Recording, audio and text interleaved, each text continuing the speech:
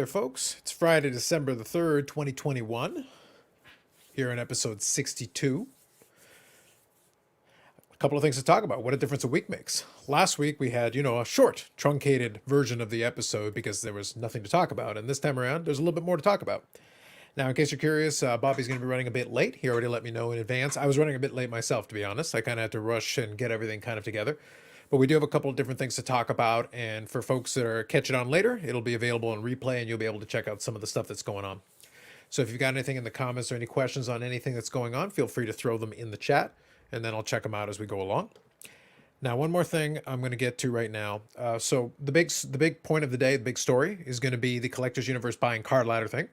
I did a video on it already on the channel. If you haven't checked it out, you definitely can. It'll give you a quick primer on what it was and some initial thoughts. I got a little bit more. We're going to flesh it out a little bit more tonight.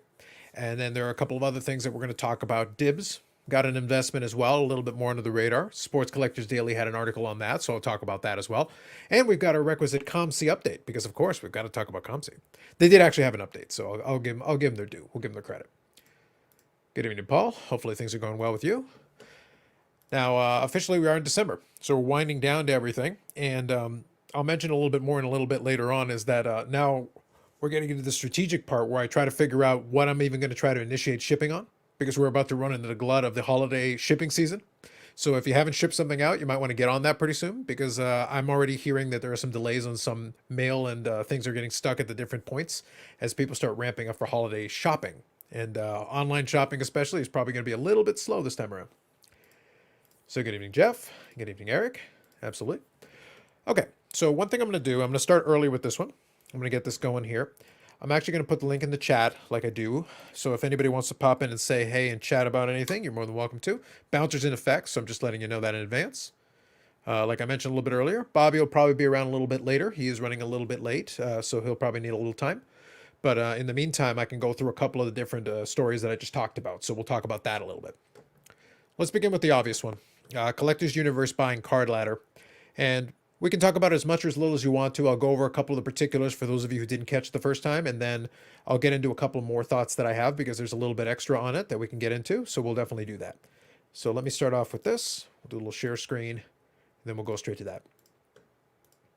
All right, so we got that going on. Let me try a little picture-in-picture dealy. Nice, I like that. Okay, cool. So this is just from PSA's website itself. It's Collectors Universe bought card ladder, so we're definitely going to get into that. It's going to be very interesting to see. Acquires valuation. I'm not going to read you the whole thing. I'm just going to read you a couple of quick points. Basically, they announced that they bought them, and they did make mention that they're going to incorporate some of the data into the whole set registry thing. So that's going to be a big thing. And I can see your question there, hockey, so I'll definitely touch on that in a second. The big takeaway that I had originally from this whole thing was that obviously the biggest thing is that means they're going to put more money into it, which will help them build up the database. That's the number one thing. And that really is the key element to it. And if any of you got a chance to see it on Instagram, they did do a special live with Nat Turner talking about a couple of the basics. And we'll talk about that a little bit more. But just as a basic understanding, just understand that Collectors Universe getting into it is probably a good thing for the platform if you do want to keep using it going forward, because that additional funding means you're going to have more people to be able to work on the back end, work on the app, work on the website. And then you're also going to have the aspect of it that they're going to be able to ramp up and build up the database, which was always the weakness. When I did the video reviewing Card Ladder, there were a number of things that I liked about it.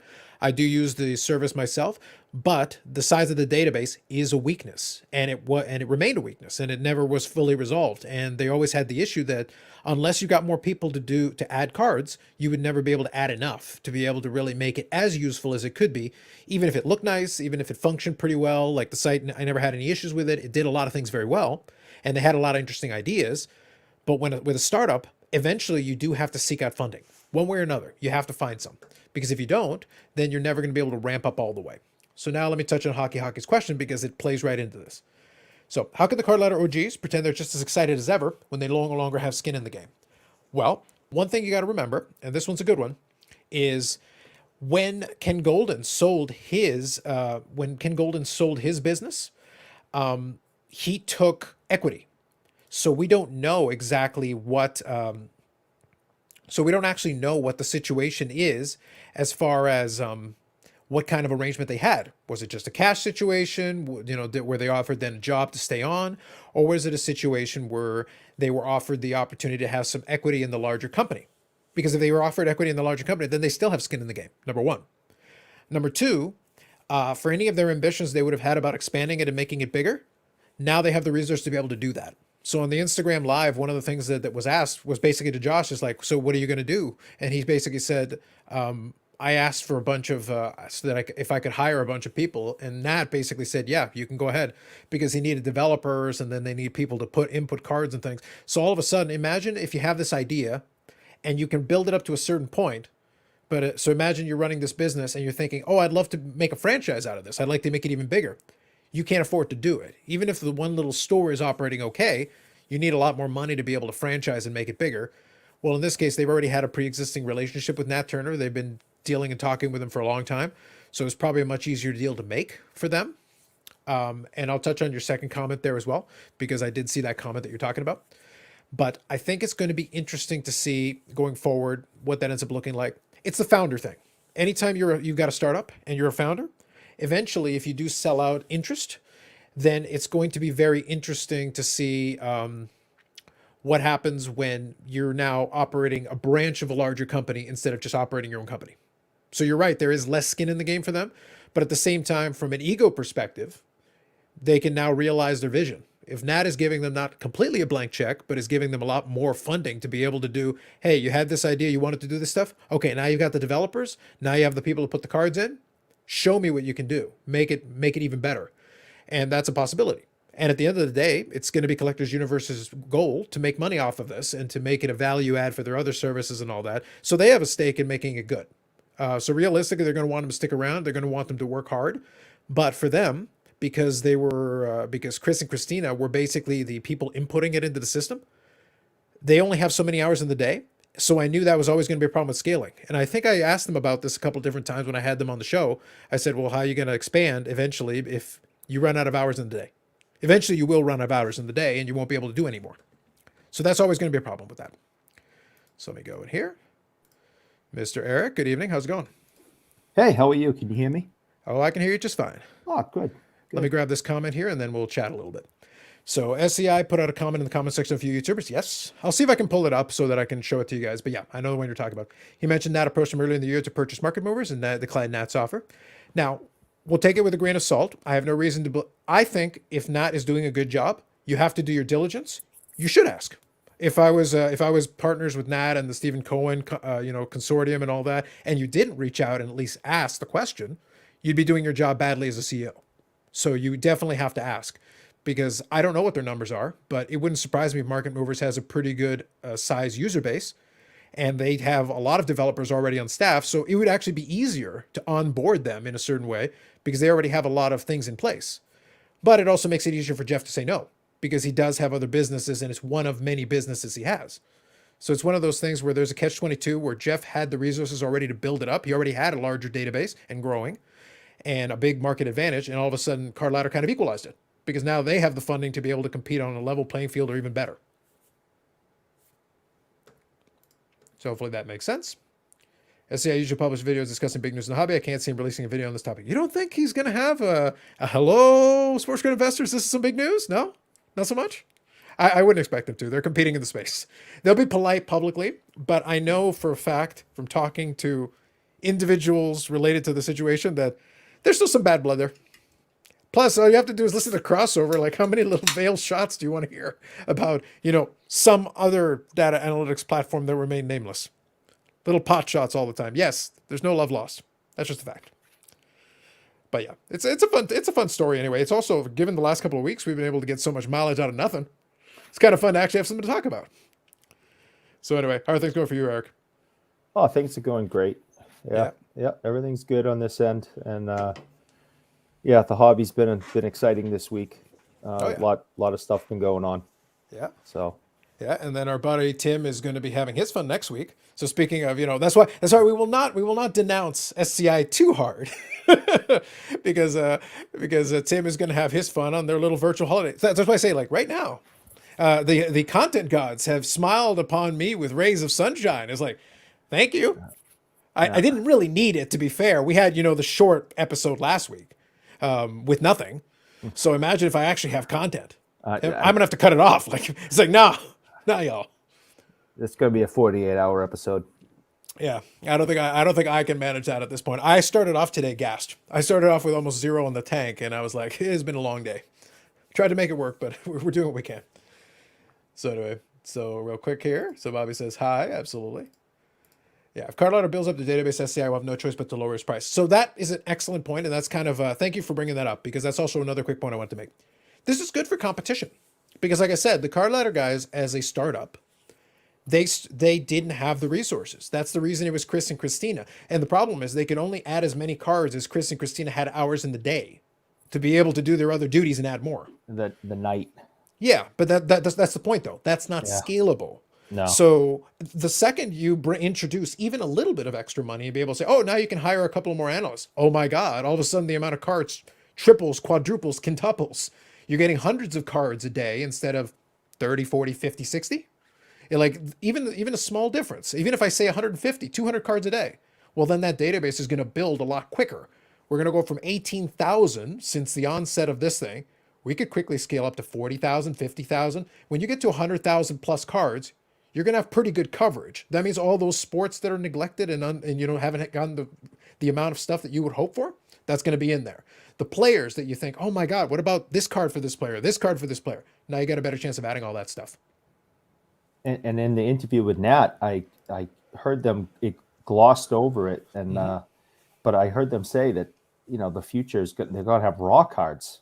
So I mean, and they did have some previously, but it's been very limited. So if you're going to expand on that, now you just basically everything. Yep. You're not just doing slabs from the top 3 companies. You are now adding everything, and with with the backing of Collectors Universe, and having a staff and making this a full-time career for them to watch over and organize, there's going to be so much more information added to it. Yeah, absolutely. And just if you don't mind me saying, go ahead. I have no skin in the game. I did not purchase the app. I used the free one and a couple of times that I've looked at it.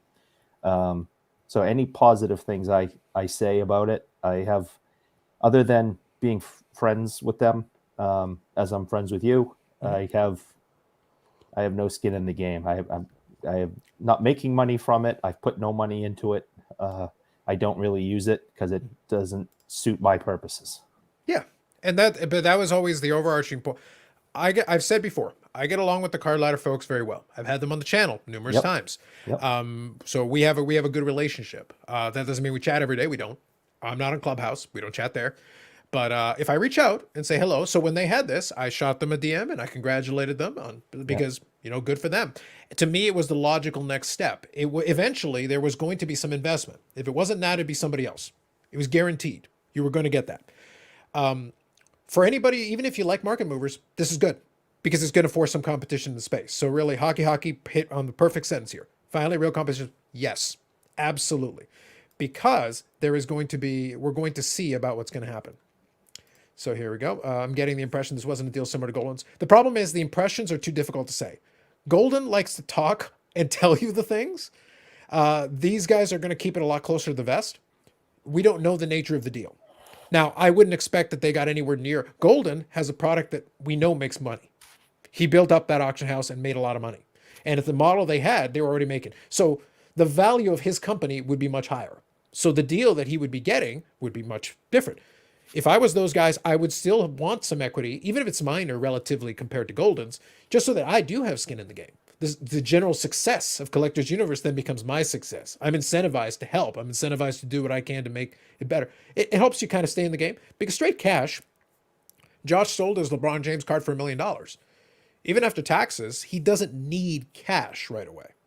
It doesn't hurt. Nobody's, you're not going to turn down a big old sack of cash. No. But it's not the be all and end all. Good evening, Bobby. How's it going? Gentlemen. There you are. Oh, it's good to see you. Hey, Eric, you got skin in the game. You're an influencer now. Come on. That's right. That's right. Oh, I don't know. I don't know who I'm influencing. If anything, I'm just hanging on both of your coattails. Carlos, did the offer come through from PSA for you?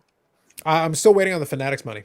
I Yeah, want to play them off Fanatics. of each other. I want to play them off of each other. You have to have Listen, that. that listen. one. I'll go. Listen, Nat or Josh. I'm open to whatever. But the bag of cash is like, look, card ladder guys, that's adorable and all, but like, I'm gonna need like twice what you gave them, minimum. Yeah. Oh yeah. Minimum. Like How with the much- branding, please. How much was that? Was that public? Exactly. It's like whatever it is, double it. It's like, but you know what? On second thought, double that. There's Yeah. only one person on this screen right now that's made any money from the hobby, and it's not Carlos and it's not me. I'm almost in the single digit thousand negatives Yeah. over the years. Maybe a couple I'm at- $100,000. I don't know. I'm at 0 squared. Yeah. Well, like I said, if I was a better hashtag investor, I'd have made lots of money. It isn't that I don't have stuff that is appreciated. The problem is that I don't sell it, and if I don't sell it, I don't actually get the money. And this is where people keep failing. It's not that I didn't buy things that have appreciated that I could actually make money on. As a matter of fact, I have. Me I would too. do very well if I did that. The problem is that I don't sell it, and that wrecks the whole ROI plan here. It's a very negative ROI. Yeah. It's delayed gratification later on down the road. Sure. So real quick, I'll read this one because it is an appropriate comment as well. I do want to make sure because like I said, I'm fair with the card ladder guys because I like them and I've spoken to them a number of times, but this is a legitimate point that the hockey puts here. I thought the card ladder team frequently taking shots at Jeff wasn't a good look. It reeked of envy. They called him the base card beach house investor or something like that. They've had a lot of veiled pot shots at him. Here's the thing. Being the life troll that I am, does this bother me? No. However, I should point out that they do a lot of the real like veiled pot shots on the Instagram show. And if you watch the Instagram show, what you're going to realize is that they're very relaxed in that environment. They're kind of hanging out, having fun. It's not dissimilar to kind of what we do here. Where like, look, I'll take my pot shots at a lot of people in the hobby. Now, if they want to come on and argue and debate with me, they're more than welcome to. I don't harbor any personal ill will towards them, but I can critique and make fun of what I see that you present in front of me. But at the same time, you got to understand now, when you're a small business owner, you can really do whatever you want. As long as people are willing to follow you and buy the product, that's great. But now you're kind of operating in the larger sphere of collector's universe. So it could be a situation where Nat could go like, hey, look, I might want to take pot shots at a bunch of other people. I can't. Not in my position. And now you're part of this too. So it's one of those things like, I'm not going to tell you to zip it. At the end of the day, you got to do your thing. But it's like, maybe think about when and where you take those pot shots. They might be a little bit more careful or take a little edge off the sword when they decided to poke the bear a little bit. So just something to think about. They might make some adjustments here. We'll have to see. A little more candor. Yeah, it's one of those things where I don't think they'll have any issues having fun talking about general hobby stuff. I just think the market movers pot shots will probably be reduced or disappear entirely. Don't be surprised if suddenly there's almost no mention of market movers directly or indirectly. And I always think that's really the best way to kind of get under someone's skin is it's like you're not worth mentioning and never give the other side ammunition. Here in Patriots Nation, we call it bulletin board material. Belichick's good at pulling absolutely nothing from something that was said from the other team and turning it into bullet board material. And the Pats come out of the tunnel frothing at the mouth because he's pumped them up all week. It works. And sometimes the best thing you can do is not say anything and it will drive the other people crazy. Yeah. I'm more of a, if a joke or something's going to happen or something's going to, trip somebody up, I got to see it. So I got to be in it. I can't just let it relax and just go, yeah, they'll get it. No, I want to see it. So you got to dig a little bit. Carlos does his share of digging. So it's once in a while. Come on. I don't know what you're talking about. Anyway, Hockey here says, question will card ladder now be 90s basketball card ladder, hoping as many cards from many sports. Nat knows that the bread is buttered on hitting those additional sports. You're going to see probably more. You're going to see more collectible card games. You're going to see more of the non-sports. You're honestly because here's the thing. Think about it. If Josh gets to hire additional developers, that means website changes will come on even quicker. That's going to be a plus. If Chris and Christina can ramp up and hire, look, it's not like they require 1,000 people, but even a couple of dozen analysts immediately ramps up your ability. Even if they can only 15 or 20 cards a day. Well, if I'm doing 300 or 400 cards a day, how fast does my database grow? My database can go up really quick. Like I said, you can get into the 40, 50,000 cards within ramping up months. And then by the end of next year, if you get to a 6-figure database that's covering a much broader swatch of the hobby, it becomes a much more useful product. And they've committed, at least for now, in keeping the price the same. So for the existing subscribers, you're not getting penalized for this ramp up. Collectors Universe is investing money in and making the product a little bit better. So it's going to be more competitive, because now if their database gets up to snuff, it's going to be hard to justify market movers being 3 times the price. Yeah. It's going to become a really problematic, now it's a value proposition. When I did my review at the end, I said market movers was a little bit more robust at that time. It's an older review now, but it was more robust at the time. But I said I can't justify the 3 times price differential. That was like my overarching point. Like, I can't justify 3 times the price. It doesn't make any sense. They made their database bigger, so it helped, but it's still 3 times the price. If you level out the database thing and all of a sudden you're almost on even playing field and you're charging 3 times the price, that's going to be really hard. People are going to start shopping around and looking for the best overall deal for what they're doing. Of course. So, Mark, good evening. Let's face facts too. If Nat wasn't this aggressive, Lord knows Fanatics would be buying their way to the top of every corner of the industry. Yeah, and I still think they're going to be aggressive in More acquisition. moves. Yeah. So Jeff basically went out of his way in that comment to state that he is not for sale right now. Okay, fair enough. So, and like I said, he is, we know, investing in other hobby-related businesses. He is operating as an investor, so he is building his own group of companies to kind of be in the space. So, and I did kind of cover that ground a little bit in the video, because I said he may not have to. Like, paraphrasing, I said he may not have to because he's already in other business. We're thinking about the one thing. No, he's got other businesses outside of the hobby. He's got other businesses inside of the hobby. He doesn't have to do anything if he doesn't want to, and if the deal doesn't make sense to him. He would be the guy saying, like, look, you're going to need a really big bag. You're going to need a really big bag of cash with a lot of those dollar signs on the outside of it to make me interested, because I don't need to sell. Yeah. And honestly, I think only Fanatics is probably the only one in the market that could throw him that big bag of cash that would make sense. Other than that, he's going to stay his own entity and have his own offshoots of his business, like with Tim and some other people. And, he wants to be his own island, and that's fine too. Yeah. And there's nothing wrong with that, because then that allows him the flexibility to be able to do what he wants, because then he controls his own fiefdom. He controls his own destiny. And he's already got some resources because he has developers. He was able to build a bigger database because he had the funding to be able. That was the differentiator. He was already a businessman who had the resources to be able to commit to the tool early on, to market it, to make it bigger, and to get the database up. He was able to do that. Now, all of a sudden, the card ladder guys have equalized it, because now they've got Nat Turner's money. So it becomes a lot easier. I did get a comment, though, on my thing that I thought was kind of amusing. I played it. I played it straight, but at the same time, it's kind of testament that people don't remember the people that we're kind of dealing with and talking about. Paraphrasing, the comment basically said, "Oh, it'll be really interesting, if eventually Collectors Universe, I think eventually they'll sell out to Fanatics." And I was kind of like, Nat Turner sold a company for $2 billion. Stephen Cohen's worth about $12 billion. Fanatics is worth a lot of money, but their valuation is a little bit more than Stephen Cohen is worth. They don't have $18 billion in cash. They have an $18 billion valuation, which means that's what they're assuming the company's worth. But they're also spending money on acquisitions and ramping up their own stuff. They might not have enough cash to make Stephen Cohen and Nat Turner pick up the phone. They've got a pretty big company themselves, and they're pretty. And by the way, they those don't are need only anybody. two. Those are only two of a variety of investors that are involved in it, all of whom have slightly bigger paychecks than all of us, but Bobby. Well, of course, Just Bobby. slightly. Yeah. Right. But that's it. But so yes, they do have a lot of money. In conventional, normal person terms, they have a ton of cash. But in the space of Nat, or even bigger, Stephen Cohen, it's like, Stephen Cohen bought the New York Mets for $2.5 billion.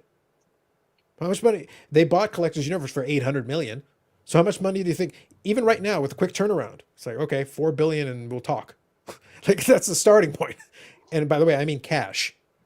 I don't care about your stock options. Yeah, Cash, and maybe I'll care. Cash Otherwise, is I'm not. Otherwise I'm not picking up the phone. Check your comps, bro. So what's the next thing to drop then? Any predictions out there? What's going to be interesting, Fanatics already has a little bit of interest in CSG. So technically they don't have to buy anything. They already have a little bit of an interest already. I think a grading company is coming. Yeah. Yeah. You're right. So the SGC has always been the interesting one for me. They're still privately owned. Yeah. And they're still in the space. Like they're almost in the same boat as like a card ladder, in the sense that they're there, but with the right amount of cash in the right position, they could easily position themselves as at least a strong number two. They could be number two with a bullet definitively, we're not even questioning it. And that'd be a good position to be in if you can manage that, because then there's plenty of business to go around. PSA isn't going to get all of it, no matter what they do. Mm-hmm. BGS has dropped the ball. The other one that would be an acquisition if somebody wanted to, but I think is more of a mess, would be Beckett. What about Dakota? What's that? What about Dakota? His channel? You might have to buy him. Give him a couple margaritas and he'll take it. I think something like that. Yeah, there you go. Little Tennessee whiskey. Yep. Well, I had to do something. Here's the thing: you say it in jest, but I guess you could look to if you were one of those companies, you could look to doing a 1:37 p.m. thing where you try to try content creators to bring them onto a platform and create promotional stuff through that. Yep. So you could try that game. That would be a way to do it, because what is 1:37 p.m.? It's a podcast network. And when they got the Card Talk Pod, it's Ryan Johnson, Card Collector 2, coming in to provide the expertise. Lou Janu, who works directly with Gary Vee, and Tyler, who also works directly with Gary Vee. Yeah. So like, there's ties and ties. So you could have your own version of that. The hobby content space is full of a lot of things, but most of it is very niche and small relative to a lot of other content spaces, because you go take a look. And even the biggest content creators, yeah, they get a fair bit number of views, but take a look at what they're actually producing and covering. It's very kind of niche, very specific. It works because people like listening to certain personalities, but it's like, now imagine if you direct it in such a way where you can get it in front of enough eyeballs that some brands might get interested. You could do that. True enough. Just seems like, well, Eric knows this. They're all connected. Yep. So here are a couple of quick comments. Hockey will not ever appear in SCI to discuss PSA grading again. That might be a long time before we hear that one again. That's a fair point.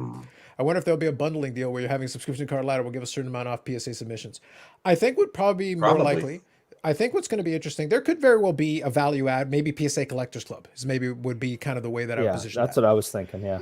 I know that Nat wants to incorporate that data into the set registry. So say you've got a card in the set registry, being able to get information based on those comps, that'd be kind of handy, pretty useful. Already with Card Ladder, you're also building in some connections with different platforms, because you've got a little, at least now, a inroads to relationship with My Slabs, with Golden, with all these other companies. Anyway, Golden's already inside the umbrella, so that's easy. So Golden's data on his big auctions, boom, straight in.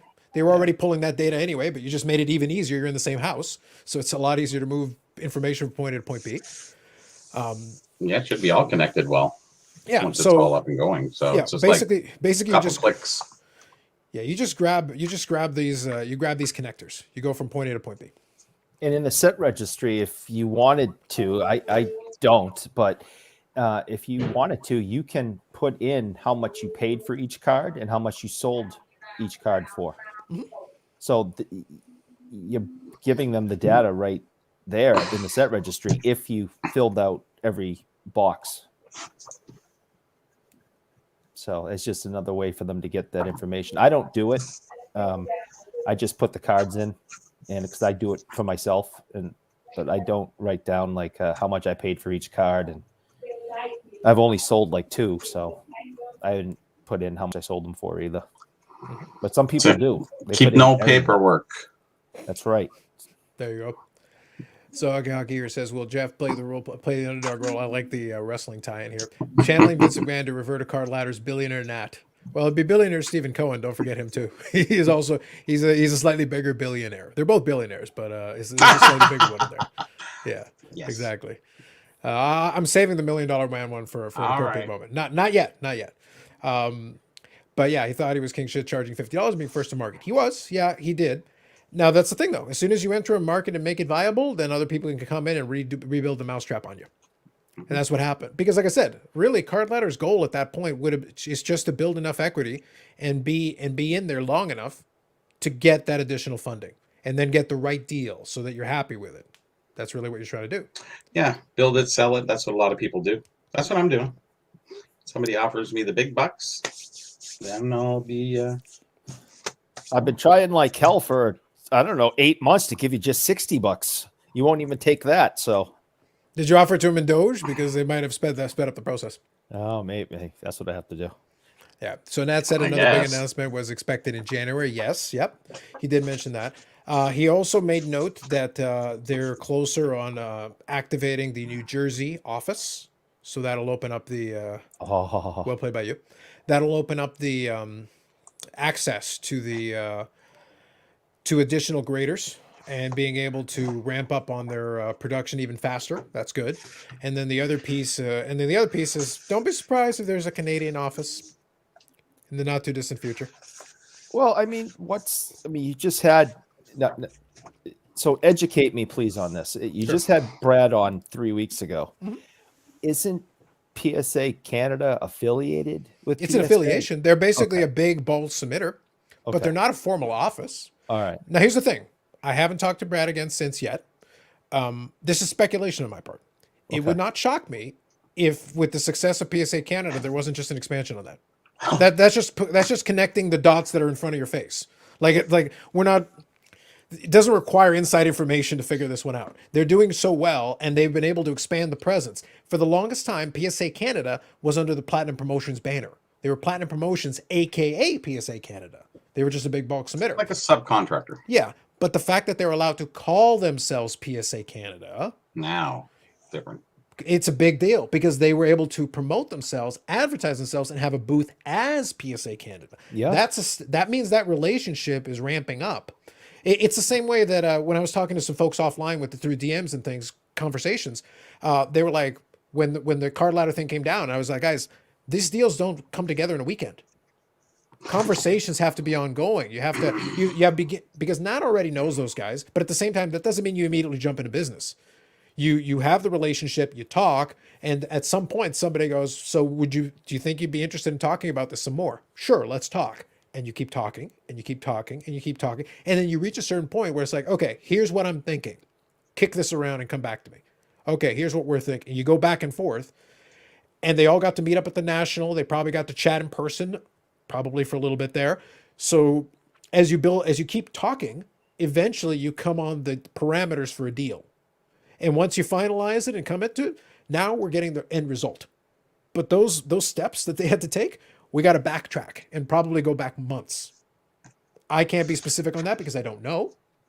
But all I'll say is that Josh commented on my thing and he pretty much agreed with my analysis and basic breakdown of where that was going. That's before they published the IG. But all I'm doing is connecting the dots. I'm happy to tout my own brilliance, but really this was really easy. Just connect the dots. The pieces are in place, but you just got to pay attention. I watched a bunch of the videos that came out immediately and people basically just read the news. And it's like, why don't you do a first layer analysis? That's basically what I did. It's like, and it wasn't like going into full depth yet. I go, no, these are my initial thoughts. And already I hit the nail on like 85, 90% of where they went with it. And that all it took was a surface read. Go beyond the headline. Just go a step down and just look. Well, it took them some time to build that deal. So that means that if there are any deals that are going to happen, those conversations have already started. And they're possibly in progress right now. So by the time you hear about that, that's when you're going to know, okay, that's what. So PSA wants to set up a New Jersey office and get that activated. Great. If they have anything, if they ramp up the Canadian operation for us, that's going to be great because that's going to make an even more direct path. But that also means they're going to imagine if the Canadian operation reaches the point where they have their own encapsulation machine. That's going to speed up the turnaround time for us. I think that's the ultimatum And- for them. Yeah. And save so much money in the shipping costs. Huge, huge. So it's like anything that takes the pressure off the other offices also will speed it up for you down there, Eric. So anybody down there doing business down there, even if it's just 10,000 cards a month, that's still going to take pressure off and okay, gets you turnaround time just a little bit quicker. It gets you to bring those prices down just a little bit faster. And it makes it more appealing prospect to be able to do that. Yeah, for sure. Well, Fanatics, remember they were talking before the deal went through. They were already negotiating with the MLB PA 2.5 years prior. So that's long. You know, they knew they were getting the licensing away from Tops. So Tops just didn't hear the small talk, I guess. Mm-hmm. Absolutely. So Paul here says, does Beckett even know they have a ball? I don't think so. And unfortunately, if they find the ball, it turns out it was counterfeit, but they authenticated it inaccurately. Then he was just asking based on the hand gestures you had. It's like, what's connecting what? Or is your nose itching? Yeah. So here's the Vinny want comment. to know? Yeah. You'll have to re-clarify video. It took us a couple of minutes to get back to your comment. There's someone in the Facebook groups. Let's call him Evink, that charges for group submissions and submits all those cards to PSA Canada. Anyway, he calls himself a certified PSA Canada submitter. Yes, because you can't submit directly to PSA Canada, who's already a bulk submitter. That was the conversation I said that I had at the expo with one of the dealers. Yeah, I Like, remember. You can go directly to the source, guys. It's still bulk submitter, but there is still a little bit of service he'll provide. He'll give you some consultation and talk you through anything you need. But then, yeah, and then they'll take care of the customs and the heavy lifting and the form filling, so that at least, yeah, you're paying a little bit of a premium, but it's less of a pain in the ass for you as the submitter. And the premium you're paying is relatively small compared to someone who is being a middleman to a middleman to take you to the source. Yeah, I think he's coming a little late to the dinner table on that one anyways. Yep. What are the chances of a Ken Hodge Jr. card ever being in card letter or SCI? Well, your dream is ever closer, is as close as it's ever going to be. It's like, Eric, get your people on this. Please. Well, first of all, I have a large stack of those. So, maybe I should look into it and talk to Chris and Christina about Ken Hodge Jr. cards. You can't talk to them anymore. I was gonna say now is where we gotta have now is where I gotta have a little bit of fun. It's like, hey, Mr. Big Time, get your ass over here. Let's go. We've had a fun 48 hours with them and how they have people for that now. And but thank you. That's what I was about to say. The Ken Hodge Jr. card is ever closer because now Chris, Christina, and Josh, they have people. And you know how I feel about having people. You love having people. Having people is mission critical, guys. It's like step one. Yeah. Anything short of that is being a peasant. And then there's the people end up being the people and didn't even know they were the people. It all works. It's a beautiful thing. It's magnificent. Yeah, I had no idea I was a people. If I told you were the people, it would have wrecked the whole thing. I know. You got me good. Yep. But that's the thing. You got to have, but for them, it's going to be good because now they're going to be able to focus their attention. It's what we kind of talked about with Tim. The goal of a lot of these entrepreneurs, yes, they're passionate about it. Yes, they want to be involved. Yes, but you're not an expert at everything. There's a certain point at which actually it's better to have people who are actually really good at that thing. And they, maybe you're not the best at building a website. Well, then get somebody who can build a website and do it for you. Maybe you're not the best at shipping out packages. Well, then maybe you shouldn't be doing it. Maybe you're better served letting somebody else do that who's better at it than you are. And then you can focus your attention on promoting the product, on expanding the brand, on growing the business, because then you have more hours in the day. You can focus your attention on where it's going to do you more benefit instead of trying to do everything and being mediocre at 95% of it. Yeah, it's like me. I use the Beehive guys. I didn't look up all the beehives because that's a whole other animal. Well, they wrote this book on beehives alone.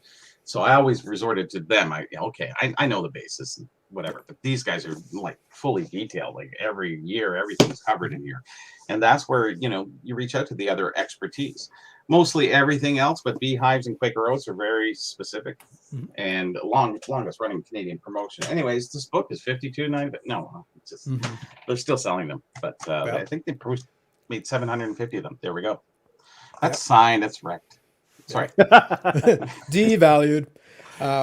What are people are foolish enough to submit with bulk submitters? Then a lot. Hockey. You would be surprised how many people are too lazy to do even the basic search or even ask the question.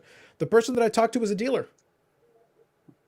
They were set up at the show and they didn't even understand that in that very show, right in the middle of the room, in the main section, was it the big sign? It was the gigantic sign that said PSA Canada, and you're sitting there like, yeah. Why don't you try asking these guys what their prices are, what their situation is, and just see what happens? Because the thing is, like, Brad will talk your ear off about it. He'll tell you. He'll tell you all you need to know. And then you can figure it out. By the way, you don't need to. And this is kind of an important sub point to all of this that I think is helpful. And this applies for the card ladder and the PSA thing. It applies for both. All of these are value-added services. They are not required. They are not mandatory. So I always get perplexed when someone gets irrationally angry about this, that, or the other thing. Because right now the big rumor going out is the next level coming in, the regular level. The rumor is about $100, and some people are really upset about it. And then I go, "What's the problem?" It's like, "Oh, well, it's not low enough." It's like, well, then wait.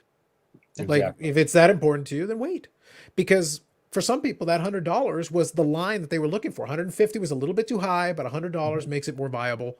Oh, but what's it? Well, before $300 would get you graded 2 cards. Now it'll get you graded 3.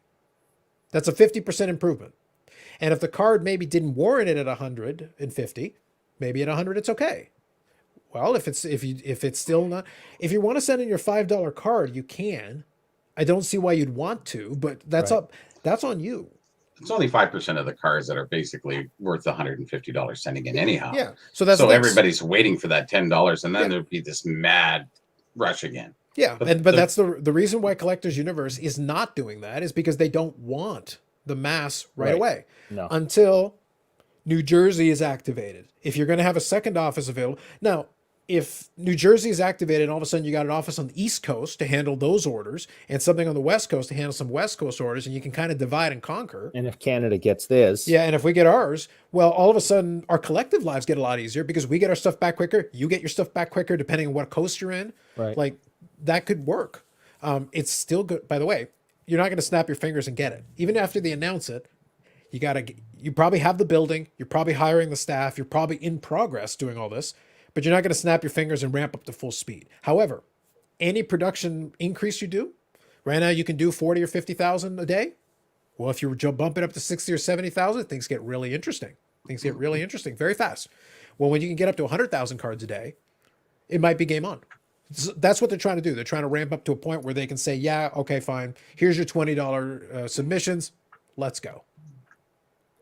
one of the number one thing I hear from people complaining about PSA and their prices isn't so much the cost per card, which has been extremely high at the peak, and it's nice to see it come down. It's the upcharges. If you send in a Mickey Mantle rookie, and you're paying $300 and something to get that graded, and it grades well, they throw on almost a tax, like a big number. And that's it's thousands of dollars. Yeah, and that's what's driving people crazy. Well, I have bad news. It's going to drive them crazy in the future too, because that doesn't go away. I just don't understand that. It's business. I Only understand. business. All right, I understand. The morality is not there. No. Yeah, it's just, listen. It's a piece of cardboard with a face on it. Whether it's Brian Trottier or Mickey Mantle, it's cardboard with a face on it. What condition are these in? Put it in a slab, put a number on it, send it back to me. Why is this just the slab price, but this is an extra $4,000? Because they can. Because they can. Yeah, and because they know you're going to everybody bowed to them, and they love it because they know that you're going to sell it for $20,000. So and they want their cut. No, but Bobby, you can't play both ways. No, you can't. No, you can't, because the person submitting it is doing it for a reason. You don't have to submit it. No. That's always been my point. You are not required. The bowing to them is because they wanted what PSA was offering, and PSA said, "Okay, if you want what we're offering, this is our price." Yeah. So what's the problem? Oh, we hate the upcharges. Sucks to be you. What's your problem? That's it. Like if bow, we told people, you bow, enjoy it. Well, the thing is, that's the way it works. Is that if you want to submit your 52 tops mantle, that costs a lot of money, even at the lowest price point. Would you rather I just create a price level that says 52 tops mantle, $5,000? I don't care what it is. The second you submit is $5,000. Here you go, no upcharges. I'll just start you at $5,000. But what if it's cheaper? Whatever, $5,000 baseline. If it's an authentic, it's $5,000. If it's a 10, it's $5,000. Let's go. But it's the same thing. Because all it is because it's based on whatever the perceived market value is, and we can argue about that. But this is it's a value add. It's an optional choice. You don't have to put it in that holder if you don't want. Does SGC and Becca do the same? Upcharges, yeah. If you put in a higher dollar item, there's a limit on the dollar amount for the item, and it goes higher in prices. And are they the same percentage? Let me take a look. I'd like to know that. Yeah, I know that. Eric, this one is kind of muffed up. I have 3 copies that are the printing didn't come out on a couple pages. So yeah, if you want to show it again, I got another page that's a little better to see. Yep, sure. This is the wax book, your first one. Yeah, yeah, that's the wax pack guide. Like it's just 2 pages, but what can you do? But everything you want to know about wax is in here. Actually, this is 2003. I'm telling people how to look for wax. That was I wish I had that book. I wish I would send it to you, but that means There's an upcharge. I'm getting some. Actually, I called Roger, talked to Roger, and he has some copies. So that's what you told me. I gotta go to the West End and meet up with him. He lives close to Carlos. No, you let me know. I'll send you the money, and I want a personalized autograph from the author. All right, it's worth less than. So there we go. Okay, $40. so SGC for standard size cards. So I'll put it on the screen and we'll see if we can read it. If not, I'll adjust it. Let me give it a try. Let's see if we can read that. I'll make it bigger if I have to. Okay, so let me try the old thing here. There we go. That makes it a little better. Oh, fancy. Yep. Yeah. Well, it makes it a little easier to read. Sure does. Okay, so here you go. Under $1,500, so like the baseline level is $30. If you want the faster, $250. So it stays at $250. But as you go, $3,500 is $85. $7,500 is $250. Under $20,000, $500. $1,000, $2,000, $3,750. For each additional $10,000 over $100,000, add $325. So as you scale up, it goes right up the charts. It's the same thing. Mm-hmm. They just call it something else, but it's all the companies that are there do the exact same thing. It's not a flat fee per grade. No, that's the way I would think it would be. But I mean, if there's money to be made off of collectors pay and the collectors want to make money, what are you going to do? Yeah, You can't go anywhere else. That's the reason why I say that's you can go to KSA. Oh, well, absolutely. That's always an option. But what I always say is the following when it comes to the grading, because when I talk to somebody who's newer to the hobby and they ask this question, I tell them really easy. Let's simplify this. Grading serves you a couple of purposes. If you like the holder, if you really value the aesthetics and you want to pay the price for that, there you go. Great. But that's optional. You're not required to do that. You want to resell it, it does make it easier to resell. Why? Because then you're not having a debate about the grade. If someone whines about it, you just tell them to go look at the label. That's one less step. For eBay or whatever, that makes it more liquid. It just makes it easier because you're not having a debate. It's like, is the corner dinged? It's like, it doesn't matter. This is what it's in the holder in. You're happy with it. That's the price. You cut down on the amount of that extra conversation. Done. If you want it for authentication, because there are instances where that may have some value for you, where you're not sure and you don't have the expertise, you can then refer to a third party to at least give you an opinion. Because at the end of the day, it's an opinion. For autos, and if the card is real. Correct. So it's toothpaste. There are occasions where there is some value to that. So that is a situation where if it's a rare piece, you may want to have that additional step because you may not be versed. No one around you may be versed. You may not know anybody who can help you with that. Right. So that is another value. If you plan on reselling it, especially in that situation, well, then it's basically mandatory, because at that point, it's like, well, you don't have the expertise. No one around you has the expertise. You don't know anybody you can reach out to. You can't grade from a photo. You can't really authenticate very well from a photo. So what do? And there is a company that does that. Yeah, exactly. But aside from that, that's where it is. So that's a situation where it makes some sense. Well, you're paying a price for that. And the thing is, people don't like the upcharges, but guess what?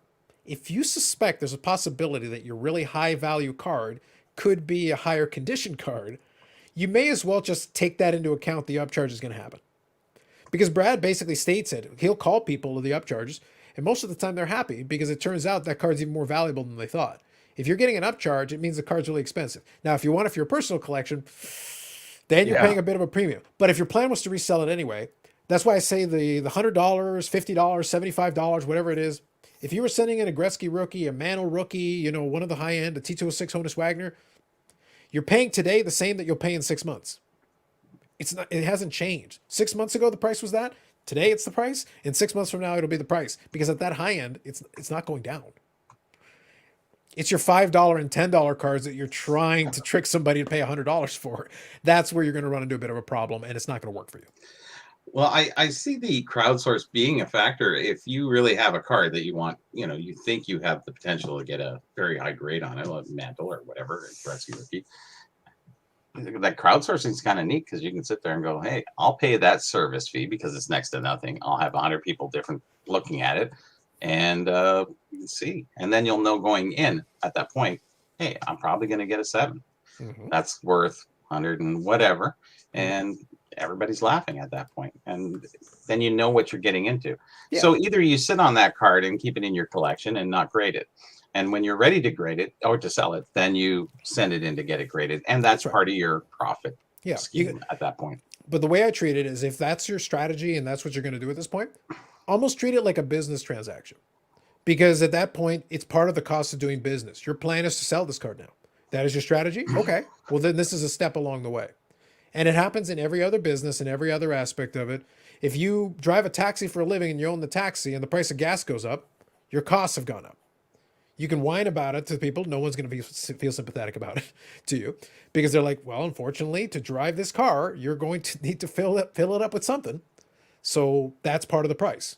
You may have to raise your rates, but this is all going to play part and parcel into it. It's like any other business. Now, it sucks as a collector if your plan was to put it in your collection anyway. But PSA isn't going to discern that. There is no checkbox that says, "No, I swear I'm not selling it for at least 5 years." No, don't worry. Yeah, they're like, we don't believe you.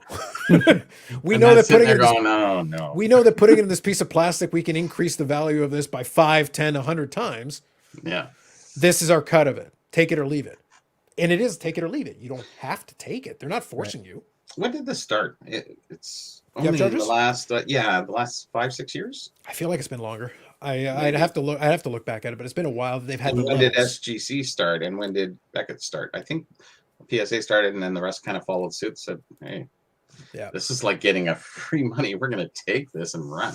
Yeah. I don't blame them, but as a business, it's great, but realistically, it's a Thoughts on service John? that's based on your sales, which is, I don't like that. Yeah, that's fair. Personally, That's I fair. just don't, they don't. I think, we don't grade knickknacks. Man, Soon. lucky. Soon. Oh no. Thoughts on John Moran Chronicles card going up in value because Young Dolph is in the background. I heard about this. I was talking with Andy, sports card investigator. He mentioned this. I have no idea who Young Dolph is. I think he's a rapper or something. I'm not sure. Oh, The good. I point thought is- I was the only one. Yeah, the point is he's like in the background of the card. So it's like a cameo appearance on the card. And we've seen this kind of thing where there's a premium where if there's some kind of a celebrity, because I think there's a card that has either young Jonathan Taves or something like that. Like there's somebody in the background I of think a it's- card of I- a I regular think player. It's Kane. Yeah, okay, Kane, perfect. I knew he was a hockey player, but like he was a Wrestler kid. or the player? No, Yeah, the the, player. the Blackhawks player. Yeah, but I the knew thing you is, liked like, that one, it's Carl. on the card of like a regular kind of like standard NHLer at the time, like, Right. but yeah, he just so happens to be in the background as a kid. It's I'm sorry, I just remembered. It's either Sylvan or Pierre Turgeon. It's one of the Yes. Turgeon brothers. I think Sylvan is the one. I think it's Sylvan. I didn't know if it was Kane or Kane. Hey. Yes. All right, you guys ready for a little fun for a moment? Just real quick, Go We're ahead. already having fun. the other card that Yeah. is like this is the one with the Menendez brothers in it. That's right, yeah. But that one was the more infamous one with the yeah. background. And I know Yeah. that some people, there was a premium on that for a time. Right. All right, ladies and gentlemen, we're in December. We're in the last month of the year. Who wants the return of a channel favorite? Bobby knows. I do. I'd take it. Justin. Justin, Hey, you live. what's going up, on? everybody? You dug yourself out of a ditch or something? What happened? Yeah. I just dug myself out of the ditch. We got lots to talk about here. So A lot what's been happened. what's been going on with you?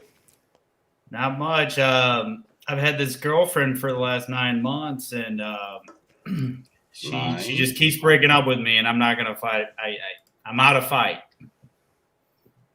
So here I am. I see. You're cheating on her with us. I get it. Exactly. Well, it's over. I mean, Yeah. so, Well, it was over before with us. Now it's anyways. So how's the I investment cheated world on you looking? guys for her, and then now I'm cheating back. You're back. Sure. Mm-hmm. Interesting. Fair enough. So what's on your mind? You're here. You're on the screen. What do you want to talk about? I'm going to move. By the way, just to be clear, I'm going to move. I'm going to touch on a couple of things that I want to have some fun with. But Justin, you have the floor first. Go ahead. Yes, I just want to hang out. I've been watching your show for the last month or so. So, actually, I've been watching it on and off the whole time, but I haven't really been getting in because it's not me being, halfway in. I got to be all in. You know what I mean? So, I've been kind of watching the replays and stuff like that.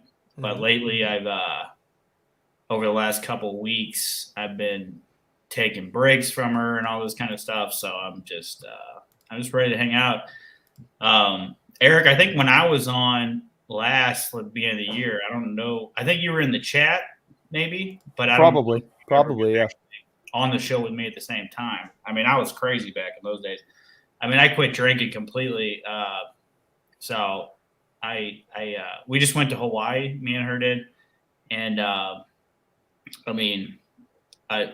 me and her got up to here. So I just had a good old time in Hawaii, and we got back and I just got cut off. So just out of curiosity, what's in the glass? Yeah, it's not apple beer. juice. It's just beer. Okay. Gotcha. Yeah, this is just a beer. Quit drinking, but it's just beer. It's not On an unrelated note, I'm starting the process of building. I kind of want to build like a little short highlight reel of this past year on the channel, and cool. and I've got almost 170 videos to get through. Like it's absolutely obscene. So and the live streams, God help me.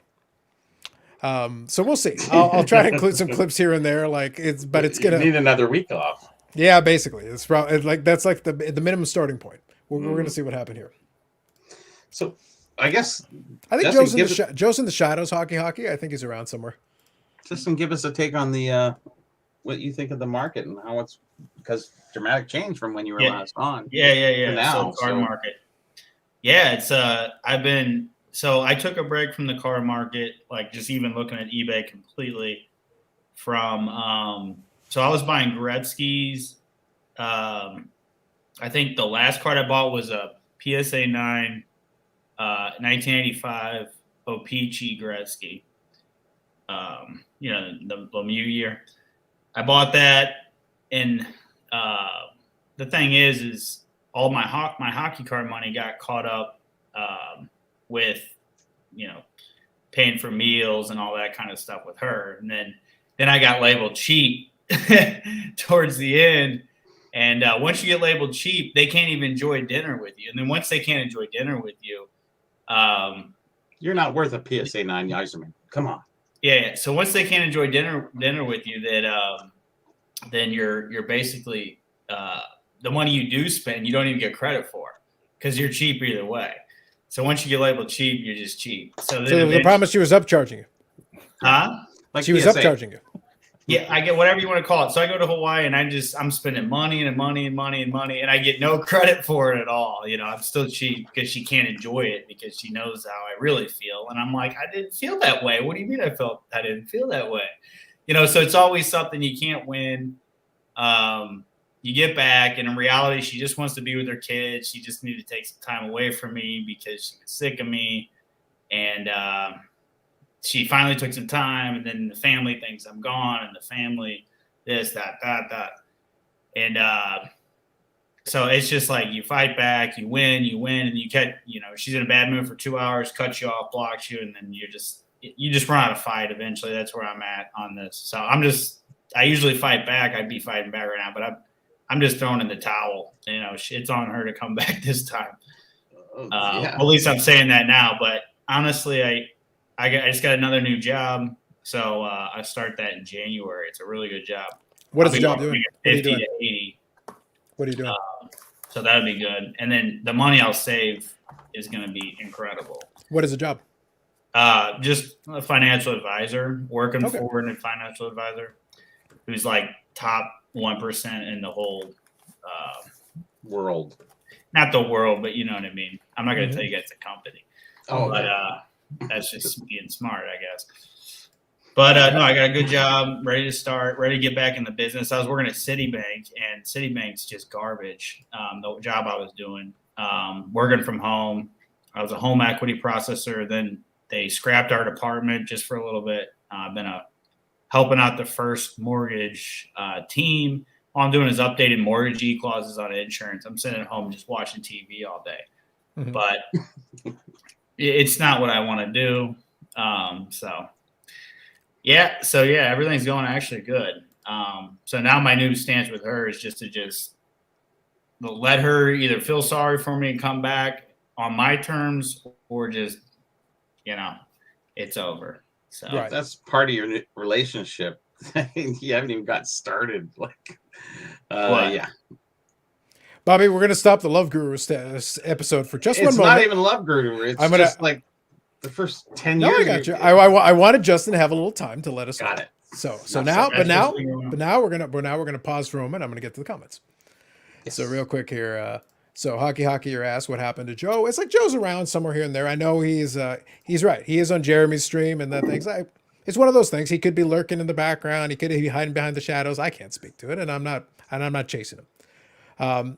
One other thing as well, it's going to be a clip as part of a different video.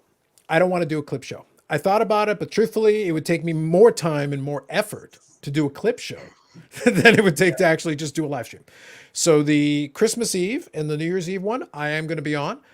Christmas Eve, I'll actually be over at the house.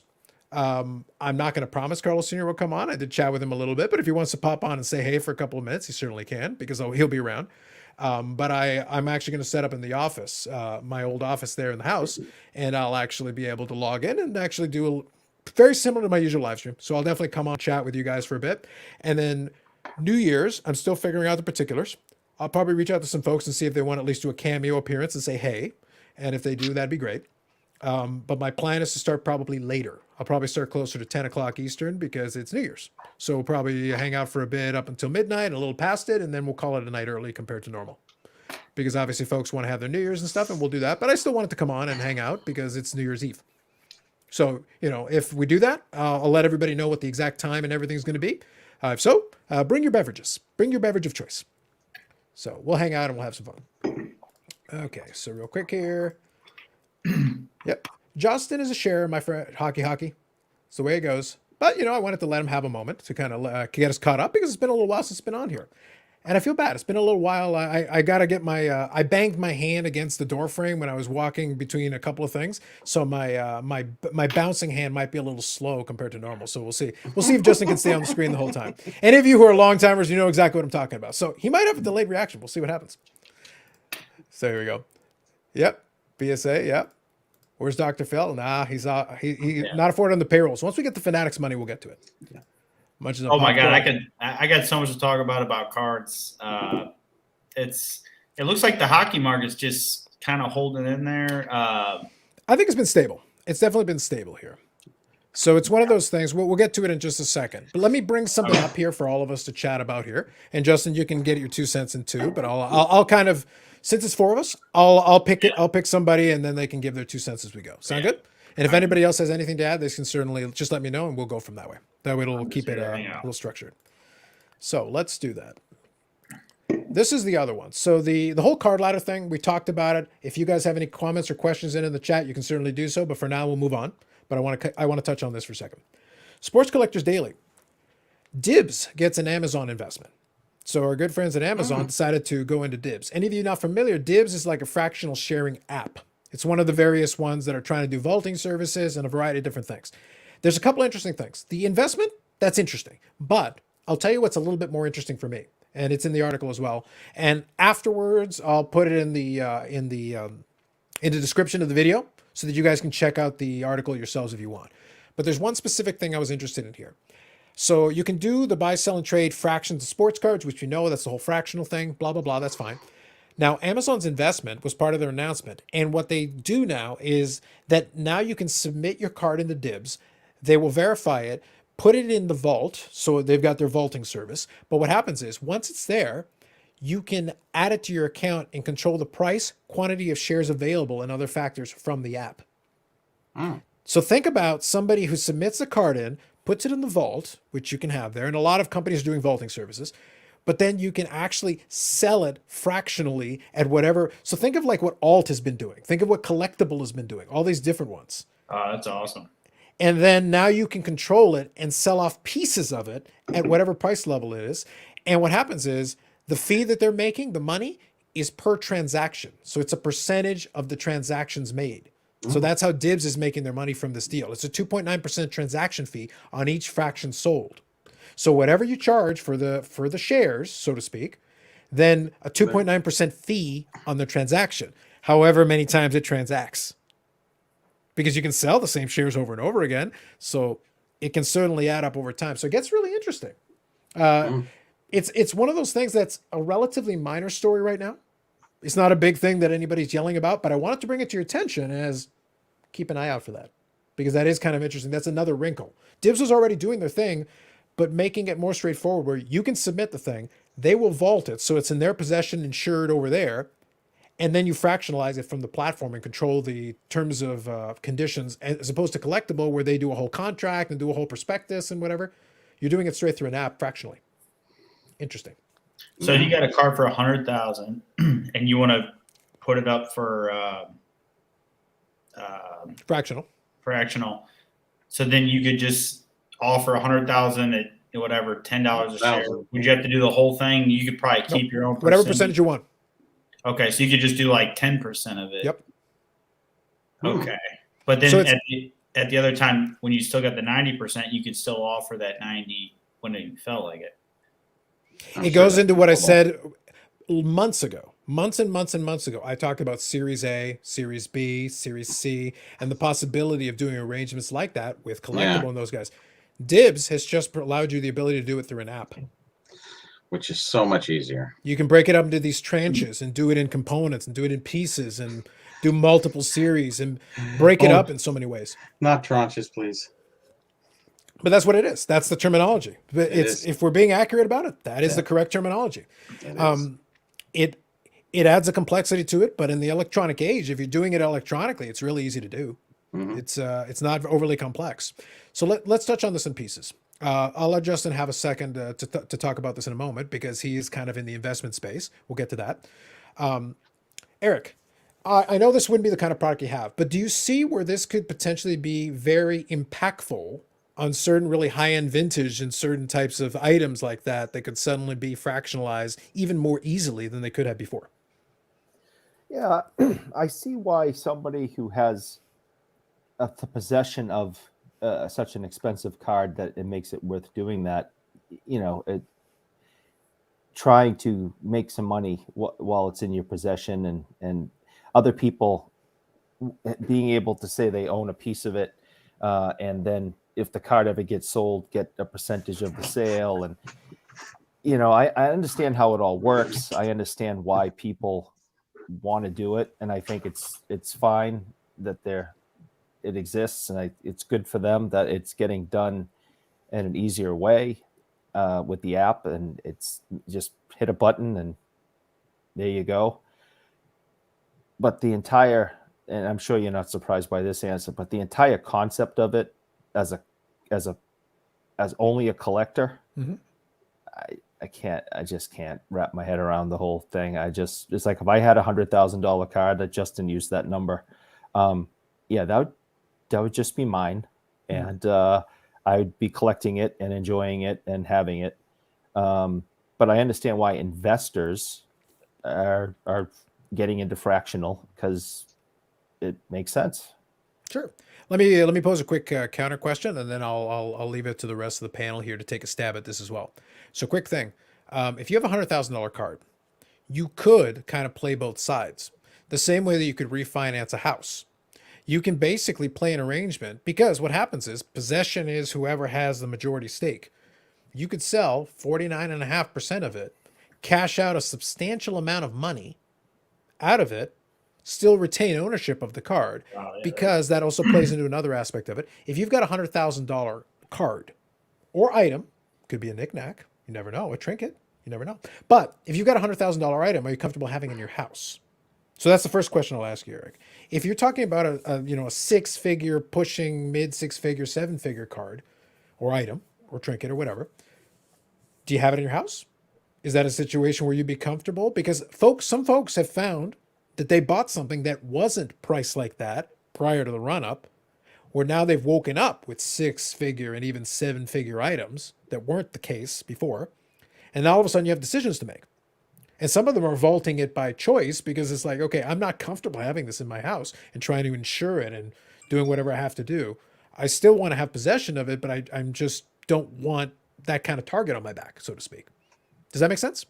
Absolutely. And I think you either have to invest in a decent safe, or you go put it in a safety deposit box at the bank down the street. No, that's fair. I just posed the question to you because different people have different preferences. Sure. And that is definitely one way they can do it. Yeah. Yeah. And it's legitimate. There's no way it's all about my opinion. Sure. I'm going to take my $100,000 card. I'm going to communicate with some people in in California, and then say, okay, I'm going to put this in the mail and I'm going to ship it to you so you can put it in a safe on the other side of the country where I can never really look at it again or enjoy it.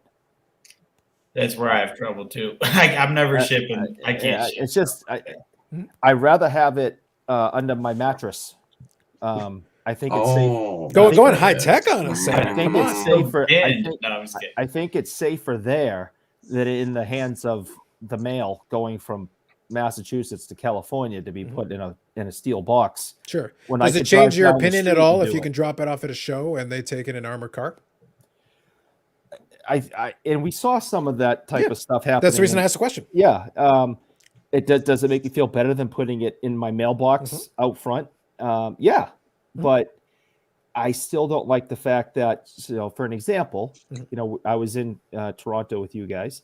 So I hand it to the nice man with the gun that was walking around, and he walks out with it and puts it in the truck and drives away. And then I come back here and it's still up in Toronto somewhere. I don't like it, my investment being that far away from me. Well, in fairness, we were surprised you were able to get back home. We thought you'd be in Canada all the way until the next show. So you might have been close to it the whole time. You could have been just following the guy.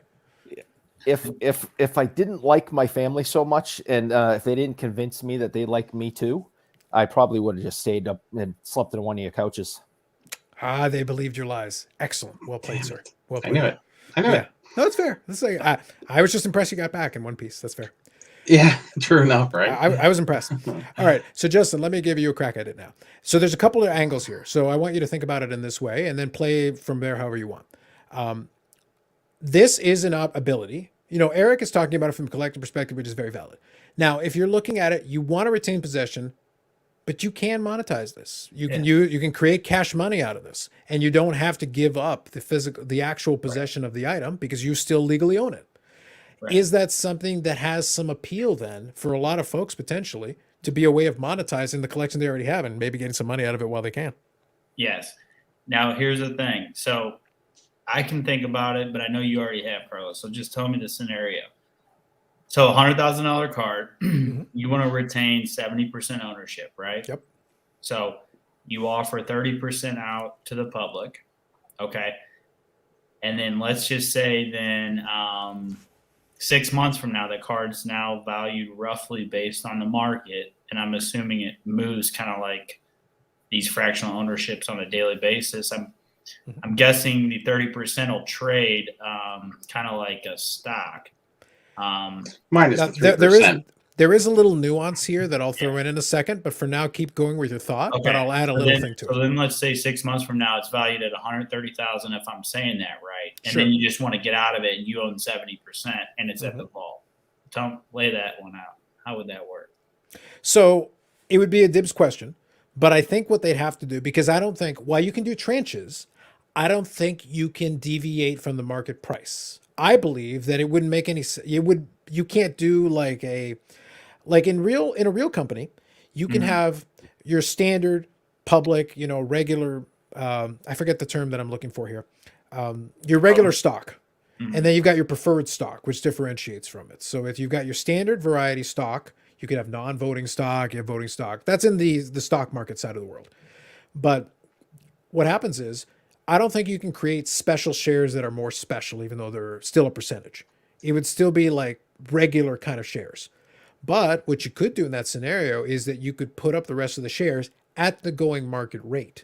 So you would have the control, the ability to then be like, oh, this price is advantageous for me, so I can put the shares up and take advantage of the enhanced market rate. Now, in fairness, the second you do that, now the supply's gone up.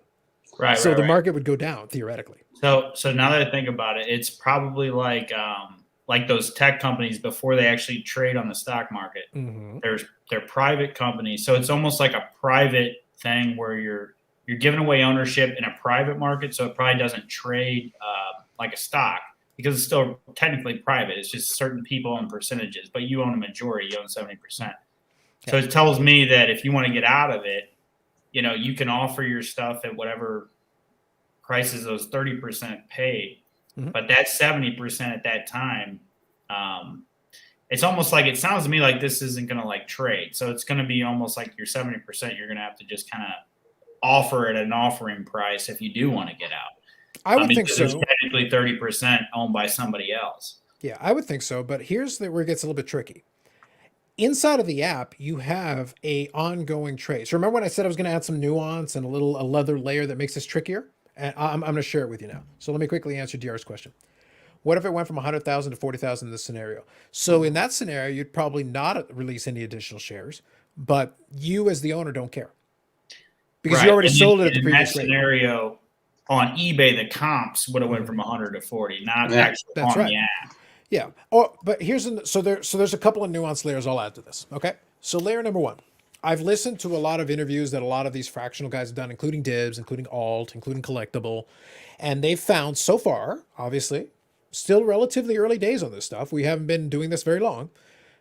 They found that right now, even though they would prefer it not to be too much the case, some of these fractional ones are trading for a slight premium over the current market value of the actual underlying asset.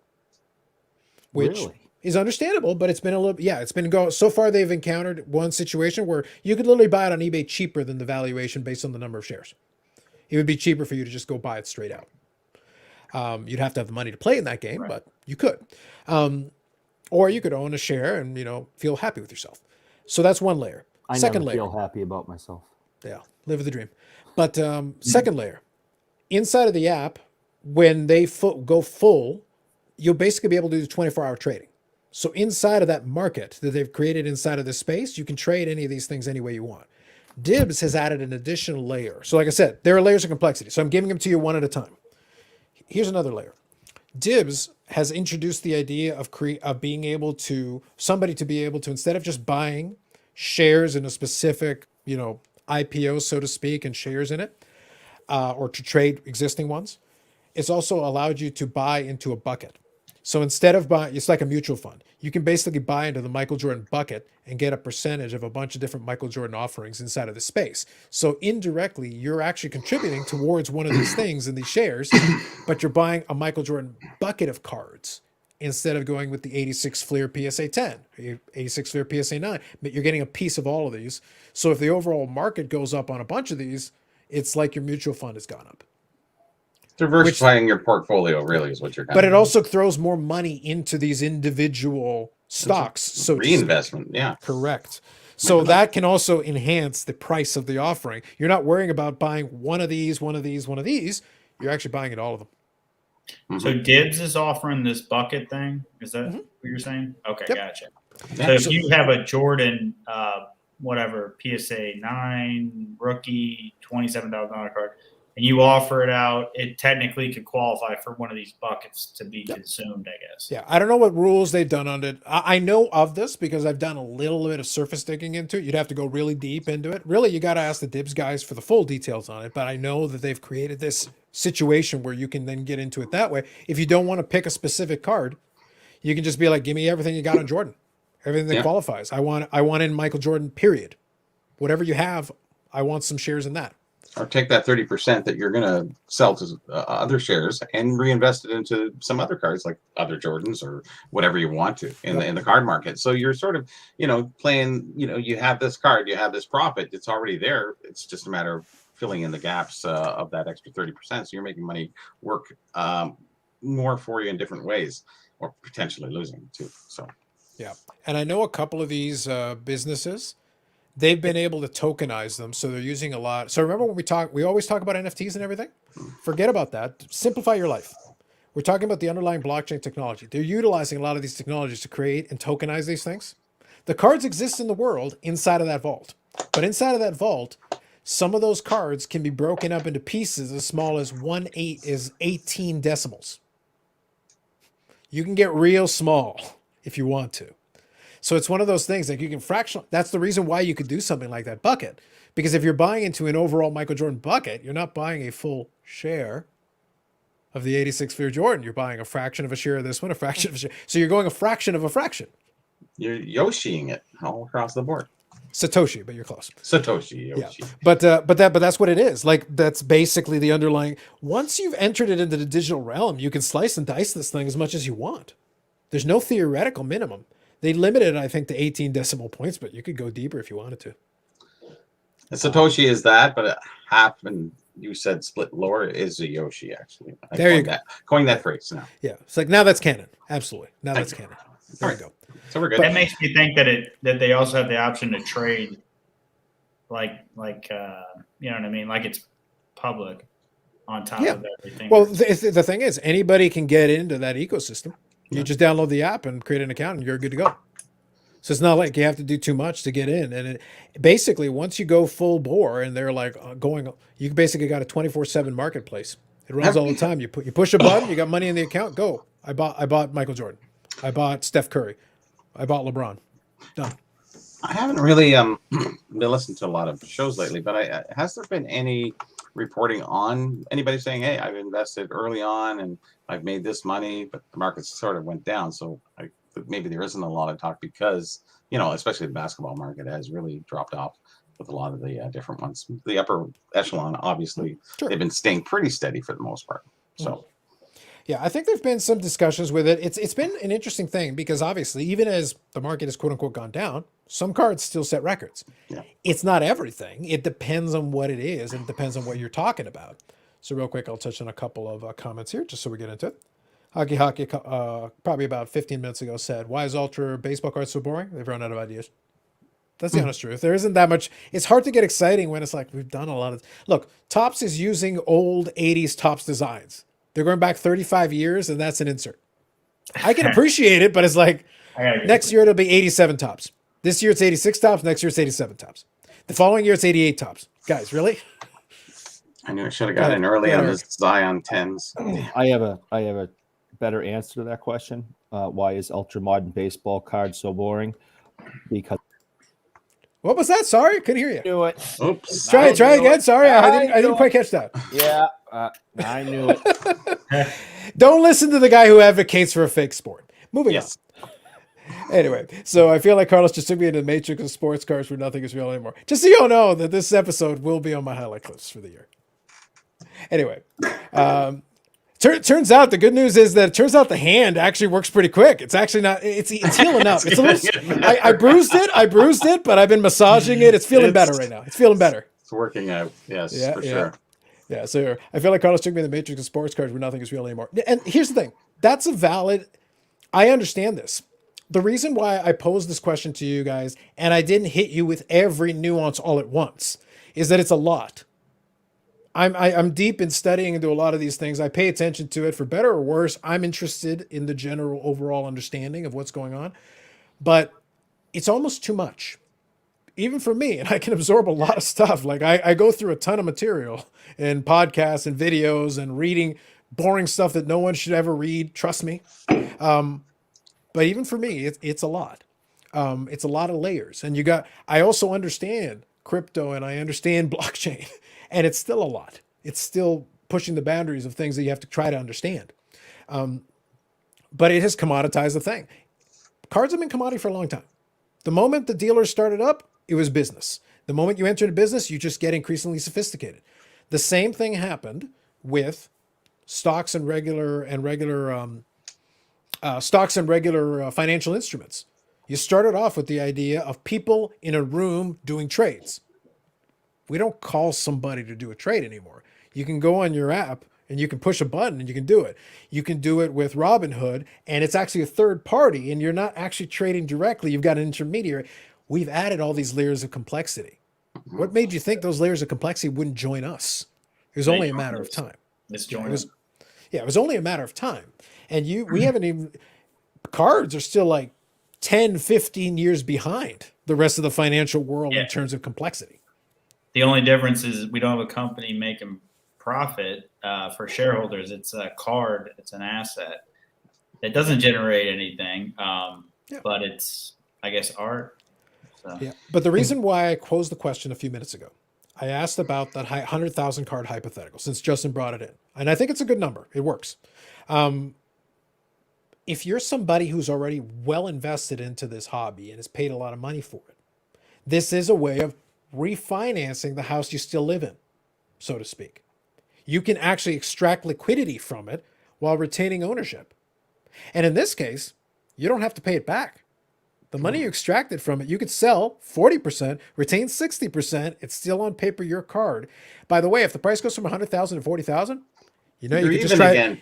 Yeah, but you know what you could do as well, Bobby? You could have extracted this money, used it to make more money in regular investments and pay off your house or do whatever in your life. If the value goes from 100,000 to 40,000 and you only need to buy back 30%, you could actually try to buy back most, if not all, of your 30% back and retain 100% ownership of it for a fraction. And you basically got to borrow money interest free Hmm. from Yeah. your own asset. Basically. Think about that and then go, you know what? Ship me the card back. I own 100% of it again. Give it back to me. Interest rates are low anyways, but anyways. Yeah. But I'm just saying, it's a hypothetical. But don't think that some people aren't going, wait. If there's you're a way talking about to a lot of play money, yeah, 3% is something. It's a stock buyback. this. Yeah.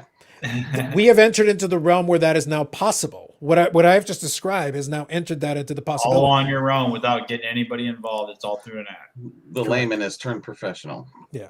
So as I said, you guys think about this, go a layer beyond. Sometimes it's like, take a second, think about it, and then go, how could somebody, if you were in the shoes of somebody who was even contemplating it legitimately, how could you play this to your advantage? There are ways to do that. Yeah, cards are really hard. I don't think enough is really understood. You know, we had PSA shut down, we had the increase, now we had the decline. It's been a roller coaster. So these guys are having a hard time, I think, grasping onto everything. Once there's a little bit more stability across the board where PSA is fully back and the rest of the hobby's kind of, you know, Fanatics is in and all those other things kind of settle in, I think it'll be going forward a little bit better, a little smoother, and more people will kind of look into it and understand it. Right now, I think there's still a little bit too much chaos out there for people to really focus on that. Investors, that's another deal.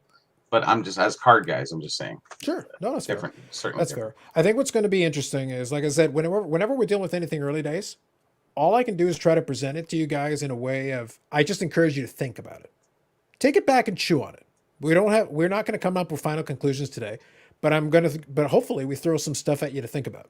Take it home and chew on it, but realize that there are going to be people who are going to come to that realization of what I just presented to you. They're going to look at it in that way, like, wait a minute. How much money have I spent on these cards the last couple of years? If I can extract some of that back, have the option to be able to buy it back at some point down the road, if the market corrects. So if it goes up, I win. If it goes down, I win. That actually sounds pretty good to me. I'm hedging my bets. I'm kind of winning on both sides of the trade, no matter what happens. Because if it goes up by a ridiculous amount, well, then I'll just sell off some more. And, the house is paid off. The kid's college tuition is paid off. And I still own the damn card on paper. Mm-hmm. So there's ways you can play this game. So thoughts on WWE no longer releasing DVDs in 2022. I heard about this. It's a shame for physical media collectors. It's the end of the line for certain things with that. WWE has realized that its deal with Peacock, where they're getting $1 billion over the next 5 years, is worth a lot more in streaming fees than they are making on DVDs and Blu-rays. So they're cutting it off after the end of 2021. So I understand why they're doing it, because I'm sure DVD and Blu-ray sales aren't what they used to be for them, and it's probably not a profitable venture at this stage. No. It's a shame for the collectors. Because I know Dave. So Amish Dave was very annoyed by this because he's a collector of like the DVDs and a lot of the wrestling stuff. And, He wanted to sell the WADA. I get it. Yeah, he wanted to go there. Well, it's whatever Golden's going to promote now as the VHS DVD Blu-ray grader, because that's coming. We already have for the VHS, so it's only a matter of time. Yep, finally found something we'll release. Paul, quoting The Matrix. I can't believe Blu-rays will be. I have a ton of Blu-rays that are still in the cello. I haven't even opened them. So yeah, well, it's WWE themselves though are probably looking at the sales figures and realizing that a lot of people are willing to stream it and don't care. It's only collectors at this stage. Like really, most people don't want it. However, a point that needs to be made is that on Peacock on the streaming service, they edit it. So you're not getting the original airing of it. So if you actually want the original, the DVD or Blu-ray might have been your last ability. It's like what happened with Star Wars before George Lucas started making all the alterations. Mm-hmm. You actually have to go back to the earliest prints of VHS or Laserdisc to get the original theatrical version. Yes. Before he started messing with it with the special editions and stuff. Yeah. Because my brother even has the VHS, and those were the special editions. They already had VHS versions that were special edition where they started making alterations. And that was back in the 90s. And then extra content too, and all those other things they added on. Yep. You know, And that disappears special sometimes. DVD with bonus whatever. Right. Yeah, and here's another practical thing that people don't think about. WWE for many years would use licensed music, and they would have the rights to do it for the pay-per-view and airings for some years, but then eventually the license would run out, and they would go back and remove the music and strip it out and put in other generic music in its place. They had to do that, right? Yep. Really?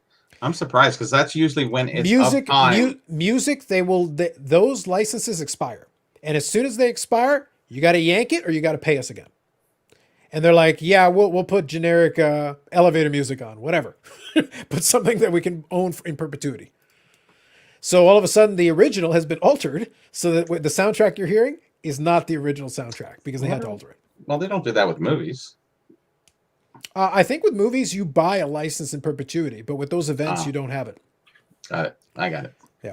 So what's the biggest possible regulatory risk that might come in these companies increase the financial gamification of sports cards? I like the way you phrased the question. Regulatory risk is if they can actually treat it as a commodity in that way and if they follow their paperwork correctly.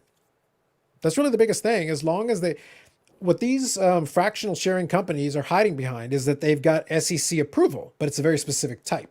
As long as they stay within certain parameters, the SEC isn't going to bother even questioning it because they have that ability. That's what Collectible did. That's what Dibbs has done. That's what Alt has done. All of these guys. If for some reason they step outside the line or outside the boundary and they need to do a different kind of certification or acceptance of it, it might change the game. But right now, they're allowed. Mm-hmm. We've spent time on Clubhouse actually talking about this. Sure. And Carvin, who you know, I've heard of him. Yeah, once or twice. He's talked a lot about it and really just trying to say, because the hobby has gotten so popular, the money has gotten so big in the last year and a half, and now you have fractional sharing companies and everything that's gone on during the pandemic, it's almost like we're saying to the government, over here, look at us.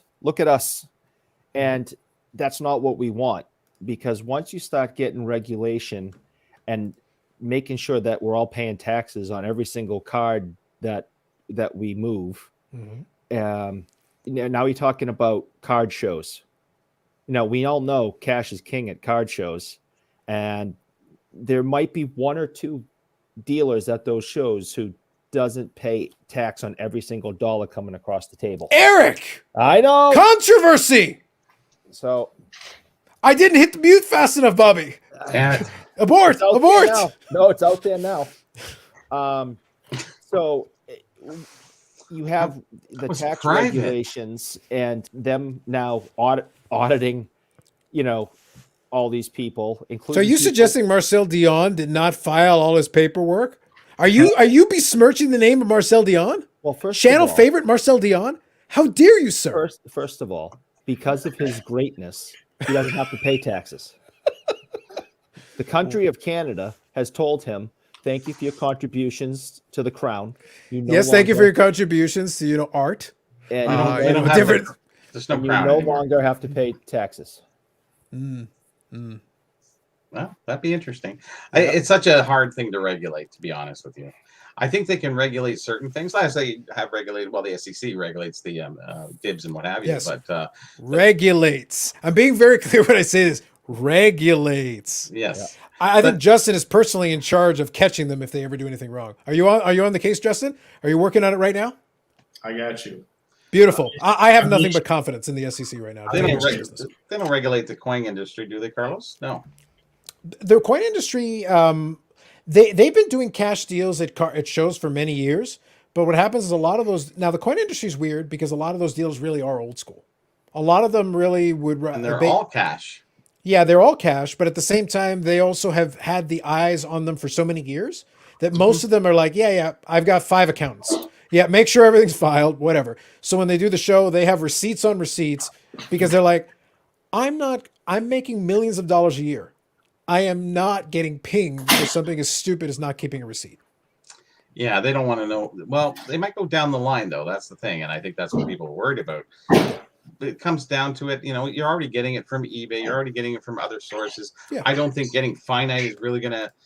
It would help them financially, but I don't think you can even possibly get there. You'd have to hire how many hundreds of thousands of people running around. No, couldn't do it. Well, enforcement has always been two only makes it to so many shows. Enforcement has always been the argument on the whole regulation thing. It's not that they wouldn't want to if they could. It's that enforcement is very difficult. Do you have enough people? Do you have enough qualified people? Do you have enough who are capable of doing it well? And that's always been the reason why I made the joke about the SEC is that, like, look, it's not like they wouldn't want to if they could.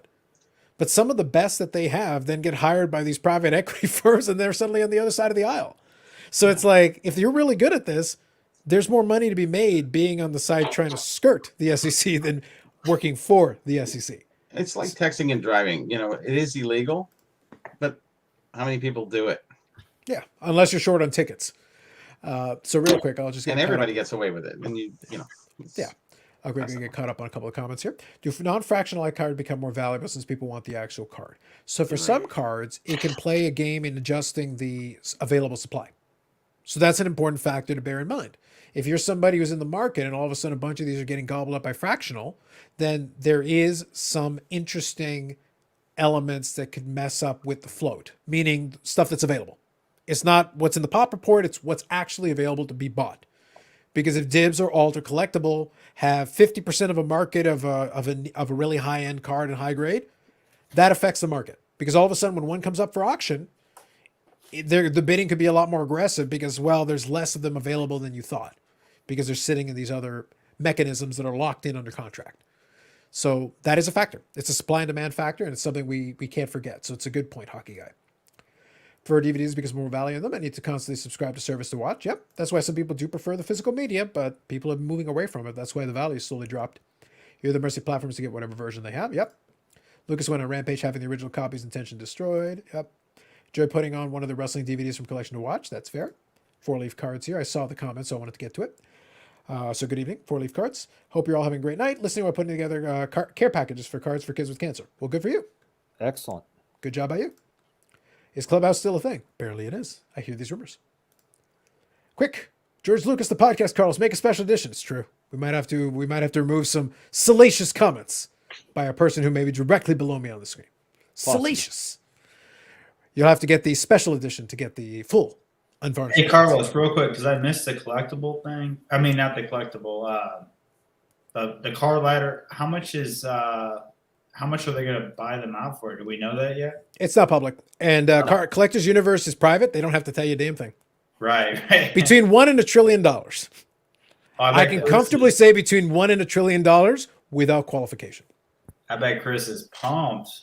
Yeah. It's one of those things where we won't know the specifics of it, but it's what we touched on in the first segment. I think they're happy about it from two parts. They managed to build a company enough to be able to get that deal and be able to get something. They were obviously happy with it. They were able to get a deal they were happy with. Secondly, they don't have to do all the work anymore. They got the resources to be able to hire people to do some of that and be front-facing. Now their job is to promote Card Ladder as a brand, and they don't have to be there necessarily doing the nitty-gritty of each individual edition into the database anymore. That isn't their job. Their job is to train some people up to do it for them. Christina has said that she still wants to. She really enjoys it, and she doesn't want to stop doing it. And I just I told her, give it time. Yeah, but you'll scale it back. Like, even if you want to, I would advise them to still do it once in a while, so as not to lose the connection to the actual process. But you're going to devote your time to other things because Christina's already kind of their customer service department. There's a good chance she becomes like the head of that. And now your job is to make sure other people are doing the customer service part well. And you can only put yourself in so many places, but it means you can leverage yourself better because it means now you have people to do the nitty gritty day-to-day stuff. And then your job is to oversee. You want to take a couple of calls or a couple of emails? Go ahead. Nobody's stopping you, but at the same time, day to day, that's not going to be what you're concerning yourself with. That's really, now you need to go higher. You need to kind of look at it at the 20,000 foot view instead of being on the ground and staring at each individual pothole on the road. And that's the way it works when you sell out of these businesses that way. Yeah, good for them. And the other thing is, I haven't been on that app in a while just because the market's been kind of stagnant, so there's really no point. Mm-hmm.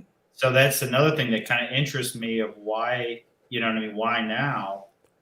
But I guess I might, I'm just a normal person that hadn't really been in the market for the last 3 months, 4 months. You know what I mean? The last 3 or 4 months, it's just been flat. So what's the point of going on there and looking at, you know what I mean? So that it makes it interesting that they bought them now instead of when it was really popping. You know what I mean? Well, two things. Number one, you can't build a deal like that in short time. That's You're true. having talks for a while. So And by the plus time they just took over, they just went private, so Yep. they had so much going on. That makes sense too. Yeah, plus they bought Geniment, plus they bought Wada. They've been in acquisition mode, buying different properties and entities, doing different things. The other aspect of it is that the data analytics, the pricing data that the database has. Hold on. That's my dad. Hold on. I didn't know. Go ahead. Anyway, I just like that it sounded like a fire rate alarm or something. Anyway, all I was going to say was that the Hello? the deal takes a while to deal takes a while to put together, and on top of that, once you get in and you actually do it, the value is in having access to a means to be able to put the pricing data inside the existing PSA things, being able to put it in the app. When you go look at the set registry, if you've got it in the database and you can see what the current market going rate is, because PSA includes recent auction sales in the app today, well, you can enhance that and make it more accurate. Now you're getting somewhere. So that actually has some value. See, Justin's got guests on top of that, but that's how that works. Dad just- came over. Yeah, it's just having that additional. Capability. So Hockey's here says rumors of PSA reopening that is lottery based. You're talking about the regular. I think they're putting a cap on it. Nat has talked about that a little bit, and I think they're going to put a cap on the number of submissions they'll take from bulk submitters. You got company there, Justin? Yeah, we're good. We're good. All right. Heard 83 cans of weenie, and a 24 pack of Budweiser. Well, there you go. Live the dream. I told you between $1 and $1 trillion. I'm comfortable in that range. So SCI tried to rein in the parade by saying he was offered a deal as well. Yeah. I think PSA should fire Christina from customer service and let her stick to adding cards in the database. Yeah. Well, I think at that point you're going to have people who can do that. I think there's really no value in, realistically, Chris and Christina might enjoy doing the additions to the database, but it's not the leverage point anymore. Once you get to a certain point, it's like, so you can put more hours, or you can put more hours, or you can get more people to do it and actually increase the capacity. Mhm. Because once you They put too need many that. hours in, They need people. yeah, once you put in too many hours though, you actually get worse at the job. So it's like you will run out of gas, and actually you'll get worse. You're not going to get better. You're not going to get faster if you run out of gas all the time. It doesn't work that way. Yeah, because you got to do the regular stuff, and then you keep adding. It's just expanding your job. There's a YouTuber out there, can't recall his name, angry and passionate fella. I think I know who you're talking about. That hated card ladder. What? Jeez. I wonder if he has any opinions on the sale. I may have been chatting with Paul related to said one, and we had a good chuckle about it. I'm sure he's thrilled and happy for their success. Thrilled and happy for their success. Of the same name, Pulphy, but not the same.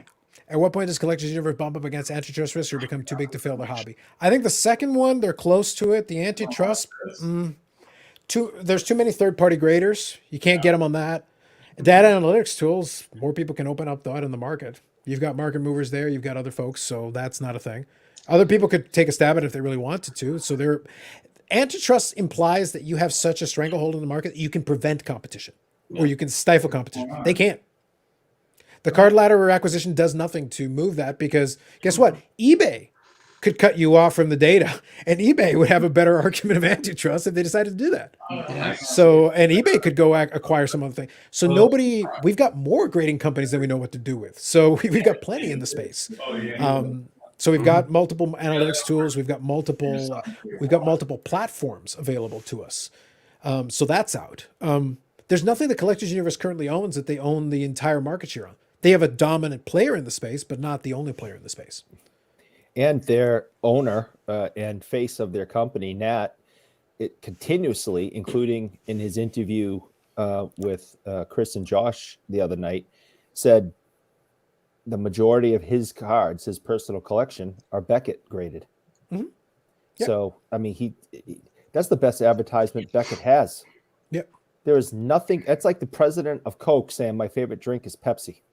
It is. Yeah, because Nat actually collects a lot of basketball, and a lot of the high-end basketball ended up in Beckett holders because for years they were the number one for the basketball guys. So unless you really feel a compulsion to cross it over, why? If it's already in a suitable holder that you're comfortable with and it's secure and you're happy with it, it's And like he leaving the holders trusts in. his competition. Yeah. He says by saying that is these guys are good. I trust them. And I think it's great. And I think it shows that moving forward, card ladder. I'm prejudiced, I know, but I think with, but I can admit it, so that makes it okay. Okay. That they're not going to be prejudiced and only do PSA grading. They're going to continue with the big three and making sure that the customers have all the information. Just because it's PSA owned, Collectors Universe owned, they're still going to go and make sure you know how much this card in a Beckett holder has been sold for. Yeah. Now, one thing that you got to bear in mind here is that they did touch on it a little bit in the Instagram live with Nat, exactly what Eric's talking about. They've basically all but agreed that the database will continue to keep the other third-party graders involved because the value of the actual data they're pulling goes down if you try to bring it in. It's the same thing that happened with Golden, because as soon as they bought out Golden, they said, oh, so you're only going to have PSA stuff? And he goes, no, I can't. Because if we do that, then we're basically funneling out and we're losing a bunch of other, because if you've got a LeBron RPA and a BGS, whatever, and you don't want to cross it, well, then we can't do business with you. Send it to Heritage. Yeah, well, that's what I mean. Like, so they're not going to throw away the business because it's like, no, if you're comfortable with the holder and it's already in a reputable company, so be it. That's it. We're going to sell it like that because people still will pay top dollar because while Beckett has done a lot to injure its reputation today, the stuff that's already in the holders that has been in the holders for years, like people will still pay the money for it if it's graded well and if it's a good card and they want it. Well, if you own a Ford dealership, are you driving a Ford? No. You already know what you're dealing with. Yep. Docky Hockey here says, how come McDonald's Tim Horton cards don't have much value? Volume. They printed hundreds of millions of each. Yes. Literally hundreds of millions. And if you ever want to, it won't be a completely precise estimate, but if you're ever curious, like if you ever want to think about this, if there's ever any numbered cards or limited cards inside of a product, check out the odds on the back of the cards and do a little quick math. And what you're going to realize is there's hundreds of millions of packs out there. And inside, 3 cards a pack, hundreds of millions of packs. That means, because all you got to do is go back in time. And the cheapest Sidney Crosby rookie is his McDonald's rookie because they printed tons. Mm-hmm. But you can have a Crosby from his rookie year. There you go. People like fries. Yeah. But it's good. But the whole point, the reason why they did that, though, is because it was meant to be for kids. It was meant to be like, no, give the kids the packs, let them. Yes. They're supposed to be available. And yes, you can pull some memorabilia cards and some autographs, but the odds are long. Go look at the odds. The odds of pulling one of those redemption cards is actually really hard. You have to open thousands and thousands of packs to get one. So but that's the reason why the regular cards don't have a lot of value. There's tons of them. And if you face in the right direction and the wind is coming, a brick of 100 of them will hit you in the face because they just happen to be floating in the airspace. Pretty much. Yeah, I wonder if eBay will ever improve their tool to the point of tracking sales from other platforms. It would be nice, but I doubt that eBay will get that far. No. I think they'll keep it to the bare minimum to stick inside. I don't think they want to encourage you to use other platforms by acknowledging their existence. Yeah, so this was just for you, Justin. Is that okay? Is it okay that you got folks in the background there? All good? Yeah. That's just a question for you. So, Yeah. So, what are the chances that SCI? I guess you mean punches? I'm not sure what the question is. Wait, punches, Chris or Josh? Which are the chances they punches? What?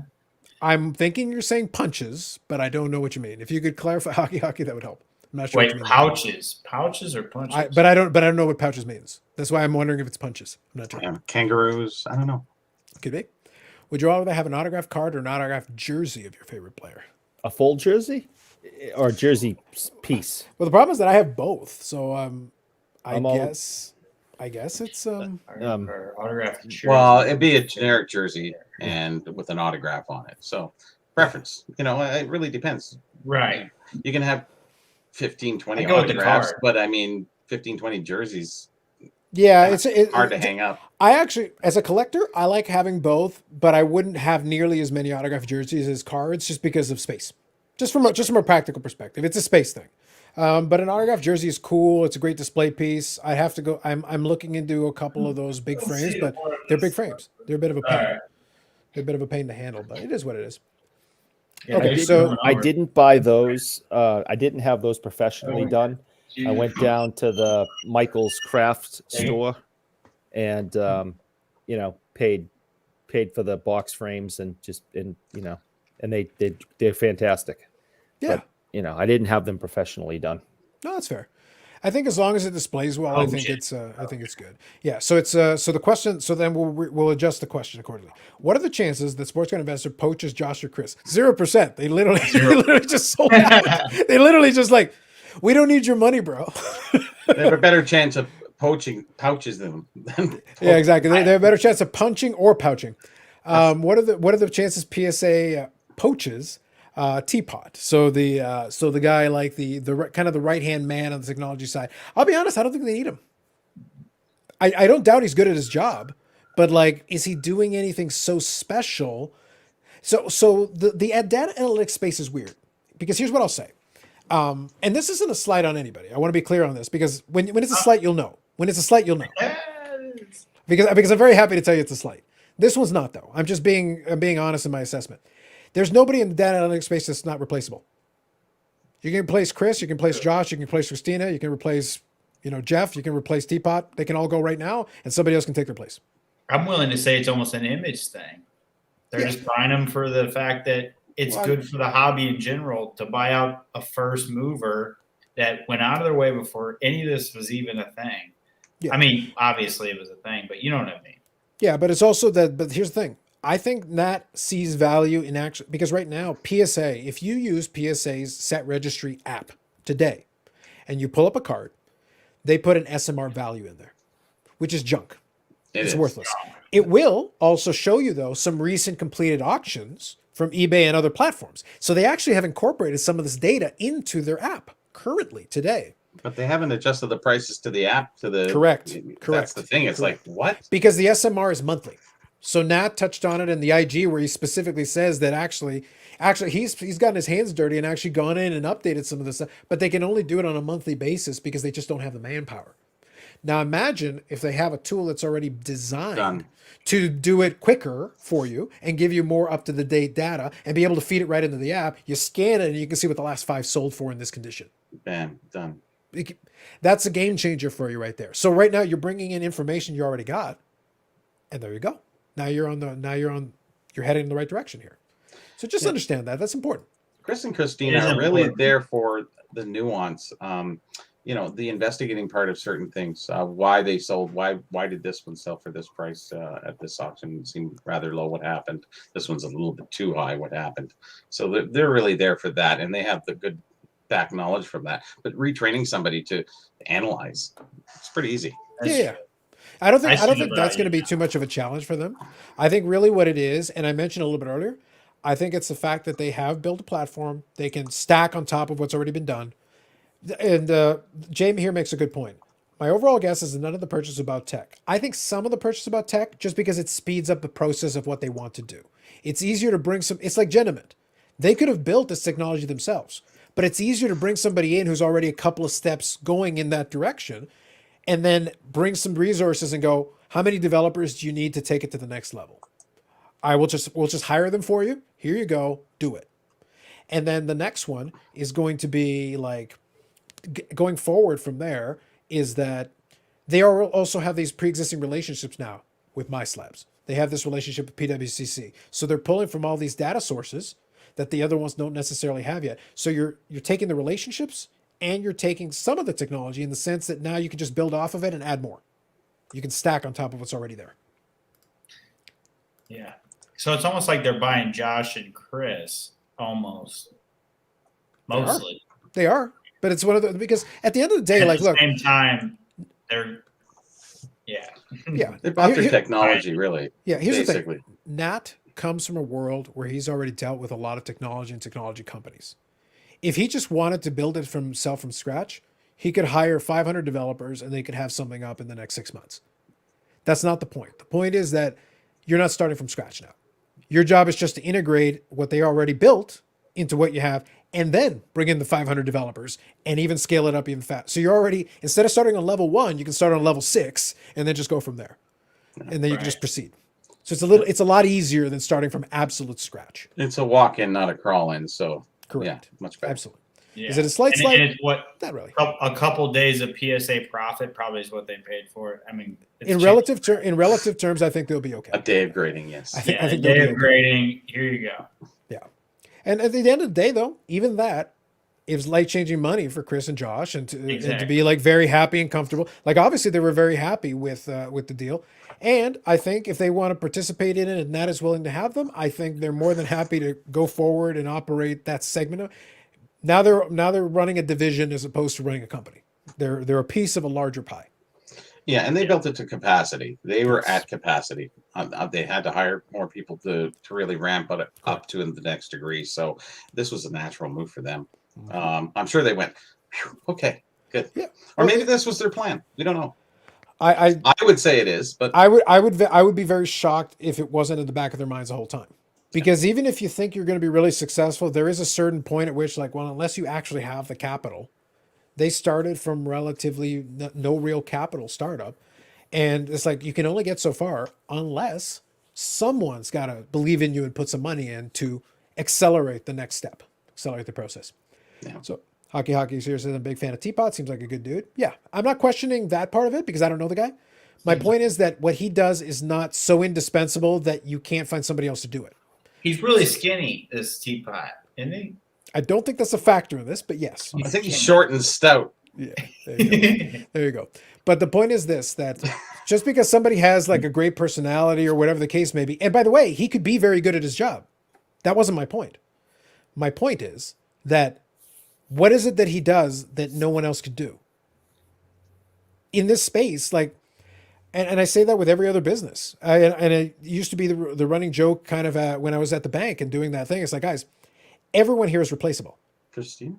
Every single person here is replaceable because very few of us are doing something that I couldn't get 500 more people to do it in an hour. Like it's not, yeah, That's when I need to be bought out and then bring more people in. Then I can do the 90s. then you get people. 'Cause the 90s suck. 90s is another, That takes a lot more time. So Logan Cooper, I'm not sure what you're referring to here. You'll have to let us know if you could clarify. So real quick here, data and content. The other portion here that Jay's making as well is that means it's also going to leave them more time to create more content, which in turn will help promote the brand. That's why I say like taking a away some of the win-win-win. day-to-day responsibilities of having to be in there and validating individual sales and stuff is going to then allow them to market the product even better. Making more And- content is going to help promote the product. The content, yes, 100%, but also giving them more freedom and the money to do it, to be at every big show in 2 countries and be the face of the company. And I'm not saying that they said this. This is just my opinion. That if they want to fly out to Vegas and just glad hand and promote the brand, they can do that. Mhm. Fly up to Toronto, down to Dallas, over to Florida, the whole thing. Yeah. And I think it allows them to do that, where before it's we can't do this. One, we don't have the money to fly all over 2 countries, and second, we're the ones doing this work. We can't take that kind of time off. I'm sure being liaisons would help them. Sure. Would help their business Yeah. model. Yeah. I mean, PSA or Yeah, whatever. but here's the thing: we're even simpler. If you guys want to see what this looks like at a different level, watch what happens not long from now, if and when Tim is able to ramp up shortly with announcements that are not really a well-kept secret, and then see what happens when additional funding is available, websites are improved, certain things are available, and now, yes, we want you to run around and promote the product and do all this. But you know what? Why don't we get you a shipping guy?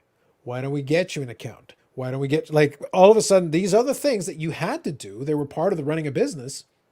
What if you have a guy to do it? So now your focus is promote the product, make memes, Memes. Yeah. memes, That's more it. time for memes. Oh, he had me laughing today, man. I don't know if you guys will watch. I saw a couple of them, yeah. Oh my god.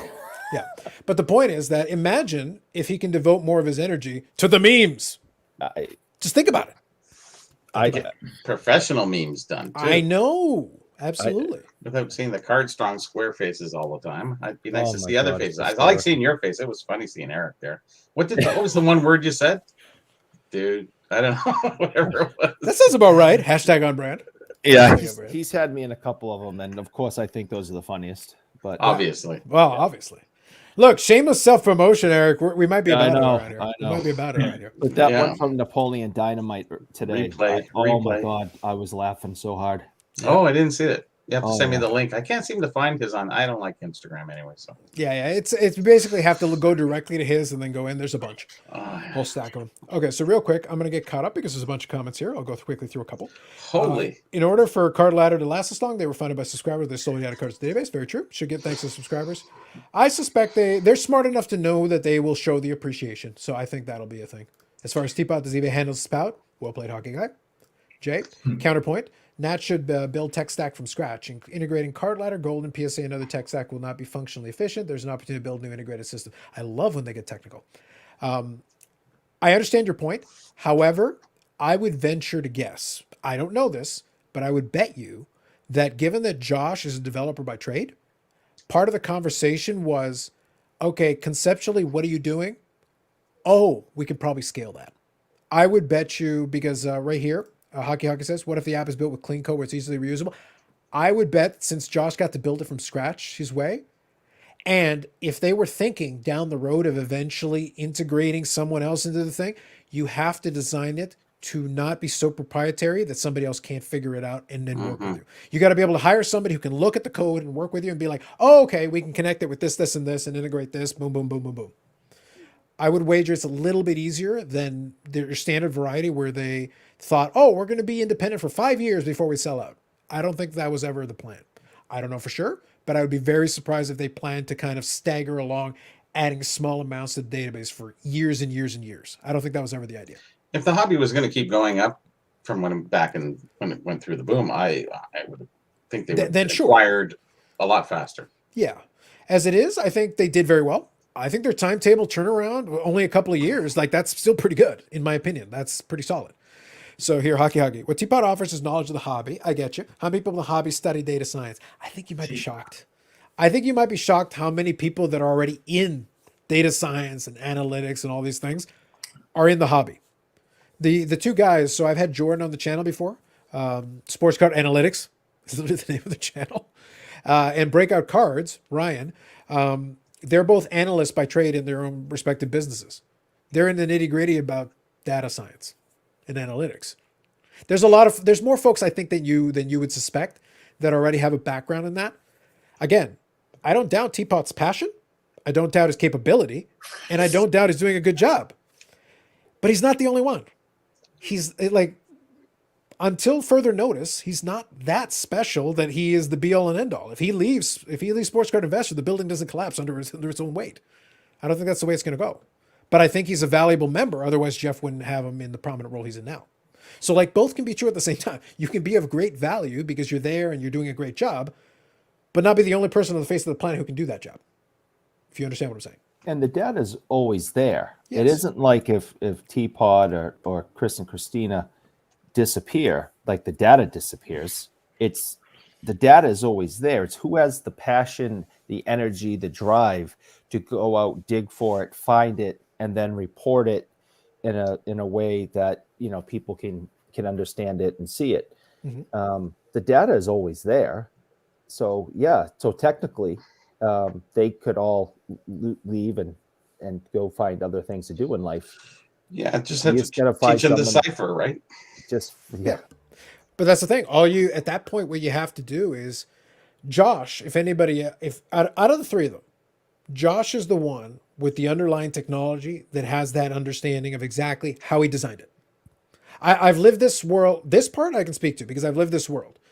Inside of the application that I work in, the person who was responsible for designing a lot of the underlying sub programs and things that I'm working on was still working at the company up until recently, and transferring knowledge and doing all that. We needed to talk to him because he designed all the things that are that everything goes in terms of a domino effect. This goes into this information carries over to here, this goes into here, and this is all the information you need. Oh, by the way, these are all the documents that tell you how A goes to B goes to C. We could have figured it out, but it would have taken us months and months or years because he spent 10 years building it. So it's not like we can walk in the building off the street and go like, yeah, we can figure it out, but it's going to take us a while because a lot of it was custom. It's proprietary. They came up with their own way of doing it, which wasn't the original design of the program. They decided to circumvent it in this way, in this way, in this way. Those nuances, I got to talk to you. That's where Josh comes into play because he designed that portion from the ground up. So if I'm talking to the guy who designed it, okay, tell me why you did this. Oh, that's why. Okay, so that's how that works. You get a couple of smart developers in the room. Once they understand what's going on, oh, now I understand how 2 and 2 equals 4 for you. Now I got you. Just be aware of that. Yeah. So will you like the model? He's teaching them the model. Yeah, and that's where Josh is invaluable because they're going to need his help. He's going to be doing the hiring for those developers, getting them up to speed, and exactly this is what I did, this is how I did it, this is the information you need. Here you go. And then like I said, I strongly suspect those guys are going to stick around. They have a good relationship with Nat, and as long as that stays intact and Nat is happy to have them around, I think they'll be able to collaborate because they'll be great promoters for it. Again, through the content and through the other stuff they do, they can then promote the product and help it grow. It's a smart move. Just keep them around for that. So will YouTubers other than Sports Card Live be hired to provide YouTube content? I can see Comeback Card Investor being hired. Yeah, he's done a lot to try to promote himself with that. I would, like I said, it wouldn't shock me if that's the next type of acquisition you see down the road. Like, honestly, we'll have to see because the tricky part is figuring out like who actually has value to do that for. It's not just saying like, oh, this person has a lot of subscribers. Maybe that's a useful metric. Maybe Jordan's it's not. got history, you know. Yeah, but it's also engagement. Like, it's like, here's the thing. If you got thousands of views and like 5 people comment, that's not engagement. Sports Card Investor has a ton of views and some people are engaged, but some people are just like watching it in the background. Yeah. So are you getting the message across? Is it actually reaching its audience? Those are tricky metrics. You can figure that out, but you have to do a little digging below the market penetration is everything. So yeah. So real quick here, I can see the guys are chatting back and forth. No, I'm just seeing them going back and forth talking about the intricacies of it. So here's one thing I'll say. We won't know for sure. We'll have to see down the road. I can tell you the only company that I've seen in the hobby space that has really struggled to try to build a database that goes in. Now, mind you, this might be the case as well for them too, is Beckett right now, because Beckett built a back end 15 years ago that they're still suffering through to this day. When you try to use their collector thing and try to look up stuff, it's in that weird format where the sets and the brands and this are this weird format. Sucks. Beckett's suffering a lot of things. Yeah, their website is the worst website on the entire internet. Yeah, their infrastructure is the example of like the nightmare that Jay is kind of alluding to. Beckett lives that world. Yeah. So if anybody ever tries to acquire them, they will get a headache and a half just trying to figure out what to do with this. There's information here. Start again. Yeah, you would have to basically in order to fix it. The other one that I'd be curious to see, COMC, because they have a very large database as well in order to function their website. That's a big database, a big back end that you need all this information, these different sets, these different brands, all this different stuff to try to be able to help somebody find it if they want to find something. And they're creating individual SKUs. And they're creating individual SKUs for each individual card and each individual section, each individual folder. That would be a nightmare too. Yeah, by comparison, Card Ladder is child's play. Oh, yeah. You could just take, we'll figure it out. It's okay. It's not a big deal. Yeah, COMC is a fully capacity at all the time. And anytime they grow, they got to hire somebody. They have to. Yeah. It's just you can't keep up. There's only so much you can do in a day. You can never get on top of everything, as they haven't fully to date. Absolutely. Now, of course, since I did bring them up, would it be a beautiful segue to talk about the COMC update for December 2021? Yes, sir. Let's see what it says. You see what we did there, Eric? You see what we that did was there? impressive. This is the lead in. Yeah. So real quick, the Foreshadow. the update here. I was waiting for the opportunity, but this turned out to be a perfect one. Yeah. So the update this time around is actually very straightforward, but it is interesting for folks that are paying attention a little bit. So I'll quickly scan one thing here. In July, Tim committed to eliminating the shipping backlog by Black Friday, which he did. He did do that verbally. I'm proud to share that a team has achieved that goal! Exclamation point. Not only did we drive our shipping times back down, but we're also increasing our shipping output by 60% year over year. In November, our listing service continued to meet or exceed quoted dates. I've been hearing a little bit of stories about this, anecdotal, that some folks have been finding that that if you buy stuff from eBay, you're getting the tracking number a lot faster. Stuff seems to be shipping out quicker. Absolutely. So we're sensing that. So that's been good.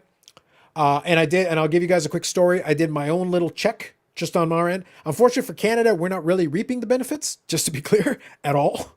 It's extra shipping time anyway. So Yeah, it was always going to be, but yeah. But I will say, I did do a little left-right check just to see, and I do see something that does kind of lead credence to this. And also, we did discuss it last week or the week before, where I said that they did that special about the $5 discount on shipping with 100 plus cards. Yep. That's basically indicating they were confident that they were able to meet that turnaround. So like that's suggesting that it gives emphasis to this. So bottom line, they say, doing better. They say their backlog is now under control. They say they've now been able to do it. So I did a little side-by-side check. For Canada, if I stick with the baseline service, the most basic, I wouldn't get my stuff until April, which still sucks. It's garbage. However, I put in my ship my cards address from Arizona. And if I picked and I've got options, including flat rate shipping, I was able to send about 50 cards, $25, flat rate. It is supposed to ship out on Wednesday. I pushed the button today. They say they're going to ship it out by Wednesday and get it by the 13th. Really? That's all right. I will see. I will report back my findings. However, December 13th, April 6th. Big difference. Huge difference. So we'll see. So in reality, it's better for me than just to send it over to ship my cards, and then I can send it over at my convenience. So we'll give it a go. We'll see how it works out. But now, for you guys stateside, that ain't half bad. A $25 flat rate shipping for like 50 cards, and within about a 10-day turnaround. That's all right. That's respectable. COMC by default is really a vault. Absolutely. Now, important thing though, I want to make clear. So, this channel has been very critical of COMC, with good reason for some time. And now, December 2021, I want to congratulate COMC for finally, almost clearing the backlog for people stateside after a mere 20 months. Only 20 months! Mission accomplished banner! Boom. Oh God! Down quick. We did it, you guys! We did it! We're full. Yeah! even good old backhanded compliments and praise. Backhanded compliments and praise for days, guys. Yeah. Love it. Mission accomplished. That's funny. We did it, y'all. We did it. All right, real quick here. Yeah. Hey, look, I gave him some credit, but I got to get him my digs. It took 20 months. Yeah, the machine worked. Yeah, the machine and the building from space. Yes, that's all it took. Yeah. When does PSA get theirs? Soon. Yeah. Well, we'll see. We'll see. But an important point. And I did see some videos that were saying kind of the opposite. Just to be clear, because I saw some videos, and I'll leave out the not so innocent on this one. I'll be nice this time. They said like, oh, PSA was closed. Yes, they were, but for a relatively short period of time, and then they reopened higher tiers. But you could have been sending cards in if you really wanted to the last couple of months. And by the way, the turnaround time isn't so bad if you're submitting at those levels. If you really need to send it in, you can, and you're getting your stuff back. It's the old stuff that is still sitting in that pile that's taking forever. So just to be clear, the business is getting stuff out the door. If you're submitting now at the current rate, those are two different things. The people that have been waiting forever, I get it, but you paid $15 a card or $20 a card. I know it sucks. It's suck it up. I'm sorry. Okay, so I think it's interesting. Real quick here. Let me just do that. I think it's interesting all the money that people are spending that are around the cards, but not on the cards. Grading fees, subscription fees, data tools, and whatnot. No, that's fair. And like I said, though, third-party world of collecting, right? Yeah, but to be clear, though, I go back and push back on the same thing. Those are value-added services. You don't have to do that. No. Because even when I did my review of the two data analytics tools, my conclusion was this one makes more sense just because of the price difference.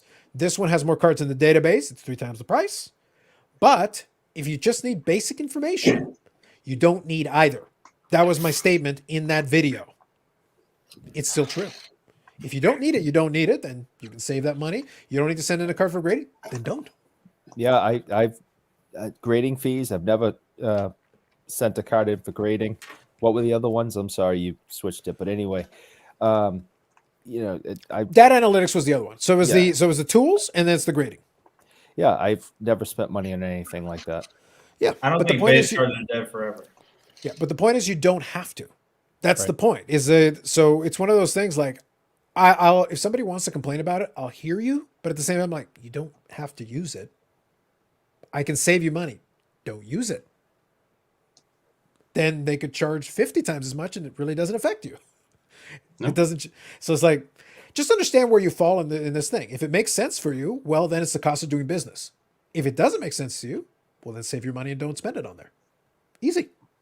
Go buy yourself a card instead. Holders, you know, penny sleeves, Whatever works. Semi-rigids, whatever works for you. all of that.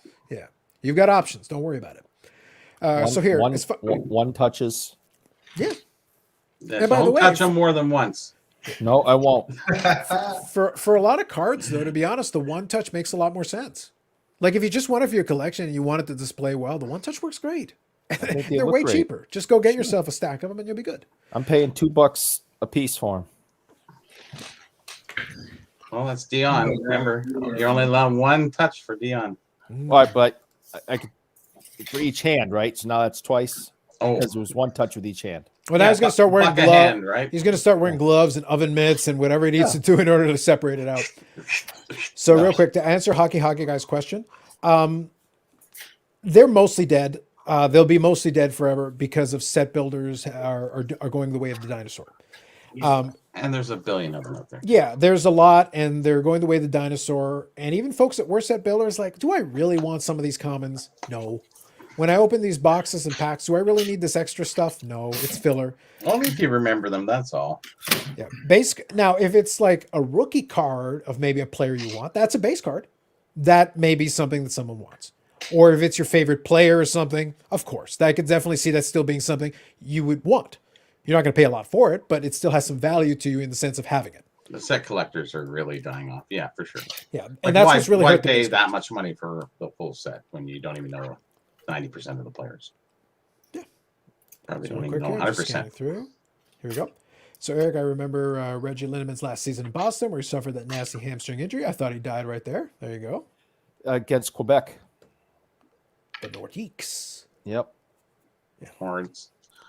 What is that? Isn't that a new card? So I know it's a Gretzky, and I think it's is it what regular upper deck? Yeah, upper deck 94. Yeah, electric ice. Yeah, so it's a base card. So you got to tilt the front forward when you do that, otherwise it gets stuck in the light. Well, if Yeah. it's electric ice, it's not a base card. Yeah, right? not base. So that'd be a parallel. Still Right. a nice card though. I like the electric ice card. I bought it right when PSA upped their prices because you basically pay for what I paid $70 for this or something, which is basically the cost of the case alone right now. Yeah, it's I think cheaper than getting it graded. The lowest they're going to go, I think, is $30 tops in the future. So basically, I'm paying $40 for a 9, and there's only like 310. And I've always wanted this card. Didn't they say they're coming back to $10?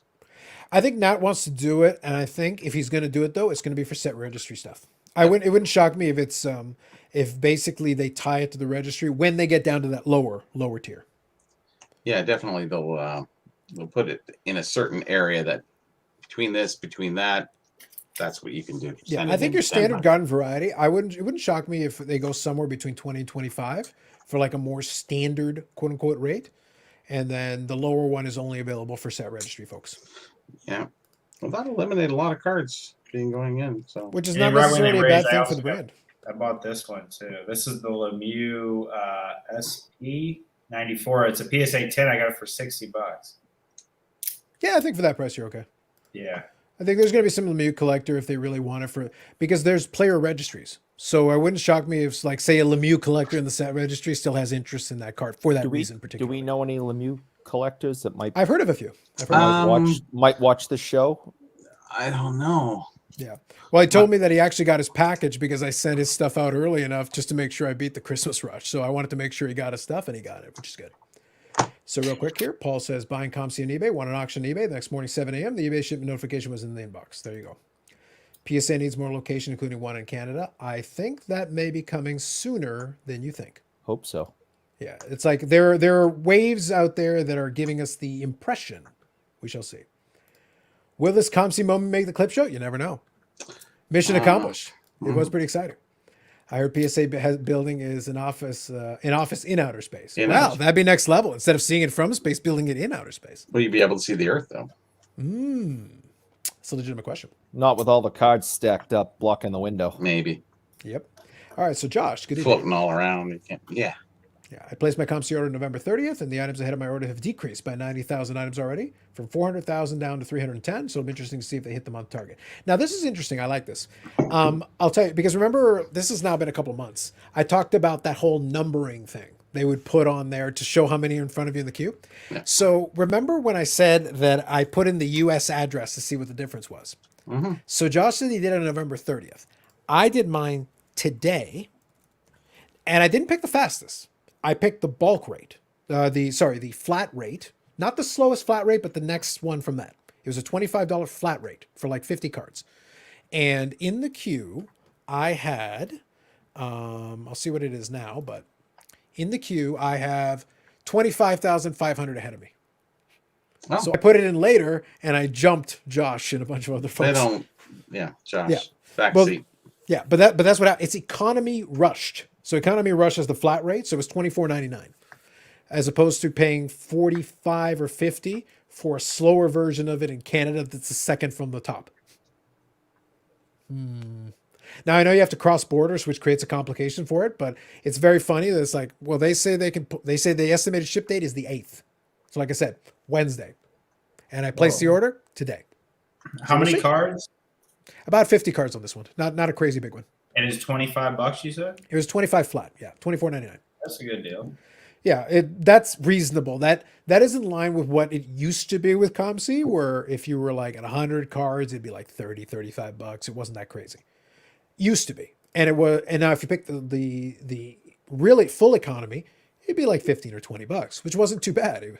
That was part of the advantage that COMC had. They used to be like, oh, just buy a bunch of stuff, let it pile up for a while, and then have it sent in one big package and you're fine.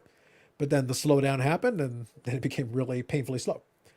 So Bobby, if somebody doesn't know 90% of the players in set, they're a terrible sports fan. Well, you can go back to the 50s. How many people know the people in the set? Bobby only knows the 50s to the 90s. Yeah, I think I get 30s. I get hockey's point, but I think most people who are sports fans are casual at this point. And there are people that are super hardcore. They know everybody. But like, to put it, I've talked about it before. I don't really watch a lot of hockey anymore. I can probably name 90% of the 98-99 Dallas Star roster from 20 plus years ago. I'd struggle to name more than about 5 guys on the current team. Struggle real hard. But take it 20 years forward. Who's going to remember from the 95, right? At that point. Yeah. And it's not like, we're going from the 30s where it was just, smaller base teams, less players. Now we're, you're talking about sets in the 80s and 90s, 396 cards times how many years? Yeah, but we're talking, but our conversation was 90% of the players in like a modern set. So like if today, I think that's very possible because I think a lot of fans, this is what's always held modern hockey. Set? Yeah, but this is what's always held hockey. Easy. Modern's easy. All you gotta do is watch hockey for a year. But that's the point. What if you're a fan who watches your team? Yeah. You're not watching the whole league. You're watching your team. So you know who's on your team, and then a couple of your division rivals, and maybe like you'd be surprised. Like you would struggle to actually get. Now, if you're watching all the time, every game, because here we've got Hockey Night in Canada. If you want to watch, you can get a lot of exposure to all the Canadian teams, but then all the teams they're playing as well. Because you've got like 3 or 4 games on a night on Saturday, plus the late game, plus this, that, and the other thing. Like you've got games going on all through the week. We get tons of games. So if you're watching all the games every night, or you're watching the NHL Network like some people, then yes, you will know 90% of the players in the league, without a doubt. What Right. are these But what I'm people? saying is there's something to be said for people that know the 30s to the 90s. You know what I mean? I mean, anybody could just do that for a year nowadays. Well, you go have to back in understand, time we and pull didn't those have figures. technology back then, right? So, we're in a faster paced world. Back then, when you barely had a radio and a TV going through those times, you didn't have much other time then to get to know your cards that much better. I can only speak for And myself. decades to Back learn that. then, I would study the box scores. I would study Hockey Digest, which I was a subscriber for years, back in the day. Sports Illustrated, when they put hockey in, I would study that.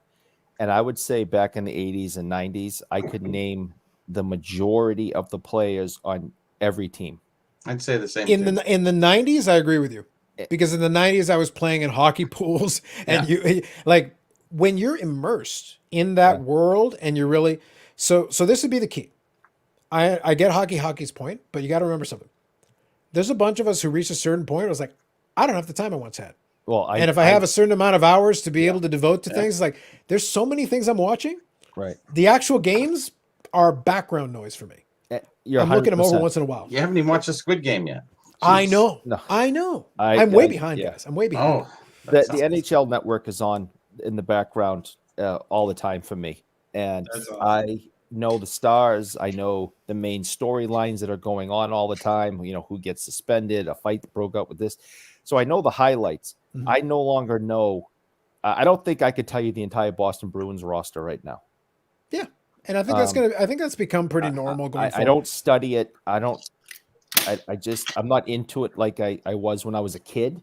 I found as I got older, I had a harder time being a fan with, now these are kids that are 18, 19, 20, and I'm working on 48.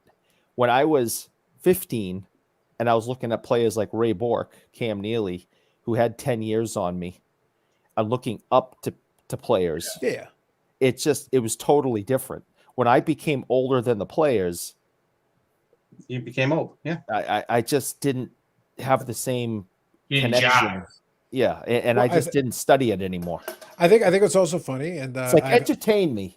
yeah, I've had this conversation before where I had a little bit of fun, because when I was in my teens, I buy a lot of the hockey jerseys, and I had a lot of some of the Medano jerseys I have were hockey jerseys I've owned for years. And then after a while, I kind of semi-retired them, and then I had them signed, and great, I've got a signed jersey. But it's one of those things where, like, if I wanted to wear a Medano jersey right now, it would be no problem. But it's like, I'm not going to get a Tyler Seguin jersey. I'm older than he is. Why would I do that? It'd be just weird. Like, it would honestly be very strange for me. Whereas Medano was a player I was watching in my teens. It's it's a hell of a lot easier. It's like, no, it's not the same thing. Medano's been retired for years.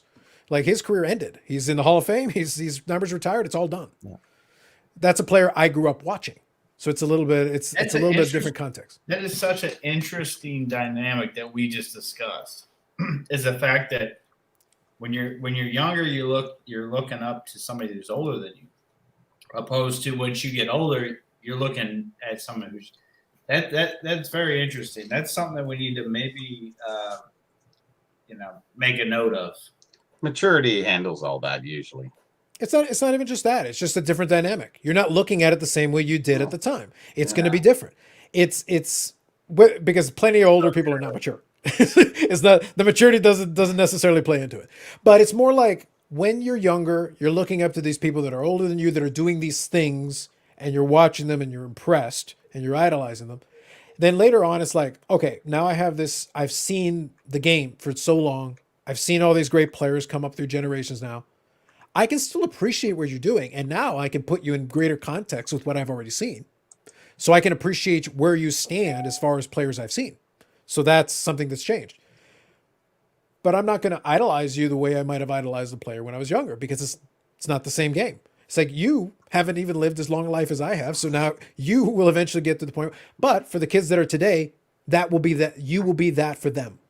Yeah. Which is okay. And that's perfect. And that's the way it's supposed to be. And that's great. It's hard to have a younger hero anyways. when I was hanging out with you guys up north, one day out of the, I think 15 days that I was there or something, I was wearing a Gretzky jersey. I don't know if you remember that. Yeah. I wasn't wearing a McDavid jersey. There's no way I'm wearing some 20-year-old kid's name on my back. Yeah. Unless he's related to you. You know, There's if you have some guys relate, who do though, right? you know, if you're the dad or the uncle or something Oh, like I'm that, wearing the hell out sure, of then that. yeah, support him. Great. That's Yeah. different. The dynamic changes a lot. Mhm. But it's not. But it's the thing. So if I ever bought a jersey today, it wouldn't be a Jamie Benn jersey. It wouldn't be a Tyler Seguin jersey. It'd be a blank jersey. It'd be my own name, or it would be like a Medano jersey or somebody that I grew up watching who was from back then. And it would have to be a retro style jersey that made sense. Honestly, the cost of the jerseys today, I probably wouldn't. But if I did, those are the parameters it would have to be for me for it to make sense. But the Otherwise, jersey why? cards. Yeah, jersey cards are jersey cards. That's its own Yeah, thing. and every time you listen to Carlos, he always says he stops at 1998, right? Mhm. That just it goes into this theory, like Well, 1998 was the peak of their success. They still were a viable contender for years after that, but the team slowly declined, which that's what you do. A team Right. ascends, they reach their apex, and then But they as decline. far as like the age of the players is what I'm saying. It's like looking up to a player. Once you get to a certain age, it's hard to look up to a player that's younger than you. It's Yeah. There's a dynamic there, and we need to address this in the sports card hobby because, I mean, unless we're talking about basketball, no, I'm kidding. You know what I mean? But it's something we need to think about. Yeah. So.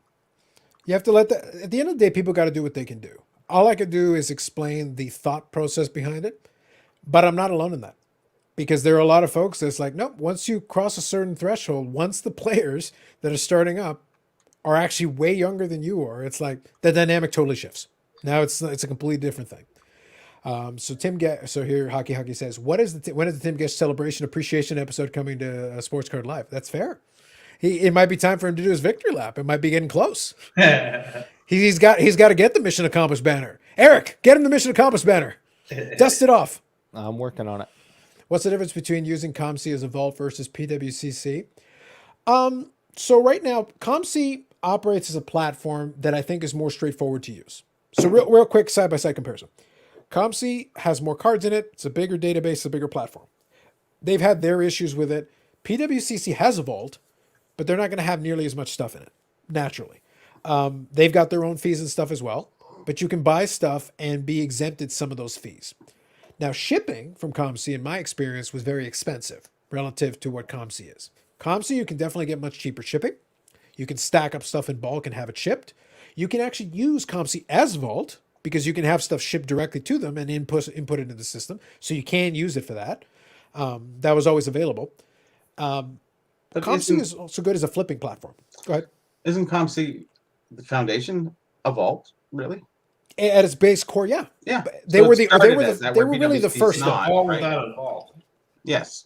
Yeah, they were the first real one to try this, where they're like, send us your cards, we will hold them.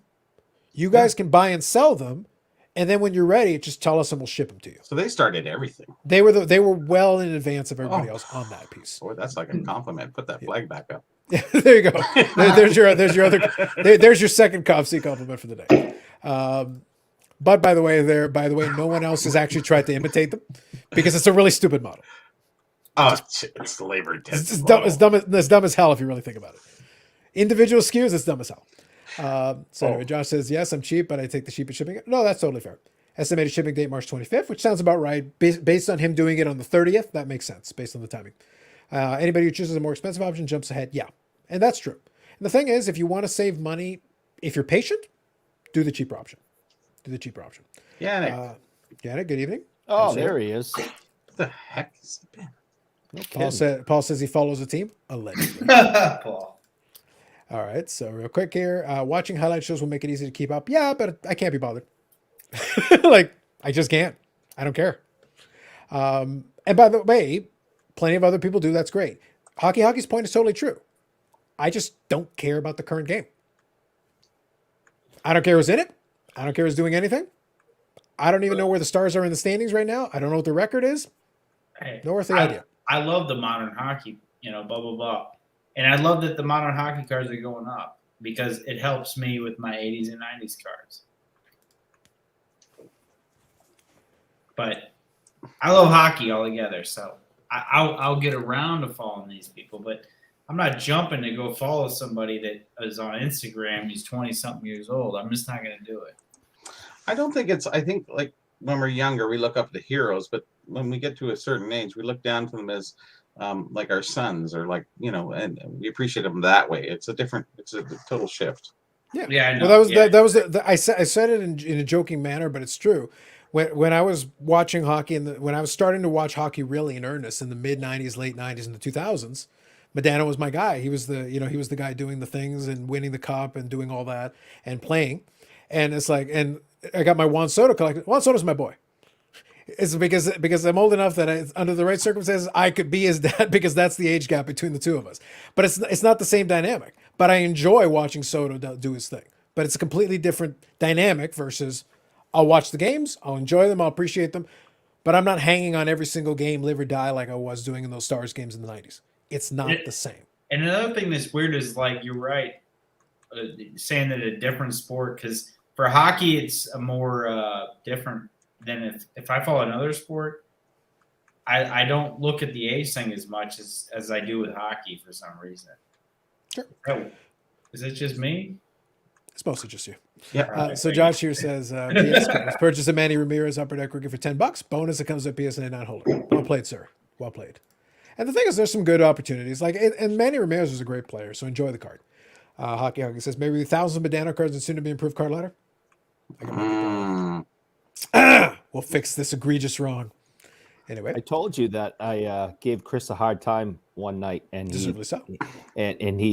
I told him there wasn't enough vintage hockey and all this, and I wanted more Bobby Orr cards. He goes, "Well, tell me which one." And I told him the '69 O-Pee-Chee, number 24. And within 5 minutes, he sent something to me and says, "Here, you happy now?"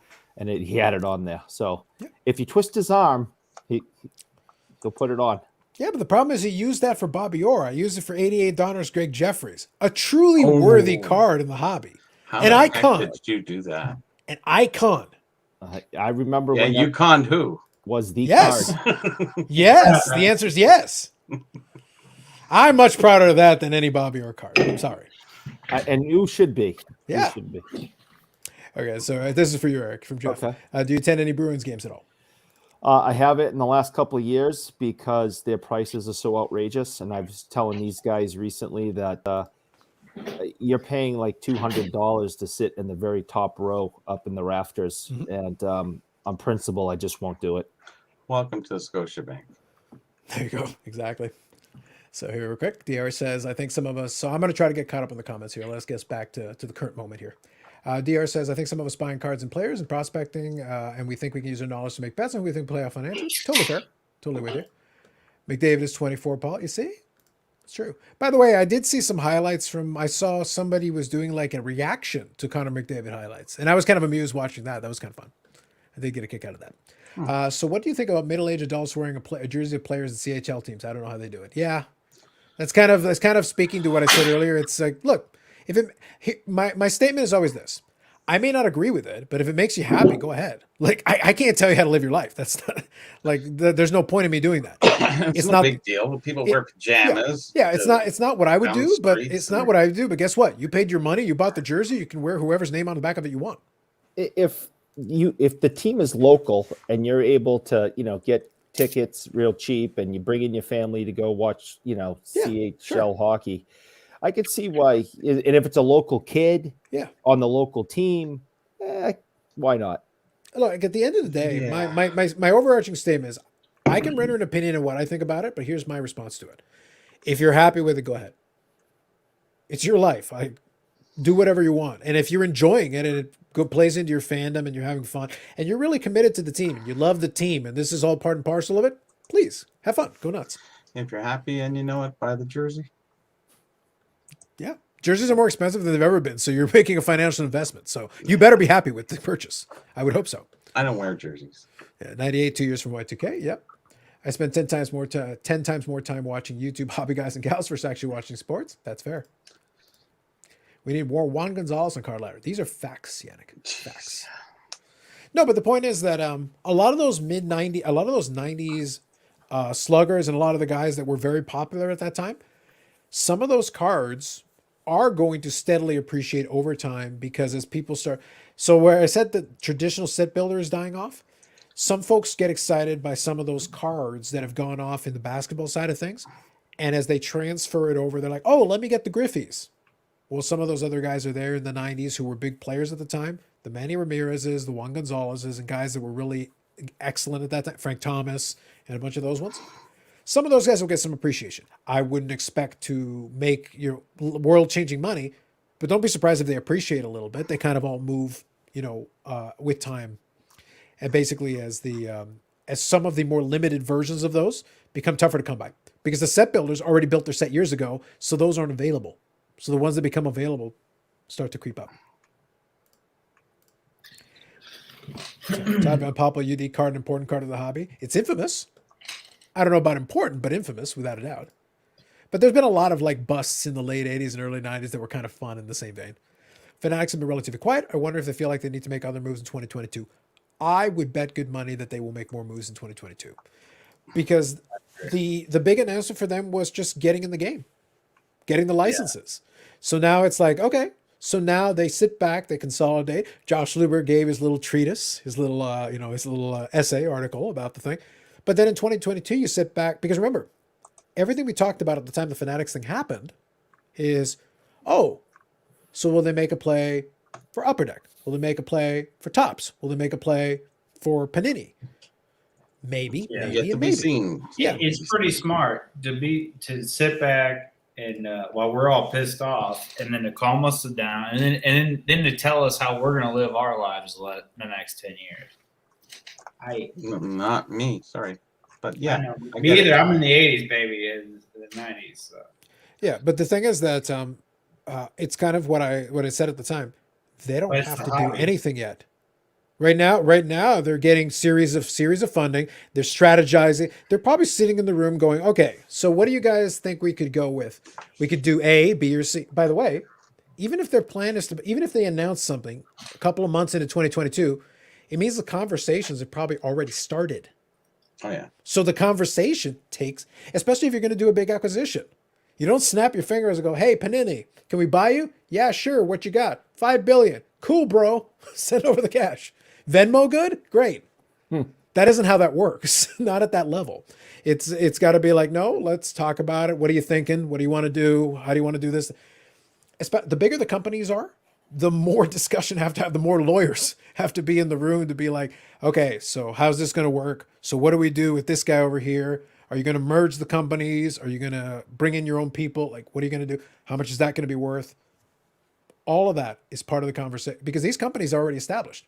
Right. Topps has a bunch of employees and people that need to be figured out. Right. But now it's time to start moving. They need to start doing stuff. Right now, they're just getting equity. The thing is, Fanatics is a sub company within a Fanatics. Fanatics, the company is running. They're running right now doing their business. Quiet thing that they've been doing needs to slowly start not being so quiet. And I know they're going to be on the sports card collector thing for the winter thing, blah, blah, blah. And I don't know. I don't even know what the hell happened. Like, Luber. I mean, Luber, I don't know. Well, Luber's the front-facing guy, so you kind of have to talk to Luber. That's kind of the way that works. He's the visionary guy thing. But I think they got a lot to do with the market cooling down. Why? Just because they basically said they're going to be the future, and then they've just been silent. And they took the steam out of all the brands. Maybe. Well, I think the brand's inability to get the product out is taking some of the steam. That was a big problem. Yeah, because I think from what I'm hearing, Upper Deck Series 1 might be delayed again. Oh, gosh. Yeah, so like in the hockey... The May show? Yeah, exactly. But think about it. Like, normally they come out in November. Normally it's in line with the show. December is not the end of the world, but we're going to rapidly approach, shopping season, holidays, Christmas season. The longer we still haven't heard the announcement of it coming out. The longer we go into December, you might have to push it to January. If you push it to January, you completely miss the Christmas season to be able to play into that. You could have had some Series 1 under the tree. Not so much. It's all fanatics. Yeah, exactly. It's all part of the conspiracy. It is. But no, the We thing talking is, about Upper Deck? I'm talking about Upper Deck. Yeah, Series 1. Okay. Yeah. The thing is, if they don't get the product out, what are they going to sell? It's like you actually, so the point is it loses some momentum. If you don't have new product to talk about, to break, to do all these things, the new market stalls. And the old market, like the vintage and whatever, like you guys can buy and sell as much as you want. It doesn't change anything. If you guys are slowing down, it's because you feel like slowing down. You're not buying anything. Those are two different things. But for the new market to move, you need new product. You need churn, right? Mm-hmm. So this one was for you, Eric. And a Clark Donatelli cards. Yeah, in his North Stars uniform. Gotcha. Yeah, UD Series 1 is delayed. All the big 2021 season stuff, SPA and the Cup might be April the way it's going. Yeah. So right now, Upper Deck's problem has been a lot of their stuff's getting delayed. So Upper Deck is like out there talking about stuff, and it's like, cool, when are you going to release it? Soon? It's like, could you be more specific? They're taking on Beckett's way of doing things. Yeah. I think they're having logistics issues because because Upper Deck wants to No release doubt. it. They know very well they want to release it. They really do. So there we go. Perfect. Thank you for this edition. CNC states January 19th for Upper Deck 1, SPA for March 2022. So we're bumping. We're pushing Wow. all the way back. Like we're getting into spring almost. Hey, real quick, Fanatics hasn't Thank you bought for Upper. No, Fanatics hasn't bought any manufacturer yet. Okay. Just So that's the other shoe that kind of sits there available to drop if they choose to do so. Now I heard what Justin's saying, but I go back to what I said earlier. Fanatics doesn't have to do crap. They can literally just sit there and be working on their own plans. They get to work on their own timetable. The licenses don't expire for a couple of years still. They're in no hurry. They Right. can be acquiring funding. They can buy other businesses. They can do other things related to their business and ramp up and hire people, hire executives, hire people, logistics people. They can be doing all this stuff in anticipation of being able to make a move and then deciding what they want. Because the longer they sit and wait, the manufacturers are in limbo. They know the end is coming. So what do? Well, they acquire their own licenses, other licenses, and try to scoop them up. That's what they've been doing. But some of those licenses aren't going to move the needle. Topps getting, Japanese baseball cards, as entertaining as it is for me, is not going to move the needle. That's not going to get it done. That's not going to replace Major League Baseball's license. Mm-hmm. So real quick, I think this is an interesting one. This might play well. I'll ask you a question, Eric. Do you remember the old? Did you participate in any old forums? No. Okay, so I'll touch on the question because Dom here, 90s Barry Sanders, actually sent me an Instagram message, and I wanted to touch on his question that he asked. So Okay. if I need to, I'll speak to it mostly. So his question was, I enjoy getting on forums for Hobby Talk News to do trading and also find deals from people who don't sell on eBay or other larger platforms, which is valid. That's another platform theoretically because people buy, sell there as well. From the forums I know of for football, it seems Blowout is the most active in Hobby Talk and buy, sell, trade. If the guys at Sports Card Radio, fun folks to the channel, are correct, and Fanatics deal means the death of blowout cards, which it could, distribution changing and all that, that could be a big blow to some blowout cards. Do you think their forum will die as well, and should Fanatics start their own forum?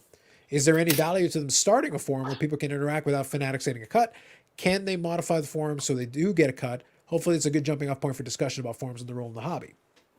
So I'll quickly touch on this in general terms. For those who are not the uninitiated for years, over the years, you had Usenet way back. Then eventually you started getting into different forums. We had Beckett forums for a long time. And then we sprouted off, depending on the sport, you went in different directions. Blowout, I think, did well for football. The hockey guys went to Hobby Insider. You had, I think, Freedom Cardboard was another one, if memory stirs me, that one of the other sports went into. So they splintered off into all these different forums. And the forums used to be a platform for people to do the buy, sell, trade, of course, but then also to do this kind of thing. Right. Oh, what do you think about this? Or this new thing is coming out. Did you guys see this? What do you think about that? And it would spark discussion, and you'd have threads and threads of discussion. Today, the role of the forum, I think, has been diminished a lot. It's not what it once was. No. There are a few forums like Net54, for the vintage baseball guys is still a repository of a lot of great information if you're interested in vintage baseball. Because there's a lot of guys that do a lot of research who post a lot of stuff on there that's great information. But you have to go looking for it. But you can also ask and people can direct you to threads, so you can still locate it. It's still there. But what happens is there's all this beautiful knowledge that is not indexed. It's kind of hard to find. You have to kind of look around, but it's there. The point is it's there. The modern forum doesn't really do that anymore. It used to be a spot where you used to have a lot of interesting and fun discussion. Today, it's kind of like, hey, I like this player. Your player sucks. You're pumping them up. Yeah. Yeah, it's like, okay, settle down. Right. Yeah, so it's lost a little bit of its luster in kind of Like the current Twitter. age. Well, the motivation changed too, right? Yeah, exactly. It used to be like stuff was like priced at whatever it was. You could talk back and forth and just, hey, who wants to do a thread? Hey, show your newest cards for Gretzky or Lemieux or whatever, and you could do that kind of thing. You still can, but it's diminished a lot from what it was in its heyday. Sports Card Forum Hobby Insider is still active, but the amount of people participating has decreased substantially. Yep, which is exactly what I'm talking about. Most have created Facebook groups, and it seems easier to use. Yes. Yes. I've So that's heard that. become that has become the new avenue for a lot of folks. They've shifted over to it. So kind of to answer Dom's question, I agree in general. I was part of the forum scene in terms of participating to a certain degree for a while. I think Facebook has taken a lot of that. It's become an easier avenue to it. If you want to chat with like-minded collectors now, you've got so many other options. You can participate in Instagram to a certain degree because people do chat and put comments on. You can chat a little bit with it. You can also do direct messages. That's another thing. Facebook is also an avenue for that. You can create a group and then chat within the group and do all that. So that's Sell stuff, Yep. whatever. You definitely can. Yep. And you can, and as long as you've got good moderation on it, you can control that and make it work and curate a group of people who want to chat about this, that, the other thing.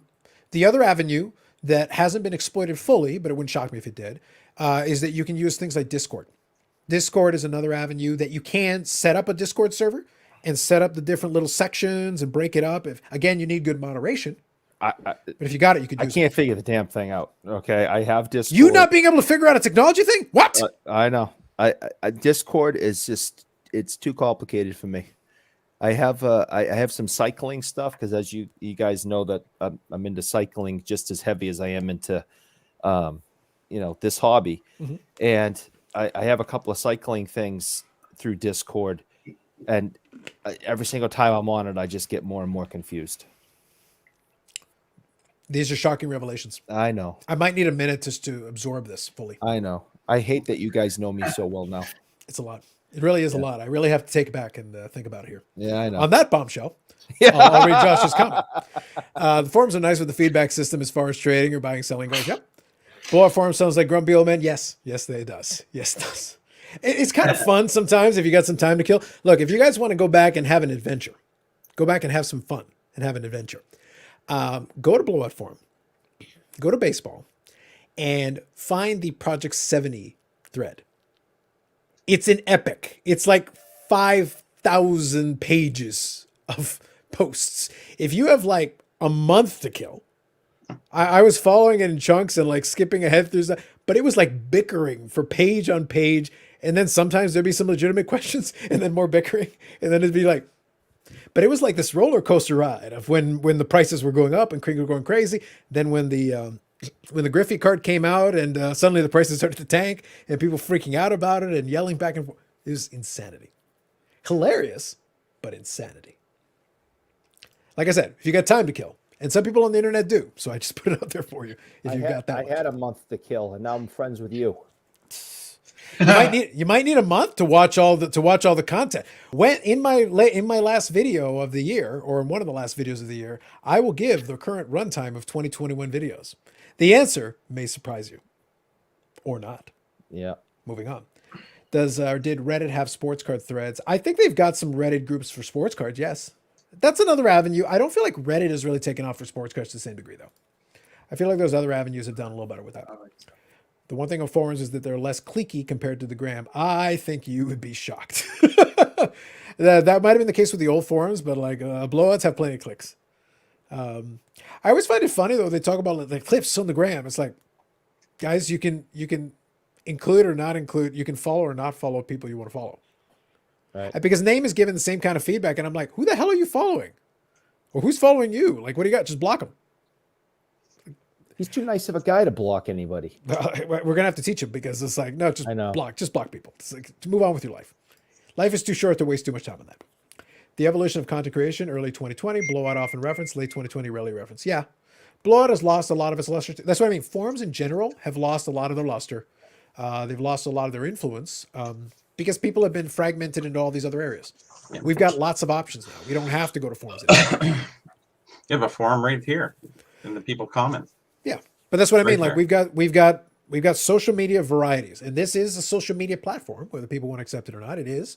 It allows people to make content. It allows people to do lives. It allows people to do. Oh, you can go in the comments section and you can go argue back and forth. A YouTube comment section because just as toxic as a blowout forum under the right circumstance and the right topic. But that's where you basically have to have somebody there ready to pull the plug and hit the button.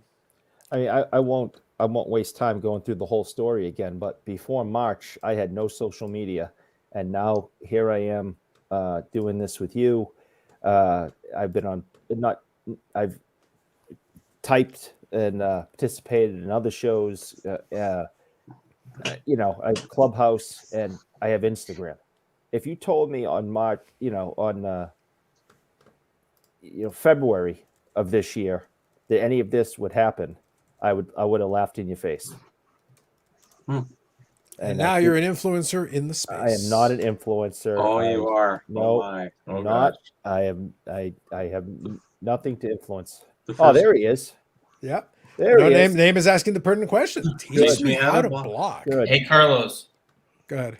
Hey, can you mute me for a second? I got to make a phone call. I'm happy to mute you at any time. Okay. He can mute himself, can he? He can, but Okay, so let's not leave it to chance. Yes. Go ahead, so, Eric. so I'm just You're saying muted. that I didn't know Name was in the was listening tonight, and he heard me say he was a nice guy, and I said that without me knowing he was there. So I must mean it. Look at you. Look that. at you. It's all Calling love. his girlfriend. Much love. Yeah. Yeah. Well, the drama must continue. It is the fact. It is a fact. A few wobbly pops and bada Hey, bing. Name, if you're still listening, how did everything go with the card collection to the kids, and are you still doing that, and how's it all going? All right. So I want to kind of do this as a public service announcement to help out some folks here.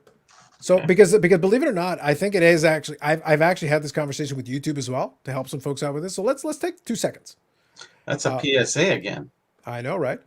Okay, so let me drop this Oh, off. Jesus Now Christ. look at this character. This Oh, my. individual here is questionable at best. Like questionable. At best. Let's say we Total want it. Let's say we influencer. want it. So here's what happens. Yeah. And this is for anybody, it's Name or anybody who wants it. Just in the back of your mind. If you have an issue with some of the folks on Instagram and you can't deal with this crap anymore, open up their account. There's the 3 dots there. Mhm. Block this user. Bam. It's the first button. You're done. This Click it. conversation's over. The comments don't appear. You don't see them in your feed. You're done. You gonna report me? Yeah, Marcel Dion already hit all 3 of these buttons. To be honest. Like he actually might have broken his mouse hitting all the buttons. That's the point. Like he's like, report, restrict, block, everything, Delete. all of the above, delete. Please. These are all facts. Yeah. But no, like jokes aside, I did the same thing when it was months back. I think it was Kin who was complaining about stuff on the YouTube thread. Stuff that was appearing on his YouTube recommended, and which is fine. Like it's valid. It's a valid point. And I said, guys, you can block YouTube channels you don't want to see. Oh, yeah. You can block the video or you can block the channel permanently from your view. And the algorithm will adjust accordingly and not give you that one anymore. So look, if it's frustrating you that much, block the channel. Mhm. If it's YouTube, block the channel. If you really don't want to see it anymore, take it off your screen. Life is too short to waste your time on crap that bothers you. Instagram, block the user. Life is too short to deal with crap that bothers you. Why? I'm more than happy to be contentious. Like, I really don't care. It's one of those things. But at the same time, it's like, if you're a nuisance, I get rid of you. And the I got better things to people I'm friends with aren't going to be a problem. Yeah. And it's the people that I may allow to follow me that I don't know. So I don't care about blocking them if they say something that's inappropriate. Yeah, no, that's fair. So it's one of those things where, like I said, in these platforms, do understand you do have some mechanisms. No, they're not perfect. I'm not going to pretend they are. But you do have mechanisms in place to curate the people that you deal with to a certain degree, use them. Yeah. Be liberal in their use. Knock yourself out. Use the button. Because, like I said, why engage in an argument? I value my time. I care about my time. So even if I could argue with you and quote unquote win the argument and like defeat you with my clever repartee, or I could not waste my time dealing with you. Some people like that agony, though. My friend, They do. he runs a store. He sells on eBay, and he puts a buy it now. And I said, well, put a minimum so you won't get all these people that you keep on phoning me and complaining about Yes. making you low offers. Eliminate that from your life. You got enough things going on. And he doesn't, because he has to know. It's just like, I don't have to know. Boom, this is the lowest I'll take. Hey, I bid 5 times. I can't. Yeah, because you're bidding too low. Yeah. Fuck off. My answer is always Number 5. My answer to that is always no problem. But just so you know, that means you have more time than I do. I congratulate you for that, but it means you've got more time in your life than I do. So fair enough. It's more Good- stress. Like, why bother? Yeah. Have a good night, Josh. Take it easy. So name here says, still ongoing, still receiving cards, but haven't posted them lately. Sent out some to some elementary school kids in Alberta and others in Ontario. Very good. Excellent. Good to hear. So hopefully that blocking thing is useful to some of you, if it's useful to you. And where I think the comment mentioned, Hockey mentioned the thing about the clicks on Instagram. Great. Block them. Yeah. Then you don't have to deal with them. You don't. Life is too short to deal with people that annoy you. We have control over that, especially on the internet. Maybe you can't avoid them in a room where you're stuck with them, but in the internet, yes, you can. It turns out we have buttons that we can use. We don't even need people for this one. We've got buttons, and the button will take care of it and automate the process for you. Just close the laptop. You'll be all right. You could. I like being able to access the thing and being able to talk to and see people that are of some value to me, and ignoring the rest. Right. And I'll always give certain people an opportunity to be like, no, if you reach out, I'll try to reply back to you as best I can. But like, you don't have to reply back to everybody. You don't have to get along with everybody. You don't have to talk to everybody. It's not required. No, earlier in the year, you were really good on when I would leave comments on YouTube about things and getting back to me with 1 or 2 sentence. I thought that was great. Yeah, and it's usually what I try to do. It gets trickier as time goes on, but I will try. Sometimes it takes me a couple of days, but I'll usually try to reply. At least give a cursory acknowledgement that someone took the time to put in a message. Let me try. Yeah. See what I can do. The change with the dislike button, I get why they did it. I do think in some extreme cases it will help, because people do get encouraged by like, oh, we're going to screw with this guy, and then they see the number go up and they giggle to themselves. So that's really what it's to negate. It is problematic when some folks, though, don't realize that a video is being downvoted because it's actually crummy. However, the counter to that is not everybody uses the downvote button the way it was designed to be. Like, if this video is legitimately crappy, hit the thumbs down. That makes sense.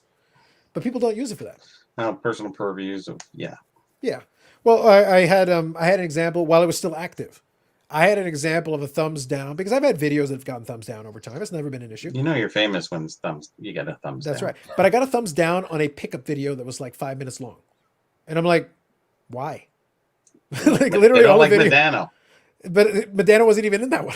Oh. Maybe the thumbs down if Medano wasn't in Yeah, it. that Like, Soto. I don't know. but the thing is, like, it actually makes no sense. It's like, if you're not interested in the description, I usually put like generally what's in it, so you don't have to waste your time if you don't care.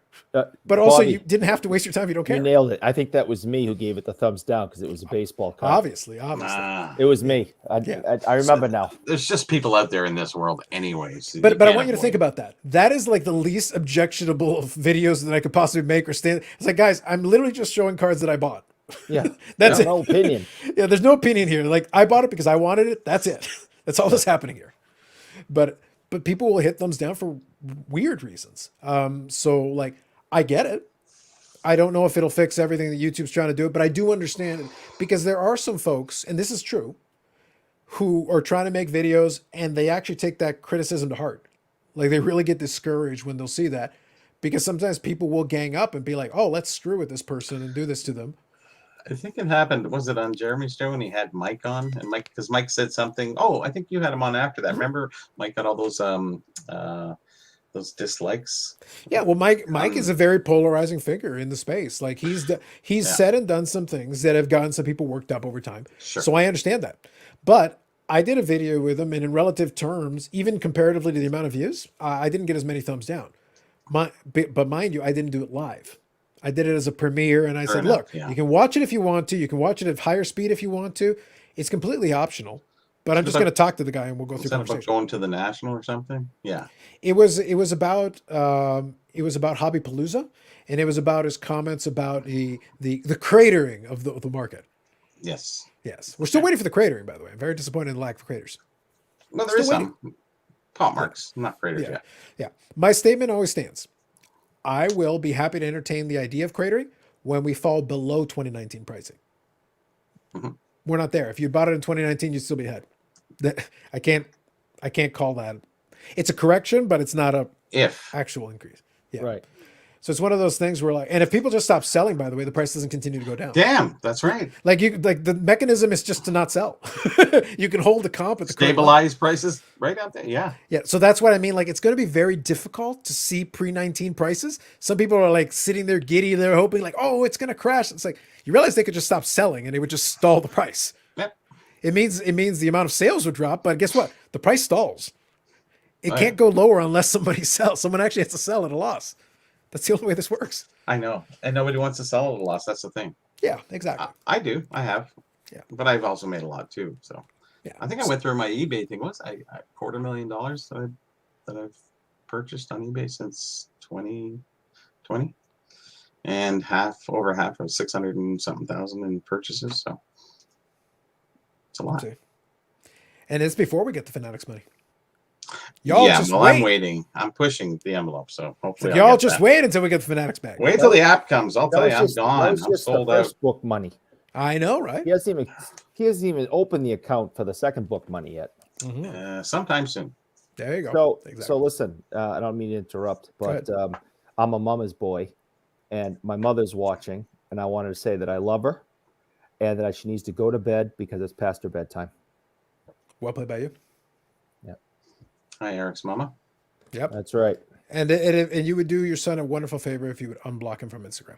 I know you took the instructions and you were like vigorously following, like Marcel Dion. Can I hit all three at the same time? No, you got to pick one at a time. Just One is to pick one. Yeah, she probably reported me more than blocked me. Understandable. I can co-sign on that. That's fair. But thank you and good evening, Eric's mom. You'll be the talk of Boston tomorrow. Don't you worry. Oh, no doubt. No doubt. Word will get around. Yeah. It's like, can you be blocked by more people than follow you? Yes, you can. That's 100% possible. Oh, yes. Yes, 100% possible. And it new happens goal. to certain people. Yeah, exactly. So real quick, guys. So far, fun, good conversation. So like I said, we talked about the card ladder thing, covered it for now. If there's any other questions or thoughts on it, you're more than welcome to throw them in there. Feel free. But we've touched on it pretty well. The Dibbs thing is interesting. Let's keep an eye on that. Right now, for the moment, it's interesting to note. The Amazon investment is just enhancing the money they have available to do things. So let's just keep an eye on them for that. And COMC did a thing. Mission They did a accomplished thing. banner. Yeah. Yeah. So we covered it. We did It it. went down, went up halfway, half mass. Guys, only 20 months. We did it. We did it, y'all. We didn't quite get to 2 years, but we got close. Anyway, so any other questions or thoughts from the peanut gallery? Right now, it is open to you guys if you want to ask or have any thoughts on anything we talked about so far or that we have not talked about so far. Or are you all Instagram blocking Eric, which is understandable. Right now, they're all going there. It was silent. No, I completely understand. I wanted to give the tutorial, the instructions, but I want to leave it post open. stops as soon as Carlos did that. It's amazing how that works. I know they got distracted. They're like, wait, Let me see. can I do it from the app too? It's like, yes, you can. Yes, you can. Yes, you can, guys. It's a fact. One account, app or internet, home computer, same thing. Yeah. So let me kind of pose an open question. And this could be to either one of you. So let me leave it open. We still got a little bit of time left. Unless I see something crazy amazing, I kind of want to slow down my buying because the holidays are terrible for mail and stuff. I don't even want to deal with it unless I have to. So I'm trying to avoid it. So if I see something crazy, then great. But otherwise, I'm going to let it go because I know it's going to slow down very shortly. Is there anything that you guys have on your own collective radars? Are you still looking at stuff? Would you still buy through the holidays? What is your usual process for this time of year? Yeah, you never know what's going to pop up with me. So Sure. the buying always has to remain open. I don't worry so much about the holidays and the slower shipping. It really isn't that much slower. People say things get lost through that time. I really haven't come across that too much. So I don't see any changes. I see people buying less through this time as we get closer to Christmas, like usually the week prior. But after Christmas, a lot of people are buying. Maybe they get money for Christmas. I'm not too sure. Or they think everything's okay from that time period on. So yeah, the holidays are no different to me than any other day. Actually, I've seen things listed on, almost Christmas Day. You just never know what's going to pop up. And that's what you're really looking for, is the most unusual and unique kind of thing. And you just got to be there at that time. So there's nothing in my sites, but everything's in my site. I think that's fair. Eric? Anything on your end, Eric? This is the schedule of shows coming up. Mom, this is my want list.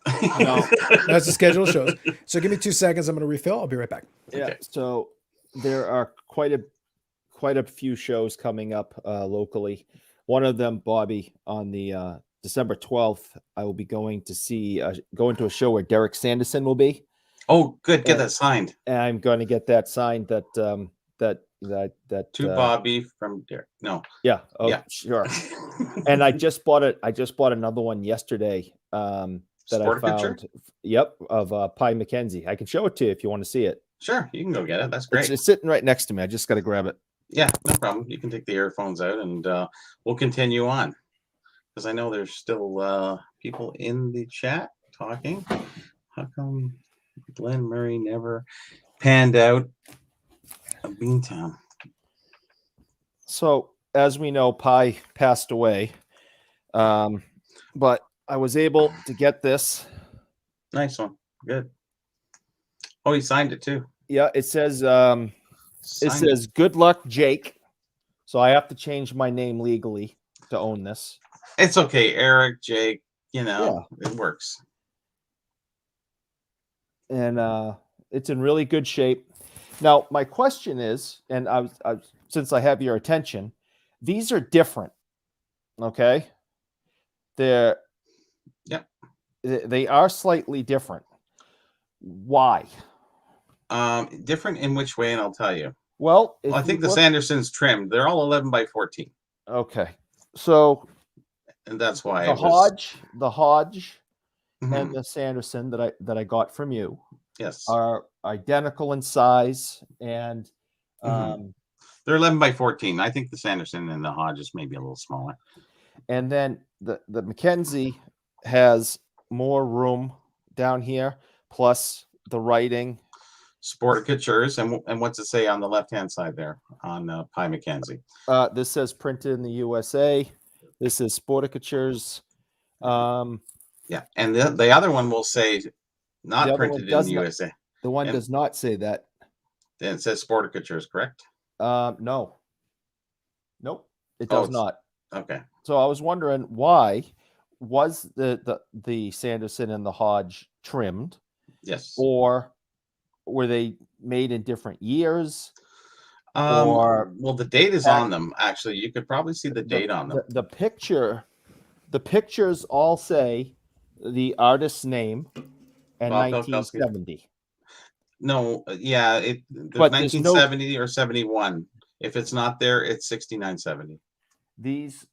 The three that I have He only started dating them in 71.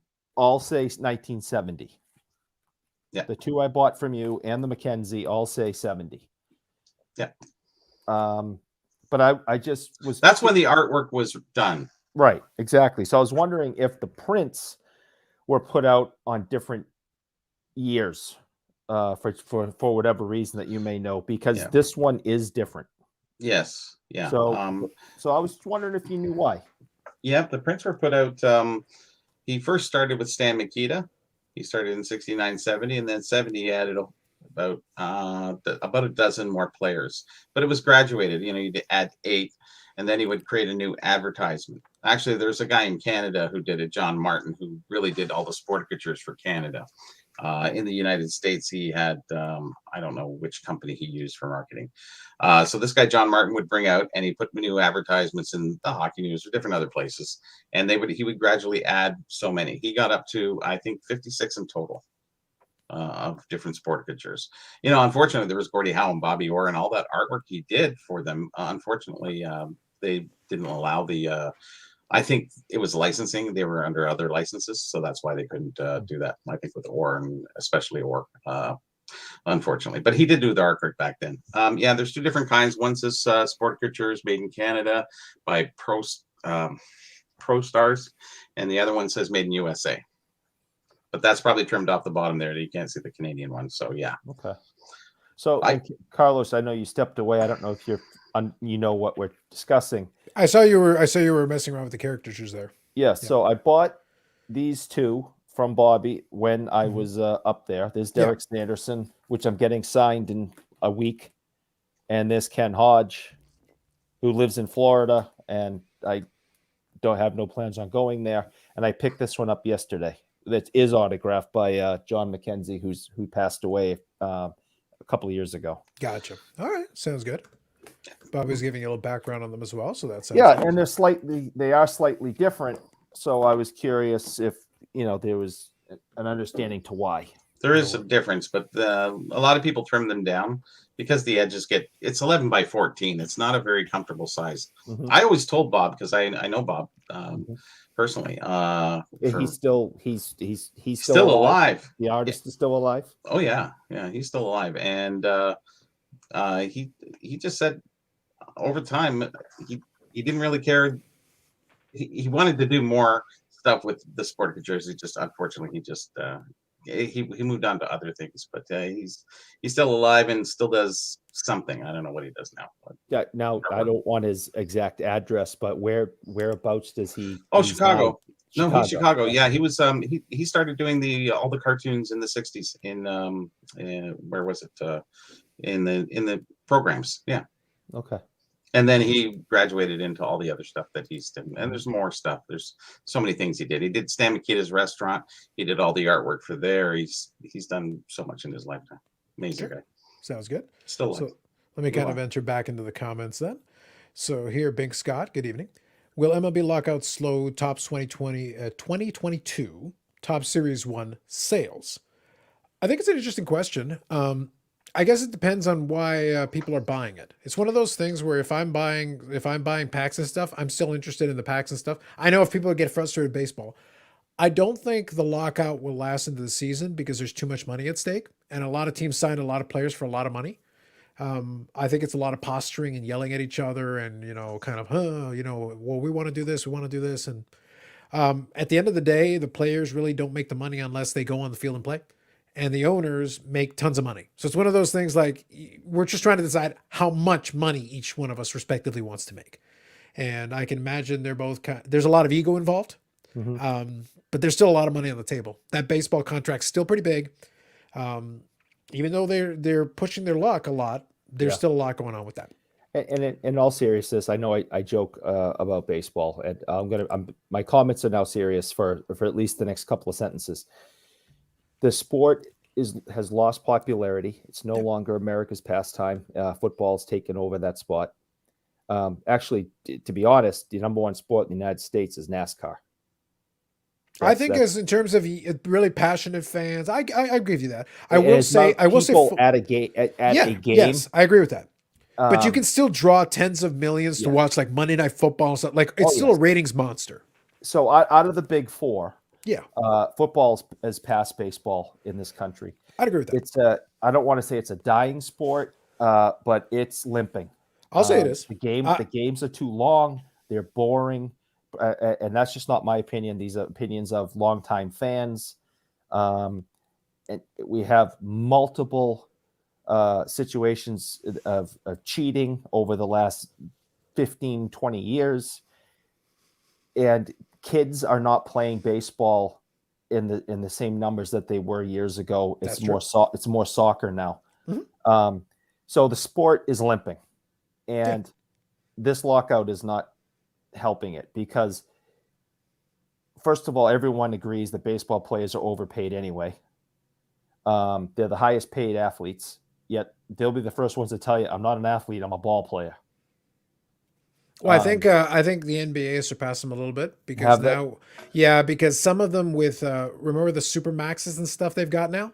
Mhm. I think under the deal, I don't remember the exact particulars, but I feel like, and you guys feel free to fact check me on this, but I feel like I'm close. I feel like Chris Paul, based on the design of the Supermax or whatever, like there's like an escalating scale for some of these players.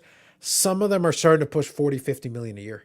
Wow. Like at the top end, once they get to a certain stage, they can really start. So like on a per year individual basis, some of these guys are killing it. There are baseball players definitely making huge money, Right. huge money, but it's still reserved for the Mike Trouts and the guys making $300 million contracts. Those are like 12 or 14-year contracts. Like, yeah, per year, it's overall huge money. But a lot of the basketball guys, between shoe deals and between the teams escalating these rates for the superstars, when they get a supermax contract, they're making tons of money. Oh yeah. So I would say on a per year basis, the top end NBA guys are crazy paid. I would say the average baseball player probably is still right at the top. But some of the secondary and bench guys are starting to get close to 10 million in the NBA. Like the money is really escalating. So, over but that sport is gaining in popularity. there. Yeah, no, I agree with you. And baseball is losing its popularity. Yeah. And the players are making way too much money. And the owners are multi-billionaires. So let's not cry for me, Argentina. Mhm. But they are definitely making less than in the past, especially during the steroid era and the home run era, because the stadiums are no longer full. Now, one quick factor I want to throw in. You're not wrong in anything you said, but one thing I want to factor in. Baseball is right now still riding the TV contract. You could have they cried poverty during the COVID season where they said, "Oh, well, we got to run less games because we're losing money." No, you're not. Your TV contract is such that you would have made money if nobody is in the stands for the next 10 years. Mhm. That's how good the TV contract is. Sure. It's not as good as the NFL's TV contract, which is a different beast entirely. Right. But the NFL has earned it. They can get 10 millions of viewers for Sunday Night Football or Monday Night Football Sure. and stuff like that. Absolutely. Like they deserve it. And to be blunt, the Super Bowl is watched by 100 million people. They deserve it. So Exactly. they have earned that right. Baseball is still coasting on its historical relevance, where it's getting a TV deal that is very generous. But that TV deal keeps them in the black. That TV deal keeps it so the owners can still make money, even with the contracts. The players can argue that in terms of revenue, they actually deserve to be paid more as opposed as in revenue. If you're talking about through the butts in the seats, you're totally right. But they found ways to monetize everything in Major League Baseball. Yeah. So they still make money, even if no one showed up. Did I miss Hockey 99's? I want to get to this one, but I Oh, you wanted didn't get to it. Okay. Eric was making. No, I would not deprive you. Eric was making an excellent point though, because baseball is struggling with it. So as far as Topps 2022, I don't think it'll have a huge impact because it's one series. It also depends on how long the lockout goes for. That's what I was going to say too. That's the key. That's the how long number does one. it last? Yeah, if they figure it out pretty quick, Yeah, no one negligible at best. And they've got a little bit of time because I think they release opening day before that. So they usually have a product that predates the flagship. Yep. So they've got a little bit of a buffer. Of course, Topps would rather, could you guys just settle this and figure it out amongst yourselves? And can we figure this out? Because we still want to sell this product. So that does make a lot of sense. So real quick. So let's get Hockey 99 question. It's a fun question. It's a lighthearted question. Oh yeah, right. Do you see content creators releasing videos that critique and discuss other content creators' videos? Yes, you do. Possible content creators shooting hard at other countries? Yes, you do. I would say there's very few that will go into it in full-on attack mode for the most part, but they'll allude to things or they'll touch on certain specific things. It's tricky to, unless somebody wants to complain. So even I did those videos a while back, and one of the highlights for me this year was the year I introduced Dapsman. A lot of people thought I was shooting hard on Dapsman in the context, the verbiage you're using there. I wasn't, because the guy doesn't bother me one way or the other. But it was entertaining to make fun of aspects of his presentation. Sure. I do think his content is not beneficial. I do think it's really empty calorie content. But if you watch it and you like it, I'll judge you. But at the same time, I'm not going to hold it against you. I'm not going to say you're a bad person. Like, whatever, man. Watch whatever you want. However, can I critique the content? Yeah, of course I can. So your point about the critique? Yeah. That was a parody video basically where I did the hat backwards thing, the editing, the silly stuff in it. I don't make a habit of doing all the time, but it was fun to do. It's fun to make fun of it. And as a point, you spent a portion of that video making fun of yourself. Yeah. Which, is that's where real humor comes from, as far as I'm concerned. That's humility, actually. Yeah. Well, we don't have any of that here. We don't have any of that here. You can't. However, you can't even see. Oh, good Jesus, that's awesome. First of all, you can't even see the logo because your beverage is too dark. It's soon. This Soon. is the Imperial Stout, my friend. This is the darker one. That sounds like something I'd like. And Bobby, that's fantastic. He did that for you, or you just stuck your head on something? What happened here? no, he did it for me. Oh, that's awesome. He did this in 2007 for me. I helped him see, because John Martin did everything in Canada. He didn't know he had towels, pennants. He knew he had pennants, mugs, and all the different other things that they did sporticulture on, other than the prints. So I got all his stuff together. I sent all that information to him. I had to talk to him on the phone before because he wanted to make a website for himself, and he wanted to have all his products there. So I helped him out that way, and he says, in return, I'll make one of you. And mine says, see, everything has to do with the puck. The puck is the funniest part of all of it. It says, we're almost there, little fella. And it's a direction sign saying, to the Hockey Collectors Hall of Fame at the bottom corner here. So, Oh, that's awesome. Gotcha. he did a pretty good job. That looks like me. Well, Yeah. back No, then it did. I would say that it was accurate for the time period. Sure So was. This Yeah. puck's a fireman putting out the fire on the stick. And, Yeah. This puck is holding its eyes shut because he's about to get slapped. Yep. Well, without And, the puck epitomizes everything of the And this player, right? And this one's diving into the curved stick. Yeah, the curve stick. Yeah. He did a really good job with that, and I think that's what really makes the sporticultures very popular. Like the mugs go for, $150 a mug. Oh, I want that Sanderson one that's in your book. Oh, that's a I want that so bad.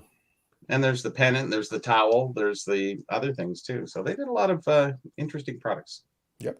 So while Eric is salivating, I'll quickly touch a couple of these comments. So name here just says, the guy selling a massive tutu collection on eBay right now, listing 2 items a day, and picked up a couple pieces and he had missed out a few others. Fun seeing what he has for sale. Yeah. Though when somebody does a collection, it's kind of fun. And I'll quickly, so Bobby, I want to read a couple comments first, but did you want to add anything to this before? What's that? Just about the critique, discussing other creators' videos. Did you want to add any 2 cents on that? No, not really. The one thing that I did critique a few videos in the comment section, not on obviously on here, well, probably on here too. But I do like adding the stuff in there, and they do get back to you, which is good, because I've seen a few errors along the way, and sometimes you just say, "I'll forget it. It's not worth typing," but it is. If they're have something wrong and they've said something wrong about a collectible or a year or something like that, I don't mind stepping in and saying something. I will say, kind of playing off that, if someone is legitimately passing off inaccuracies, it's very difficult to resist. So it's a double-sided. Most of them. Yeah, no, I get you. But look, there's 2 levels to this. There's inaccuracies where, look, if you're stupid enough to listen to that, I'd rather you make the mistake. Like, I'm actually not interested in protecting you from this. Yeah. If it's an egregious one where then they're trying to monetize it and like helping themselves out to that, then I'm a little more inclined to be like, all right, I kind of got to hold the line on this. Because look, if someone says something stupid and you want to follow it, have at it. So be it. But if someone says stupid and then is charging you for the privilege and then is kind of screwing you over and taking your money and running with it, then maybe it's worth saying something. So like, you got to kind of pick your spot, because you don't really want to go to war with everybody. No. I will pick on and tease certain specific characters or allude to certain things because, our maturity level is never been in question. It's not there. But the point is that I have a reason for every one of those things that I do. Any pot shots I take are not without a background and a context of justification for it. I'm not just doing it for the sake of doing it, because just doing it for the sake of doing it is beneath me. It's just not interesting. Like, no, I got plenty of real targets. Why would I waste my time on something that's kind of just that? It's not just to be mean-spirited. It's like, no, you're doing some stuff I don't like, but I can find some comedic ways to poke fun at it or take some pot shots at it. Yeah, and it's all in jest a lot of times. So a lot of times. Sometimes there's a little hard edge of truth to it as well. Usually, if you listen carefully, you can read between the lines and figure out which one is which if you're just listening closely enough. So good evening, Global Sports Card Investor. Absolutely, good evening. Yeah, from Melbourne, Australia, the lockout capital. We'll have to save Aussie Card Dad is around at some point, but good evening. Safe and well, yes. We're good so far. Hopefully you are as well. What are your guys' thoughts on the custom card scene? I just want to try to get caught up a little bit. I like custom cards. I don't mind them. I understand the idea behind it. You have to be wary and careful of copyrights when you try to rip off somebody else's idea or material. But I've seen some amazing custom cards. I want to say Richard Ho is on Instagram and has done some amazing custom cards where he's taken concepts and put players and people that have never been on those cards before and come up with his own versions of them, and even done acetate and autographs and some really cool stuff. Like at that point, it's almost art because you're actually developing something that didn't exist and making it look good. You're making it look right. See, that's what I was going to talk about. Yeah, the custom cutout. Yeah. I think those guys who do those cards it's amazing that you can get that's not even an autograph. That's a cut. Yeah, no, it's his autograph. Yeah. Oh, I can't see it. Sorry. Yeah, it's very dark. It's a cut. It's basically a cut on a dark piece. Yeah. Oh, Yeah, and the it's- autograph's on a dark piece. Yeah, Okay. it's on a very dark piece. Yes. Very, very dark. Is that any better? Yeah, you can make out the cutout, but the Bobby Orr autograph, I think Eric showed that to me at the show. Yes. Oh, Yeah, so but it is a cutout. It looks good. In person, it's a little easier to see, but Yeah. it's a cutout. It's a nicely done cutout to And incorporate the autograph into And it. if you look, it's a picture in a magazine. You can see the bottom of Orr's jersey and his stick. oh yeah, right there. I can see that. Yeah. All right. So it was a picture that Bobby Orr signed of himself, and the artists who, here is their business card. I make no money. I'm just telling you, this is the company that does it. Okay. First it's Tim, now it's Royal. Like, And so they cut it out of the magazine. They cut the autograph out and placed it, and then cut this picture out of Orr and everything. And the way it was explained to me was that because this is a one of one and considered art, they can use the Bruin symbol and the number 4 and the picture and the uniform and not have to worry about licensing issues. Yeah. Because There's a little bit. There are some workarounds to it if you're very careful with how you present it and how you do it. There is a little bit of latitude. You have to be careful. Yeah. That's why I say, when it's done really well, I have a great appreciation for it because it's kind of a custom piece. I'll give you an example of something that qualifies under that, and then I'll get caught up on a few more of the comments because there's some really good ones. Thank you, by the way, everybody, for the comments. There's some really good stuff there. I'll give you a good example. It's not really custom, although it sort of is. President's Choice Cards, Brian Price, he creates his own cards. He isn't licensed by anybody, but he'll commission artists to design things for him, and he'll use his substantive memorabilia collection to build custom pieces. You can get amazing one-on-one cards of some of your favorites with pieces that are better than what Upper Deck can get their hands on because Brian Price has it, and he's able to develop. These are truly collector pieces because the secondary market exists, but it's not super hot for it because it's like, well, that isn't like a licensed card. It's like, I understand. But some of these are vastly superior memorabilia pieces to what you're going to be able to get from any of the manufacturers because he's just got better stuff. yeah, I do see, and it's been going on for a long time, is doing the vintage stars like from the 30s and 40s where they didn't really even have cards. That's So right. you get a cut auto just like they did the Aura there, Eric, and gorgeous. And they get scenes that you've never seen, original photos that you've never seen of the player, and you go, wow, where did that come from? And some great ones these guys do. So I give them, heads up for that. Yeah. My statement is always, if done well, it can be a great piece to add to your collection. And if you're already an advanced collector, it's kind of a fun piece to add some variety. You've already got like a lot of the regular stuff. Add some of this. It adds a little spice to the collection. It makes it a little more interesting. There you go. So global sports card investor here. The market generally cools off this time of year due to lack of excitement for the major sports and people spending money on things that are more important. I think the latter portion of that in particular, people allocate their funds differently this time of year. They're focusing on But other I don't things. understand the first part of that. So I may disagree because right now you have 3 major sports going on at the same time. Mhm. 3 out of the 4 are playing. How could you say that there's a lack of interest? I think it's more like a combination of people spending money on other things. Absolutely. And also a little bit of fatigue because we've been going pretty hard as a hobby, throwing money. It goes back to what we joked about earlier in the show. Over the years of collecting, I have a negative ROI because I haven't sold enough of my stuff. I buy the stuff to keep it for the most part. So Right. like that's going to be a negative ROI. On stuff that I've sold, my ROI is very positive. But like it's much less compared to the amount of stuff I keep. So if I shifted that balance, it would be different.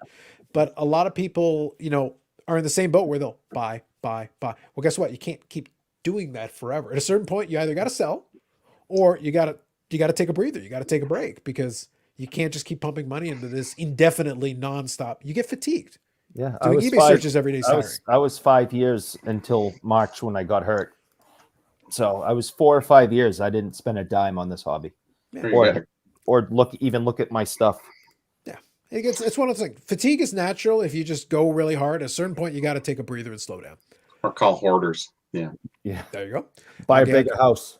Hockey says MLB attendance is still good in a lot of cities. That is still true. Growth in younger demos isn't good. Yes. The game is mostly regional now. That to me is the biggest thing, because I think a lot of folks are fans of the Dodgers, fans of the Giants, fans of the Padres. They're not fans of Major League Baseball. They're fans of the Dodgers, fans of the Giants, fans of the Pirates. And they'll watch their local team, but they're not paying attention to the St. Louis Atlanta game. They're not paying attention.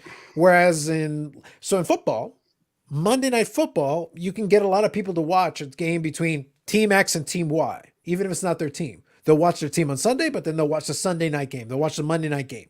They'll actually watch those. Baseball, it's split up. It used to have like Sunday night baseball. It used to be the game of the week, but there's a game every single week. day. Yeah, it's too many games in that sport. Yeah, we've got them all on TV, and you can stream them all. 160? How many games? 162. Yeah, it's utterly ridiculous. 80 hockey, basketball, 80? Basketball and hockey are the same, I believe. Yeah, about 82, give or take. So many games, and then you got your regular life and all the other things you want to watch on Netflix and any other shows, and then you have work, and like there's so little time, and the watching because I'm Carlos show. Like, that takes up many hours. Fridays are shot. It's like many 6 hours a day on average. And just one more thing, the NFL is now God. 17 weeks instead of 16. It is, but you got to remember, with the NFL, you basically have, if you really are hardcore, you can watch a game on Thursday. If you're really hardcore, the Thursday game is usually kind of crap. But if you really want to, you can watch it. But it's one game on Thursday. One. Right. Sunday is the big group of games. Right. Sunday night is its own kind of entity there. Yep. And Monday. Mm-hmm. There's no games on Tuesday, no games on Wednesday, no games on Friday, no games on Saturday. Not till the end of the season. Yeah, but but in general regular season, like they take more days off than they're on. Major League Baseball has been 162 games since 1961. Forever, yeah. Yeah, so since 1961 when they switched over from 154. The problem isn't the amount of games. The problem is you can see them all. So it's not really that special. You can literally see it. I can watch every single Jays game on TV, all 162. All of them. The second of a 3-game set against, the Milwaukee Brewers is not necessarily going to be front of mind on my attention span. And I'm a Jays fan. But even still, it's like, if you saw the first game and you're going to watch the third game, you don't really need to watch the second game. Like, maybe there's a pitching matchup. Like, you need a very specific reason. Because, by the way, then they start the 3-game series against the Yankees at the end of the week. A game on Friday, a game on Saturday, a game on Sunday. So you're going to get 3 consecutive days of games anyway. Another 3 consecutive days, like double headers. Yeah. So it's like, it gets very tricky to give that much attention and time. Hockey, 82 games is half as many. However, we get if you want with the local team, you can get every single game, all 82. So it's like, you don't miss any. You can't miss any because they're all there. So it's not that special. Most people are just waking up in the morning watching the highlights from all the games, because why sit there and watch baseball, football, basketball? Like, it's just But Bobby, you can attest to this. And if we go back far enough, it was Hockey Night in Canada.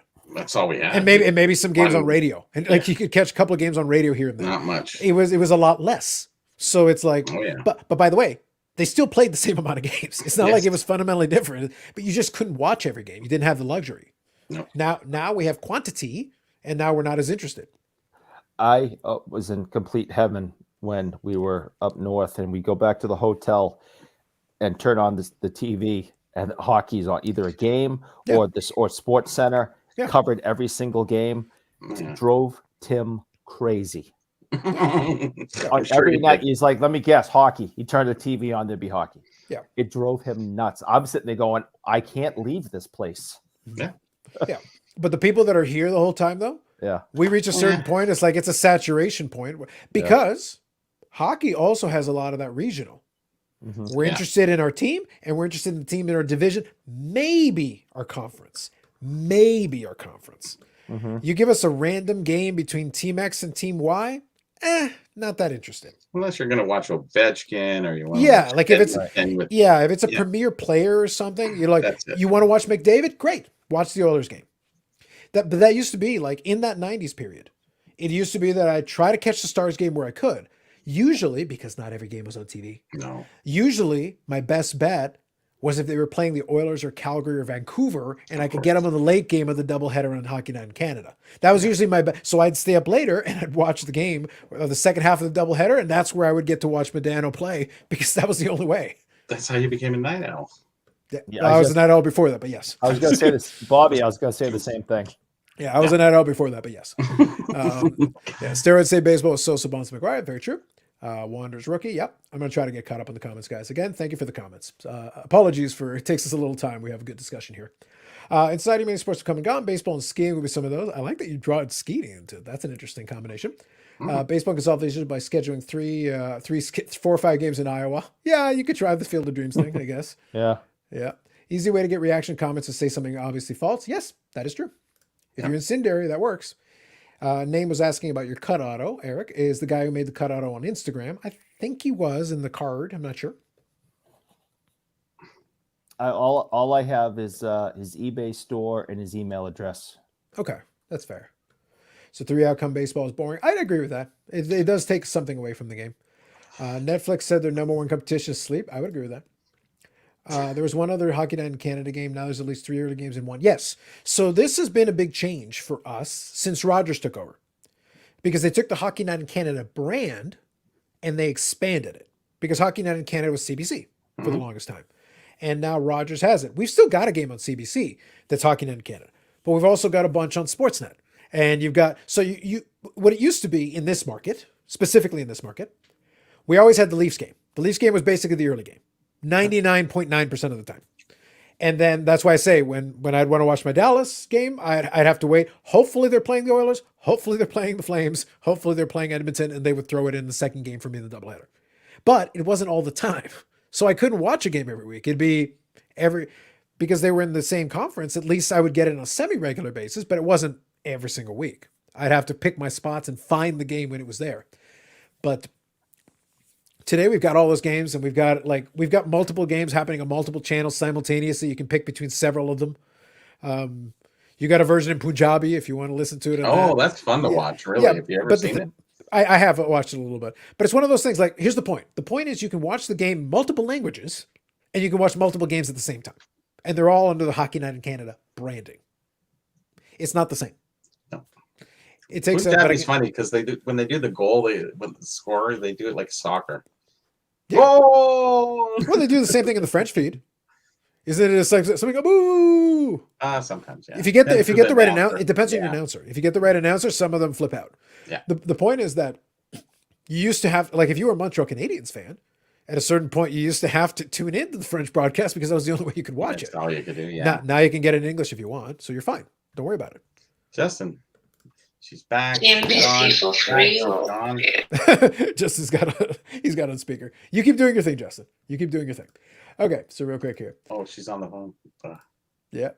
Good evening, Brandon. But yeah, bottom line, it does change things. Once we have so much availability, there's no scarcity. So when there's no scarcity, it's like when you know you can actually tune in at any time and watch the game, you're actually less interested in tuning in and watching the game. Exactly. Funny how that works, huh? Oh, Too much availability is a problem also. Sometimes it's nice to be forced to be like, oh my God, it's been 4 weeks and I've been able to catch a game live. Yeah. It's like, and now I got to watch this game because I'm not going to get another one for a month for my team. If I wanted to watch a Leafs game, I could watch them every night. But if I want to watch my team play, who's not a Leafs team, then I got to fight for it. So back in the days, Canadians fans, sometimes Peterborough Station, Hockey Night in Canada, Canadians game steadily leaves. Yep, that's fair. Depending on your region, you would get those ones. Sometimes also the French CBC station. Yes, yes, absolutely. Can we, Radio Canada.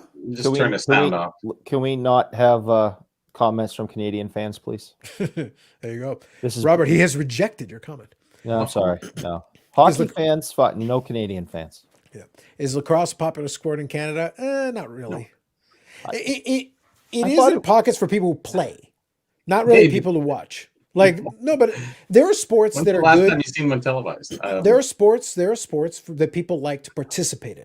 They like to participate in. That is a participatory Yeah. sport. It's one of those ones where, like, look, you get the lacrosse guys who play, they'll be like, oh man, I play like 3 games a week and then I play on this team.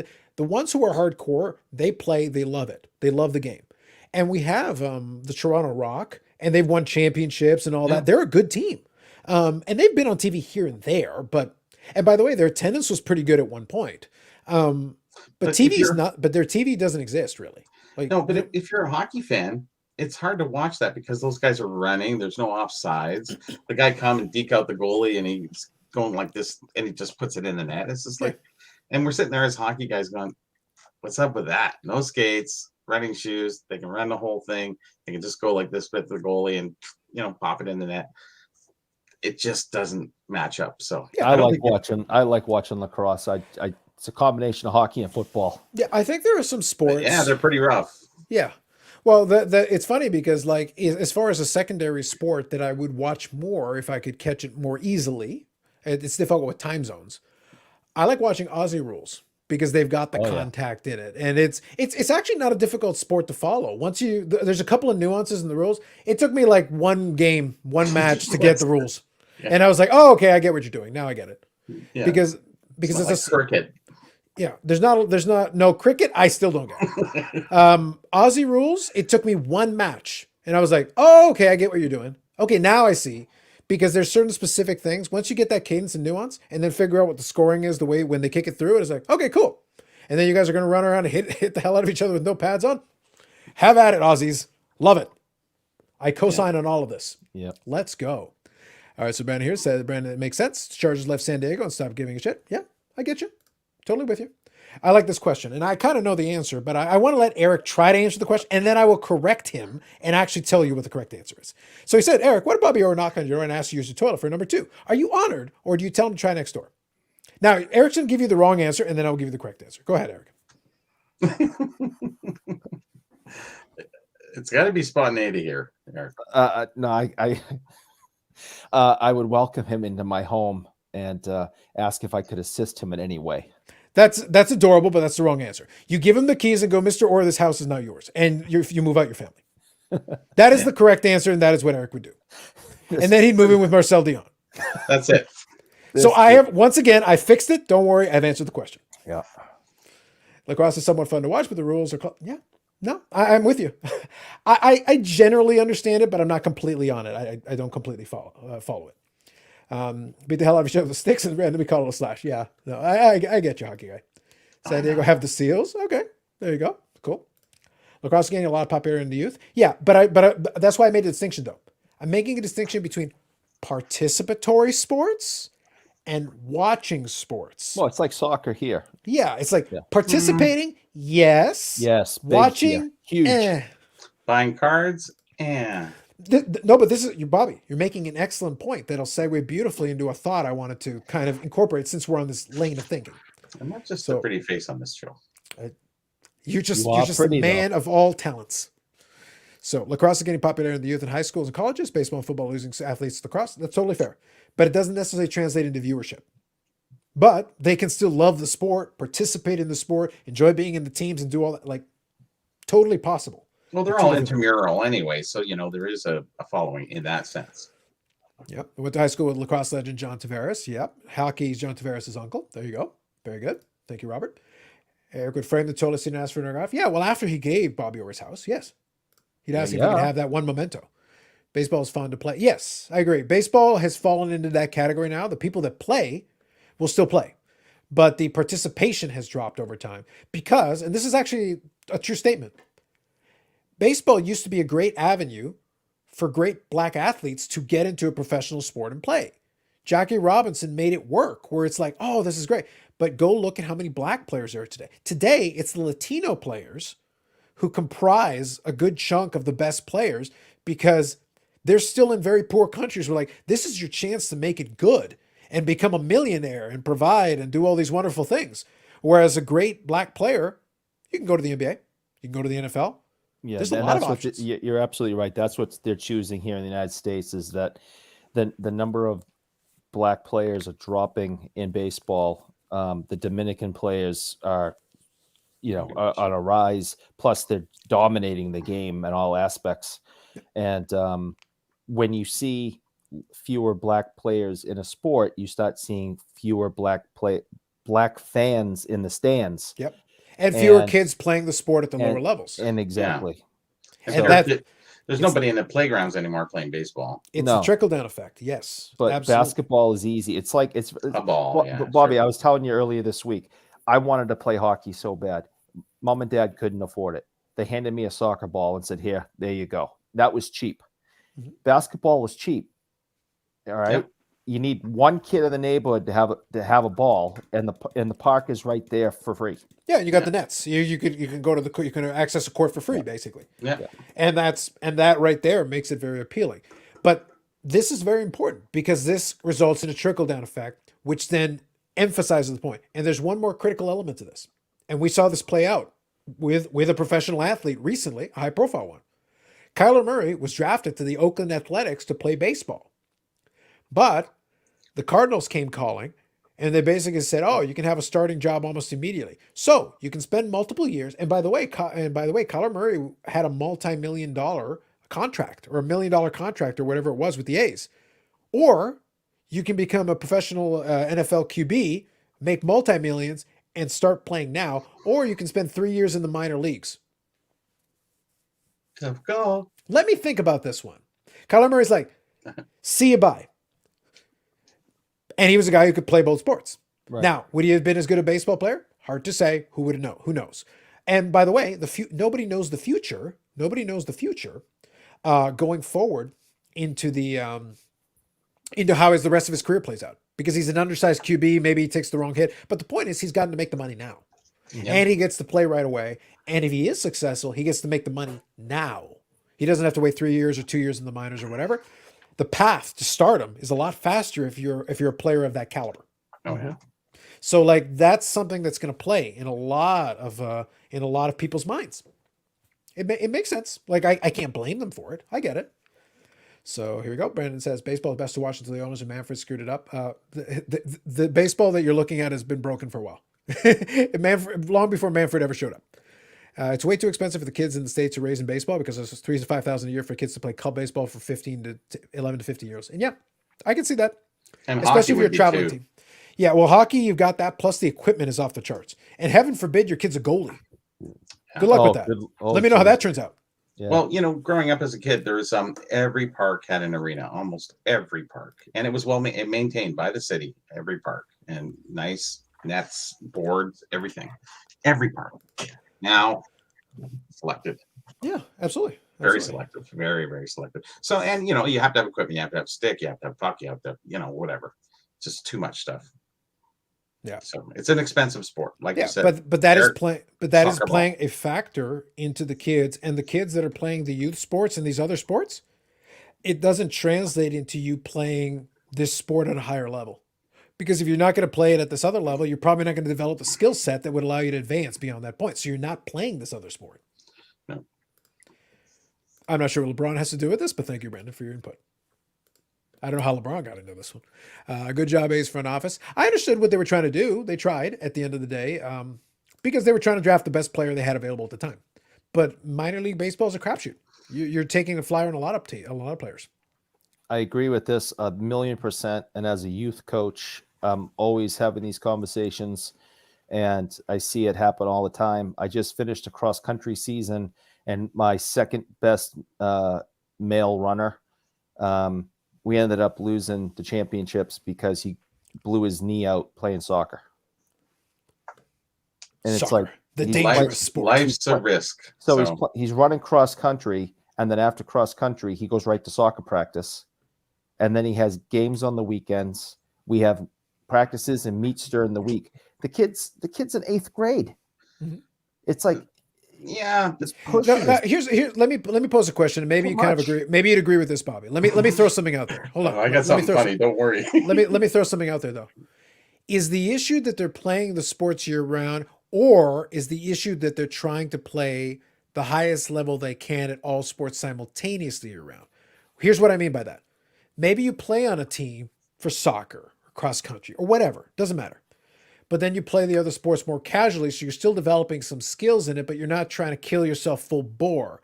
But you're developing cross skills that might still. So if you end up playing a professional sport, your skill set is actually wider than somebody who decided to pick one lane and never deviated. The training is year round for hockey or baseball or football or whatever, but you don't develop cross skills. Long term, we'll see how it goes. But one of the things that made Patrick Mahomes very good is that he can throw from a variety of different arm angles. He came up playing baseball like his dad. His dad was a Major League Baseball player. Right. That little bit of side or little bit turn arm angle is not traditional football arm angle. He can throw from the traditional football arm angle, but he has the flexibility to be able to do a little bit of a sidearm throw that you don't learn how to do that playing straight football. You learn how to do that playing shortstop or third base or one of these things where you have to be able to do that.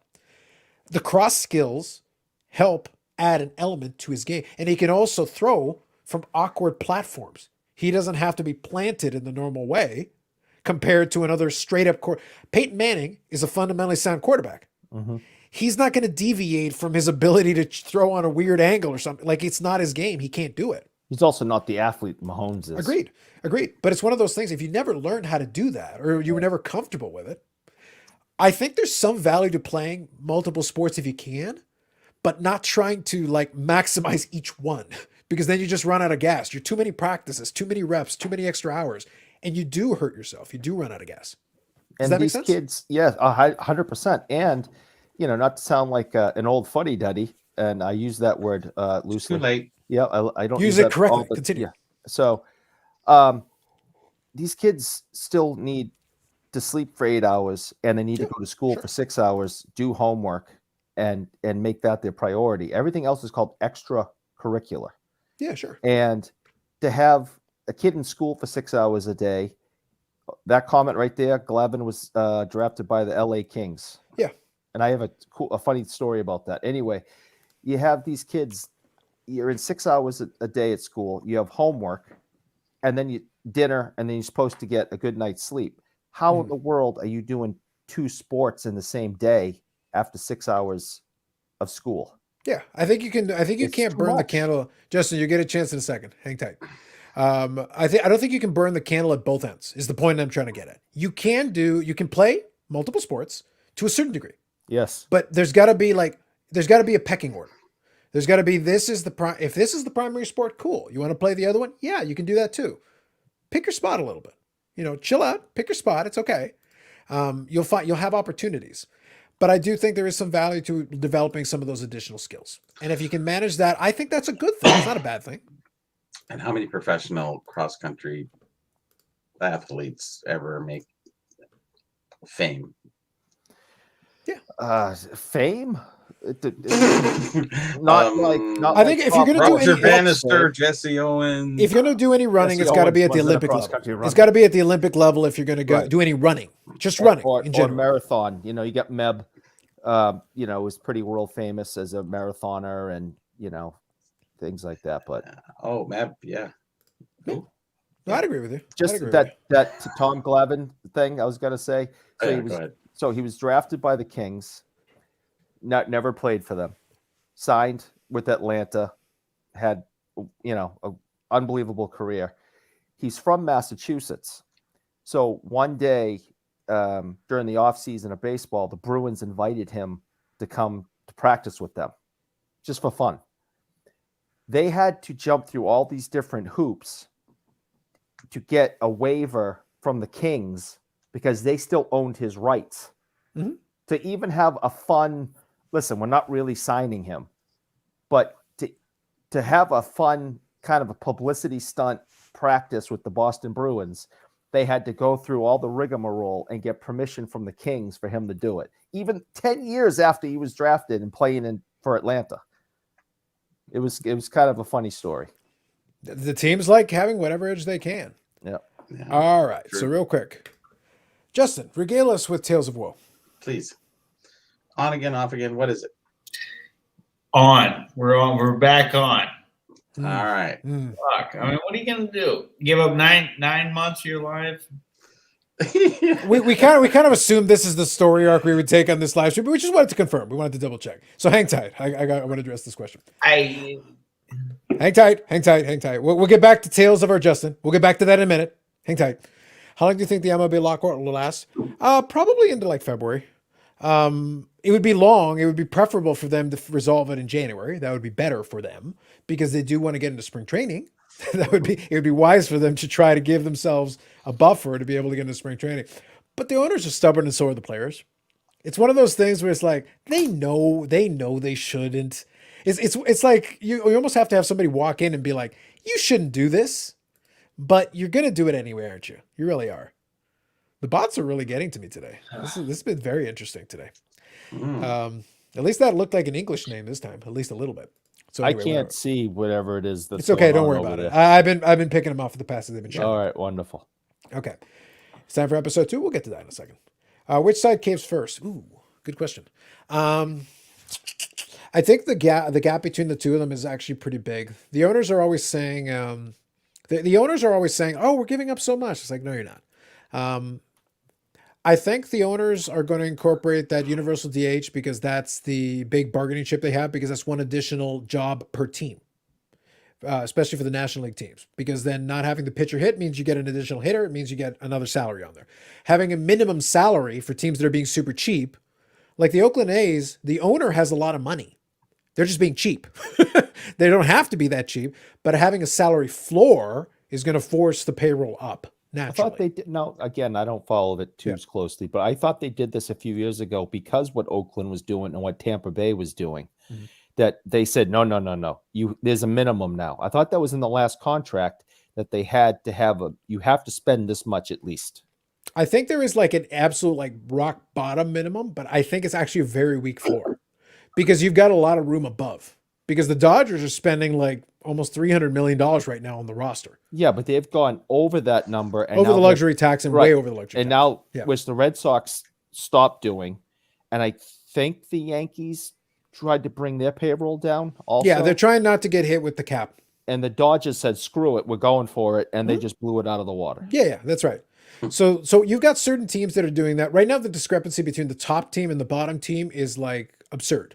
Like it's so I think you're going to have like a legitimate salary floor to bridge the gap a little. Realistically, it's funny because you've almost got this weird argument. It's like, okay, so if you're going to have a floor, then okay, great, we'll give you this floor. Fine, we'll spend more at the bottom end. Okay, can we jack up the luxury tax for the super high end? Well, that's a depression on the higher end salary people, as opposed to the minimum, the league minimum, getting bumped up, right? So the lower rank and file guys get more money, but the high end gets capped. And the high end guys are going to complain and cry about it, but the low end guys are like, hey, we're not making a fraction of what you guys are making up there. Tampa's not making what the Dodgers are making. Yeah, like give us a little bit of a break here, cut us a break here. I think it's going to have to be the owners, because I think the players are going to want some movement. And I guess whoever caves is the one that gets some movement on their proposal, because I don't think the players are going to get their exact proposal as it stands today, but I think the owners are going to push back a little bit more the other way. The players have Fanatics backing them up too now. Well, but that's also an incentive for them, because the players and Major League Baseball both have an ownership stake. So going back to the Topps question, yeah, it's Fanatics, but if Fanatics buys Topps or whatever, that money made in the baseball card money goes to both of them. Mm-hmm. So they both want a piece of that pie. They want that pie to be strong. You can't miss actual games. You really can't. Because then you lose money, and then you've got a problem. So hopefully that makes some sense. Yeah. So real quick, so Fanatics buys Topps early, they could technically get the contract earlier, right? They could, but Michael Eisner is part of the ownership group for that. Michael Eisner has a lot of money, and he probably doesn't appreciate that Fanatics scooped his license. Oh, now Think of being a rich guy. Think of your ego, and think of somebody coming to you. Yeah, we'll buy you. How about we give you 10 cents on the dollar? By the way, you were going to be worth $1 billion with the merger you were about to do, and What? now you don't have that, and your license is running out, and you're going to be worth less in about 2 years. Bye-bye. So I'll tell you what, couple of million, and we'll let you get out of that whole business. And he's like, why don't you go screw yourselves and tell us to go? Yeah. So I think it's going to be, remember, there are egos in play here too. Right. So Fanatics, they have a big ego because they're rich and they've got a lot of money. But Michael Eisner also has a lot of money. And he's like, well, screw you guys. And there you go. I still have that contract for a couple more years. So you know what? Maybe I'll milk it until the very last day of the contract if I feel like it. And I got Japanese baseball. Yeah. And Garbage Patch Kids. Oh, Yeah. Yeah. really? Yeah. Yeah. You said yeah. You said yeah. Okay. Yeah. No, they do. They get Garbage Patch Kids. It's one of their licenses. I didn't know if it was worth mentioning, but anyway, okay. Well, That's one of the things they got. I merely stated a fact. But that's the way it is. What are you gonna do? Yeah, there you go. so regale us on your love life there, Justin, for a few minutes. Hold on. Before we get to Hey, that, what am I gonna do? Okay, break. I finally didn't call her back for 10 hours, and then she calls me. there you Damn it. go. 10 hour Chicane. separation. Did you guys try to use that strategy to break the lockout? That could have been a good strategy for you. She Are you finally. the owner? Or are you the player? Oh, that's a question. player. I gotta You're do the that. Careful. No, you know what? I'm gonna mute you before you've answered that question. So DH is be awesome in the NL splitting Division 2 instead of 4 would be interesting. There you go. I agree with that. Could be good. Eric, did you go take an oar? Aussie. There you go. Baseball can solve a lot with a solid floor. Oh, I'm going to just bypass that whole bit. We know what you're talking about. I'm going to bypass it. Okay. AFL is the best sport in the world. I enjoy it. I get a lot of fun out of it. Ban the shift. I get the premise, but here's the thing. If you're a good hitter, you can beat the shift. I kind of am okay with it. It's a strategy. Guess what? Hit the ball the other way. Yeah. Because when you do the shift, the other side of the field is like wide open. Empty. Well, guess what? Hit it over there. If you're a good hitter, you will actually, that's actually to your advantage. They're like, oh, you're giving me half the full field. I can hit it there anywhere and it drops and I get a hit. They're Free hit. professional hitters. This Yeah. is your job. Learn how to hit. Make pitchers have to face a minimum amount of batters. I thought they did that for relievers. I thought they made 3. Maybe I'm wrong, but I thought they made a change in that rule. I could be wrong. Hitters should adjust to it. Yeah. Make them adjust to it. Shift been around for quite a while now and they didn't adjust. Yeah, but that's on the hitters. They got to learn how to do it. Go ham fighters. Damn right, Paul. Topps and Panini could run the printers all the way and devalue those future years purely out of spite to Fanatics. And I'm here for it. Mhm. Yep. All right, perfect. We're caught up. All right, Justin, go ahead. Amuse us. I didn't say nothing. All right. We want you to say something. He's behaving himself. I like it. This is a new Justin. He's behaving himself. Look at this guy. All Look at right. this guy. And after I had warmed up my clicking fingers earlier tonight, I was like, I was ready. Fine. Be that way. Oh, okay. All right. Fair enough. So overall, though, I think the overarching piece with that is I think it's going to be interesting to see who decides to go into the pissing contest, because Topps, like I said, has a legitimate reason for having a grievance with Fanatics. They do. They have a legitimate reason for being angry at them because they cost them a lot of money. They really did, because they torpedoed their deal literally shortly before it was about to go live. Yeah. The timing of it is not lost on Topps. They're like, we literally were this close to finishing this. We were almost there, and then it got torpedoed, and we lost all this money. Because they were going to wait, and then they said, "Hey, Topps closing the deal. Wouldn't it be great to?" If I was Fanatics, I would literally pick the worst possible moment to screw with Topps. It was the perfect moment. They did. It was like, what? So I think there's an underlying personal issue that is going to make making a deal very difficult. It will. There's some bad blood there with those guys. They're like, screw you. Yeah, I don't talk to you guys. Nope. Remember, you're talking with two groups of rich guys who are like, well, I want to do this my way. Well, I want to do this my way. Okay. You're gonna lose the license, so you got to either deal with us or deal with the consequences. Okay, so it is a 3-batter minimum unless the inning ends or run scores. Thank you, Robert. I thought so. I thought they'd made a change with that. Top Stack Cubed. Very nice. 2021 update is such a good product. Yeah. It is printed quite a bit. Yeah. Fanatics going to buy Panini as well. Panini, I think, is easier for them to pull off. Not because it's cheaper. I think Panini is more valuable. But I do think at least they didn't screw over Panini directly. they screwed them over indirectly because they took their football and their basketball contracts. So that hurts. But Panini has at least been around a while, so it's one of those things where maybe Panini would be amenable to making a deal, whereas Topps has like a blood feud right now with them until further notice. Yeah. Maybe Topps will buy out Panini. Ooh. Well, you can always have some movement within the groups themselves, trying to solidify themselves for what comes next. You got to try to get whatever licenses you can underneath. It'll be called Tanini or something. Live the dream, Bobby. Live the I dream. got it. Now, just before we talked about how you were a pretty face, sorry, I had a thought based on what you said there. Do you remember what that thought was that you mentioned just before that? You made reference. We were talking about this in general, and then you brought up something, and I had a counter that I wanted to throw in there that I thought would be a good topic, and I totally slipped on it. I missed it. We'll have to come back around to it. I know there was something related that was kind of leading down this path that I thought would be a good branch to go off into, but now I completely slipped my mind. Are we talking about the Fanatics Topps? So we were talking Ego about thing? the whole Topps. We were talking about the Topps thing, but then Bobby made reference to one thing that was related in the same branch, but I thought it would be a good direction to go into, and I completely slipped on it. I forgot what it was. Oh yeah. Yeah, I remember that. What was it about though? Yeah. We'll take a second. If any of you guys remember in the chat, no, there was a good thought that I kind of wanted to go down, but I wanted to finish the direction we were going. But there was a good branch that I saw there as an opportunity to discuss. I'll think about it in a minute. I just no you're not worries. thinking about it. Yeah, no worries. Sometimes we'll come up with stuff. Unfortunately, if the discussion's going well, it's like you'll come up with, actually, that'd be a good topic. Actually, that'd be a good topic. Yeah, I know. It's like you got to go down the line and you forget about half the other ones above it. So Yeah, yeah. sometimes we miss on a couple, unfortunately. We'll do our best. But anyway. But yeah, I think what's going to be interesting going into the new year with a lot of these companies is that Topps has got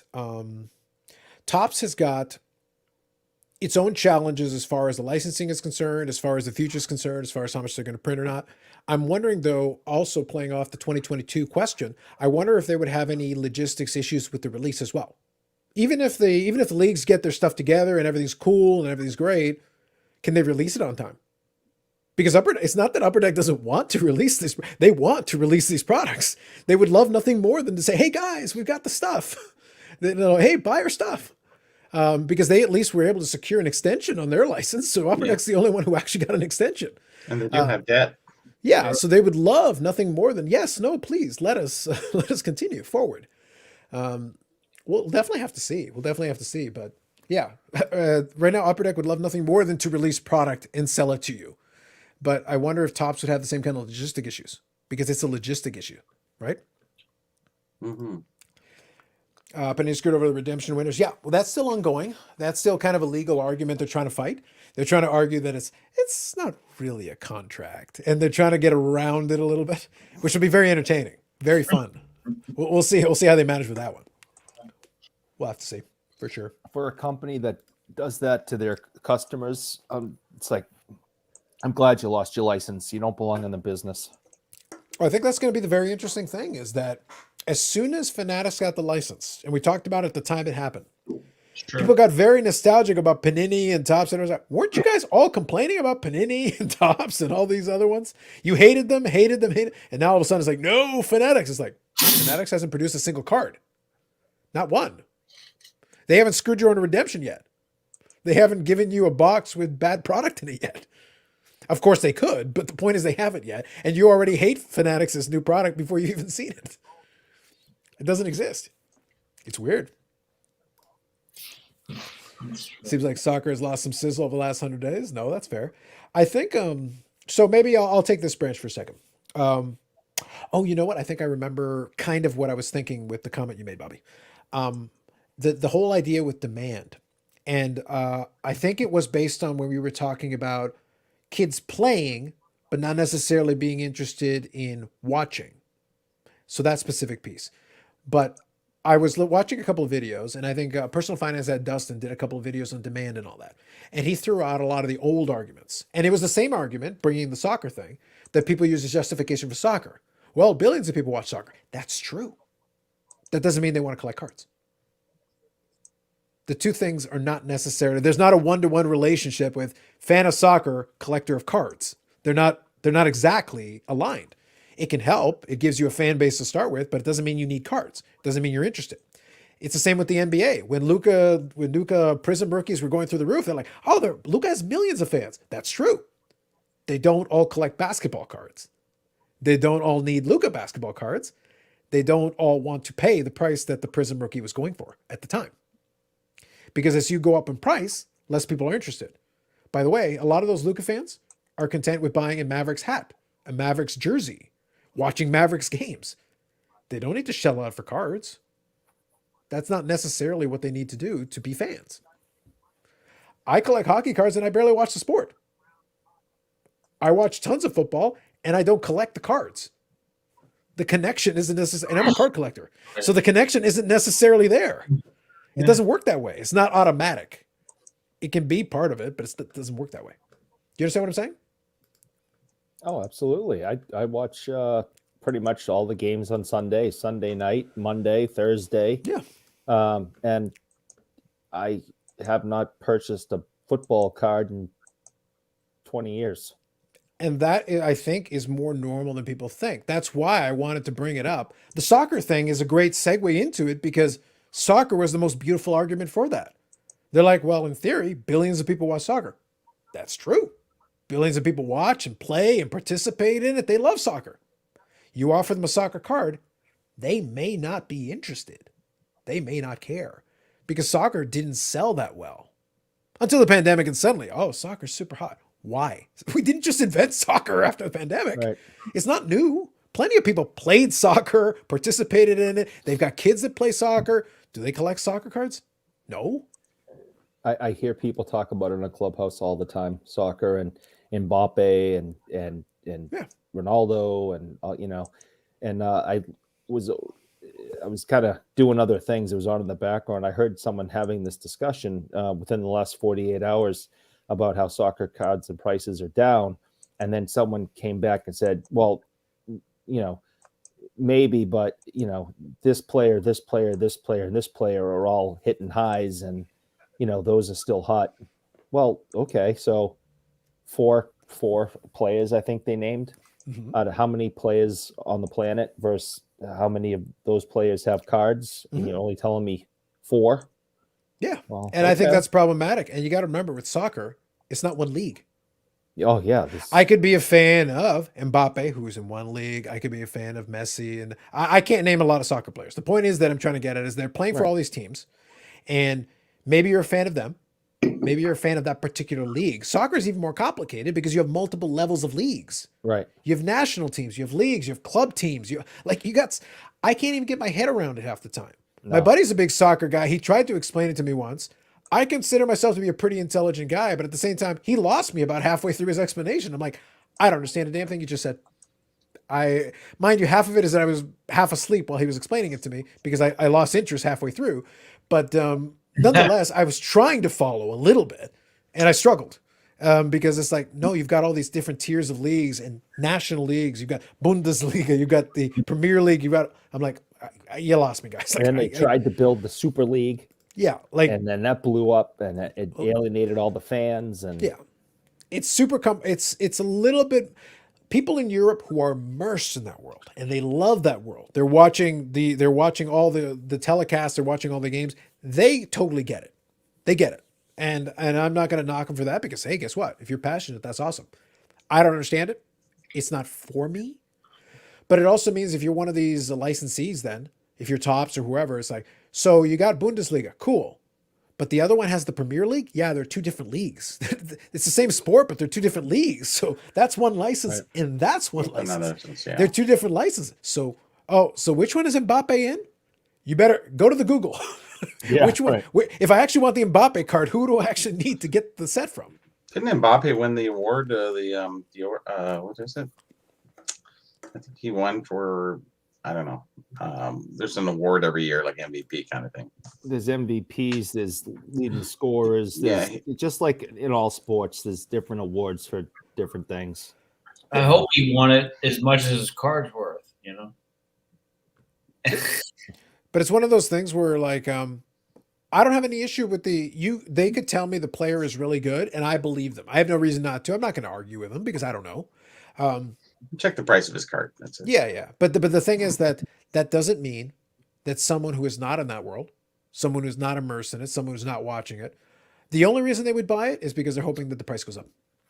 That is it. The That's it. only reason they remotely even know his name is because they learn how to type it so they could put it into eBay to try to find the damn card and buy it, to flip it. That's it. Yep. They have no idea what he's done in his career. They have no idea what he could do in his career. He has no earthly idea. So real quick, I'll get caught up here. I'm going to cash in with my Liu Kang and Shang Tsung. But that doesn't take away the fact that he is probably good, right? That two different things. He can be a great player. I have no idea, but it doesn't change. It doesn't change the demand piece, and I'll touch on that again in a second here. Hockey Upper Deck is a good product. The breakup is real. Yep, there you go. No Sub-Zero. Yeah, that's fair. I did like when I was playing Mortal Kombat. I played a lot with Sub-Zero. It's a classic. Most sports fans don't collect cards, which is 100% true. He's in the set these two are from. Every time people call it soccer being a huge card market, I'm convinced it's the charlatans trying to convince each other. There you go, Paul. Well played. Smallish inserts. So far, soccer buyers in the USA, but collector base in Europe is growing. I don't doubt that there will come a time where if they grow the collector base enough, sure. But they've had a long time to grow that collector base. So it's one of those things like, so why are you interested now? Did you start watching soccer now? Because if you're telling me you have never watched soccer before and then you became interested in soccer and now you're collecting the cards, well, fine, great. I don't believe you. Like, it's really hard for me to buy that considering soccer isn't new. They didn't just invent that sport. I'm a baseball fan. I have a card or two. Usually I have players I like as a kid. And I think that's very normal. Prism Look is $600 on eBay right now. Less than a third of its value from earlier in the year. Yep. Soccer leagues are like title belts in boxing. That's a good analogy. Yeah, I like that comparison. Yeah, I like that. Awesome. Checking it out. Beautiful. Don Bradman, the curator, is here. Casting on Don Bradman Museum Collie Collection to be curator of Jesse Owens. Live the dream. Robert's here is Ballon d'Or. Messi won it this year. There you go. Thank you, Robert. Have the highest grades of Bradman cards going to gold in January. Well, best of luck to you on the sales. But yeah, I think the thing that bugged me about that video is that Dustin means well, but when he did the video on demand, I loved it because because his argument was, are we underestimating demand? It's like, hold on, stop. Every argument you can try to make for us underestimating demand could immediately flip to, are we overestimating demand? For part of the reasons that I just outlined. When we're trying to figure out demand is not static. Demand moves depending on what's going on. The soccer thing, there could be demand right now because people feel like there's money to be made. If the price drops to a certain point, those people flee, demand suddenly drops like a stone. What happened? Do people not like soccer anymore? Yes, they do. The ratings are still great. People are watching. People are filling those stadiums in Europe and throwing batteries and things on the field. Trust me, they're there. The hooligans are still in effect. They're passionate. But the point is that has no bearing on the demand for cards. Two different things. The idea that suddenly magically after COVID, suddenly we developed this appreciation for cards that never existed and all these people are going to stick around forever. It's like, you're making a lot of assumptions that I can't get behind. There'll be some folks that'll stick around, but as prices rose, some other folks got pushed out. So you gained some folks, you lost some folks. Maybe demand is static to where it was before, but you're just seeing more purchases because people are seeing flipping opportunities. If that goes away, then those people go, and the demand goes back to where it was before, and suddenly the prices drop back down accordingly. Maybe not all the way back down, but closer to the proximity. Then what are you going to say? Demand is too difficult to calculate. You're guessing. And you're trying to come up with justifications. I just found it funny that in that video, his entire argument was that, well, we could be underestimating it. It's like, well, arguing for underestimating it is better than arguing for overestimating it because underestimating means the card should go up in value, not down. It's funny that you chose that angle, and that's the only angle you chose, and ignored the arguments for the contrary. Does that make sense? Yeah, absolutely. The other sport that I saw take off in the same way soccer did, with all the same arguments that you just came up with, F1. And, some people fell in love with the sport, found it, fell in love with it, enjoy the sport, enjoy the cards, and that's awesome. Other people are just cracking boxes and looking for, Hamilton cards so they can flip them. And that's the only driver they know. That's the only cards they want. And they're just trying to flip them, but they're selling them to somebody, And so there is a desire to have F1 cards. I think it's probably people over in Europe that want to purchase them. But I hear a lot of talk about F1 cards now. No, I think that's fair. Here's what I would counter to that. This is what's interesting. When it comes to the whole idea of the F1 people coming in and them wanting to participate in it, could they be selling it to folks in Europe? Yes, that is totally possible, 100% valid. The reason why I kind of had fun poking some holes into Dustin's argument about the underestimating the demand is that there's one factor we can't fully account for. There's one factor that doesn't matter how much we talk through it, we can't arrive at a destination. We can analyze demand in terms of sales. We can analyze demand in terms of prices realized. And assuming all that data is accurate, let's pretend for the sake of argument we get it right and we get all that data correctly. We can't deduce why. We can't deduce properly and fully why the person bought it. Did they buy it because they really wanted it? Did they buy it because they thought it looked cool? Did they buy it because somebody told them it was a good investment? Did they buy it because they thought, well, if I buy a bunch of these, the price will go up and then I can flip them? All of those are reasons why someone, did I buy 100 of them? Is that why suddenly you can't find any on eBay? I can look at the sales numbers and that'll tell me part of the story, but it won't tell me why. It won't tell me who bought it and it won't tell me why they did it. So I'm missing a really critical piece of information to tell me what comes next. Mm-hmm. So I can sit there and go like, okay, cool. So when you go to sell, is there another person who's willing to pay more than what I just paid? Maybe. Or maybe not. Or maybe there is, but there's only 2 of them or 3 of them. And I've got 10 of them. So after I've sold the 2 or 3, they sell for record prices. But when I try to sell the 4th, it sells for a quarter of what the other one sold for because the people that really wanted to pay the top dollar are now out of the market. That's why I say demand is dynamic. Demand changes. Every sale changes demand. Every record price changes demand. Every time the comp goes up, changes demand. It's not static. It changes all the time. Graded card demand and a high end. Yeah, but it all changes. But every single one of those things that we just said, all of them change demand. So you're trying to calculate demand. How? So he stayed at the highest of high levels. He goes, oh, there's millions of fans for this.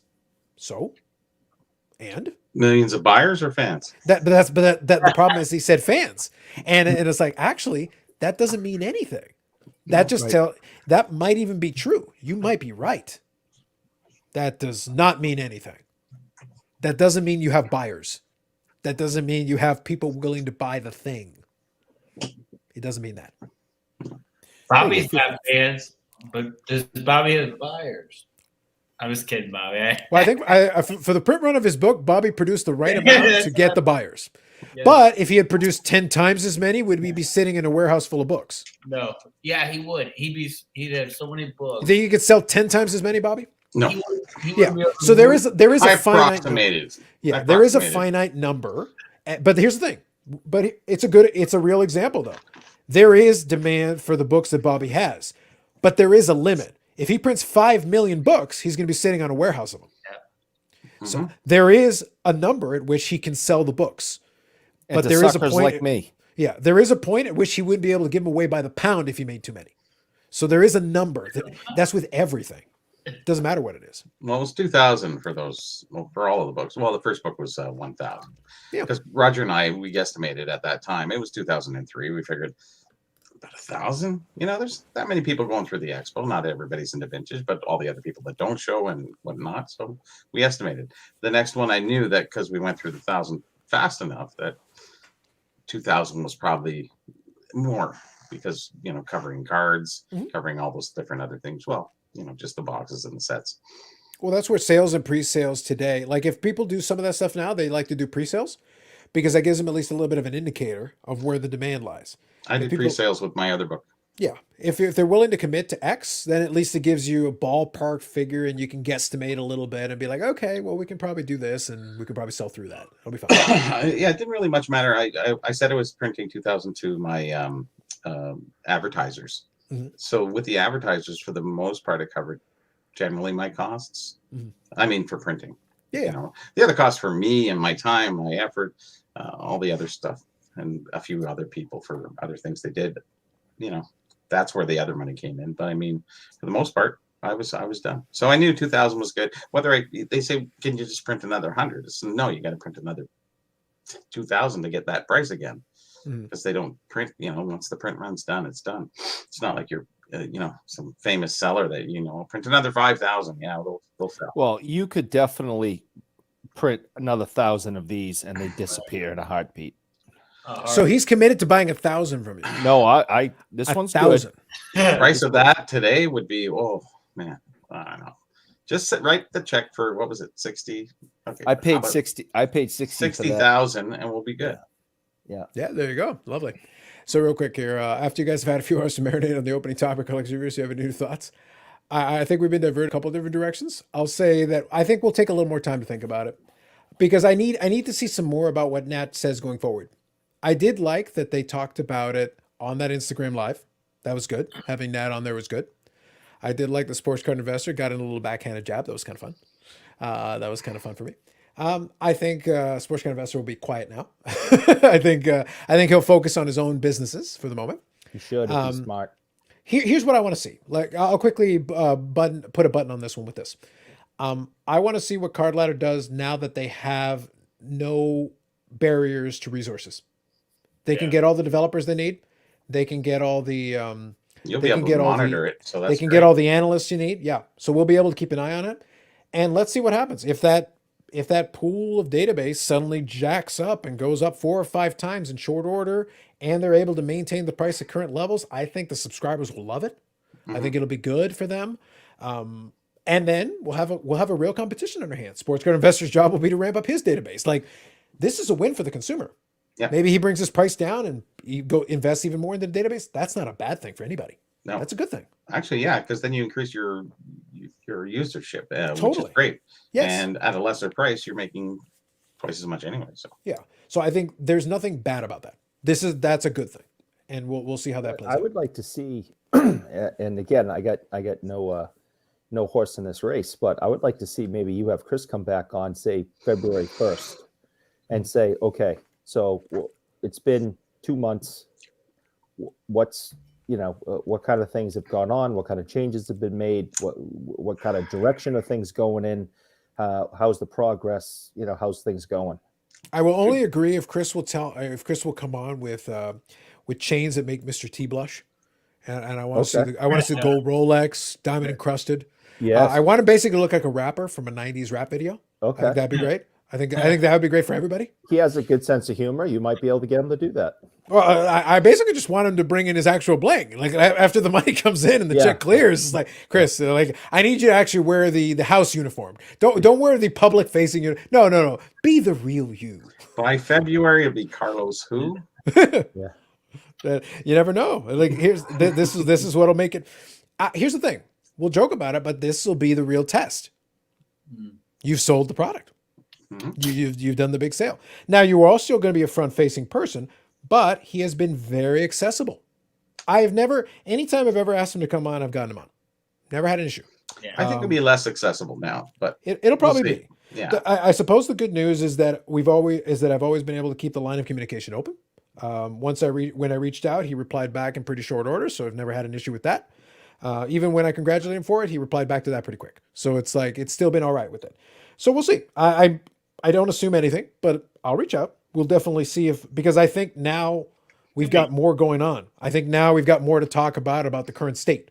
So I think now is a good time for an update. He knows to respond to you. I guarantee you that. Yeah, he will. Yeah, I think we'll be all right. And I think Eric's right, though. I think it will be an interesting conversation to see where it looks like now, because the situation has changed. It's not the same as it was the last couple of times we talked. So now you're operating in a different world, and we'll see what that looks like. So we'll see. I think it'll be fun. I'd be more interested in like I said, like, again, just my opinion. I'd be more interested in hearing him in an interview in February than right now, because right now there's a lot of chaos. I want to know, like, 2 months from now, after the fog, clears, what's happening, how are things changed, what direction you're heading in, What positives are you seeing? How long until this happens? Things like that. I think that would be interesting to hear from him in like 2 months. Yeah. Plus, Carlos, you look like you'd be stroking him if you fucking. Sorry, you did it this early. You what? Sorry. I said, you don't want to stroke him. Let him have his fun for a little bit. And let him. I don't make it a habit of being Eric. Eric, when's the last time I was nice to anybody? I've never seen it. Yeah, like I was about to say, it's like Justin. Who do you think you're talking to? My young friend. Learn valuable lessons. Yes. Go back to where you are. Go back to where. Yes. I like it over here. Yeah, but the very first time, and I think I've told the story, but I'll do it really quickly. Maybe for somebody who's a little bit newer to this stream. The very first time I brought Chris on, before we even started the live, that was the very first one where I went into like detail, basically picking apart his application. I told him, it's going to sound like I'm really knocking the application. Like, no, I'm trying to give you guys, I'm trying to help you in the sense that I'm just going to show you, I'm just going to talk you through what I see here. I'm going to talk you through what I don't like. I'm going to talk you through what doesn't make sense to me. And that's the way it's going to be, because that's the way I do things. I'm not interested in like promoting somebody for the sake of promoting somebody. And even though we've had him on the channel a bunch of times, I don't promote the product. When I did my review, my statement was, if you don't need it, don't buy it. My statement stands. It hasn't changed. The reality is, I always think that that's the most fair statement you can do. I do use the product because I do see some value for my purposes. But for other people, there's no reason to have it. You can save $15 a month by not using it. Because if you don't need it, why would you even pay the $15? But that's for each person to figure out on their own. Because I know folks have codes. I don't have one. Never had one for any of those guys because it's not what I need. But it's just the way you got to present it. So real quick here, Robert says, your arguments for flippers leaving the market applies to every sports car market. It applies to every market in general, Robert. But yeah, no, you're right. But the point that I'm trying to make at is that some of these markets that are new, that have no established bases, have a greater possibility of having flight. Because if you've never had any baseline before, and you suddenly built one out of nowhere, it's really hard to know what the actual demand is. You're guessing. F1, the new credit card fad. Yep. Fad is the right word. Yeah, at the moment it is. Until further notice, if you stick around in 2 or 3 years, you have a real pullback, a real retraction, and some of those folks stick around and keep buying F1 cards, then we can talk. Until then, no. I'm not convinced until we see more of that. Flippers a dying breed. 2 of my local Walmarts have stocked all week packs and blasters. Well, I think the reopening market has been brought in. This is where the inability to send to PSA cheap has really hurt, because opening blasters and getting the stuff in there and then shipping it off to PSA or whoever to turn it around, get a PSA 10 and resell it. If you can't do that, why are you going to open the blasters? Your odds of pulling something good are really long. You were hoping for PSA 10s on like $1 cards. That's where you were making your money before. Now you can't. Not at $150 a pop. You can't. The money's not there. So that's where the grading thing has actually put a drag on that portion of the market. Yeah. Now, if you want to the good news is if you want a blaster, now you can get one, and you can open some cards if you like to. It's fun. How many end user F1 cards are there? Yep. Thank you for that, hockey guy. I appreciate it. I am trying to get through the comments here. You guys have been doing a great job with them, so I appreciate it. Do those Kickstarter things for it. Yeah, for the book. Thank you, Brandon. Here we go. SCI looks like an outsider to the power brokers in the hobby, whereas card ladder team often have powerful people in the hobby pop into their own volition to cross over. Now, that's an interesting comment. I like it. But it's also, I don't know. This is where it's a little awkward. Jeff does get into meetings and conversations with the same quote-unquote powerful people in the hobby. He's not on the outside looking in from that perspective.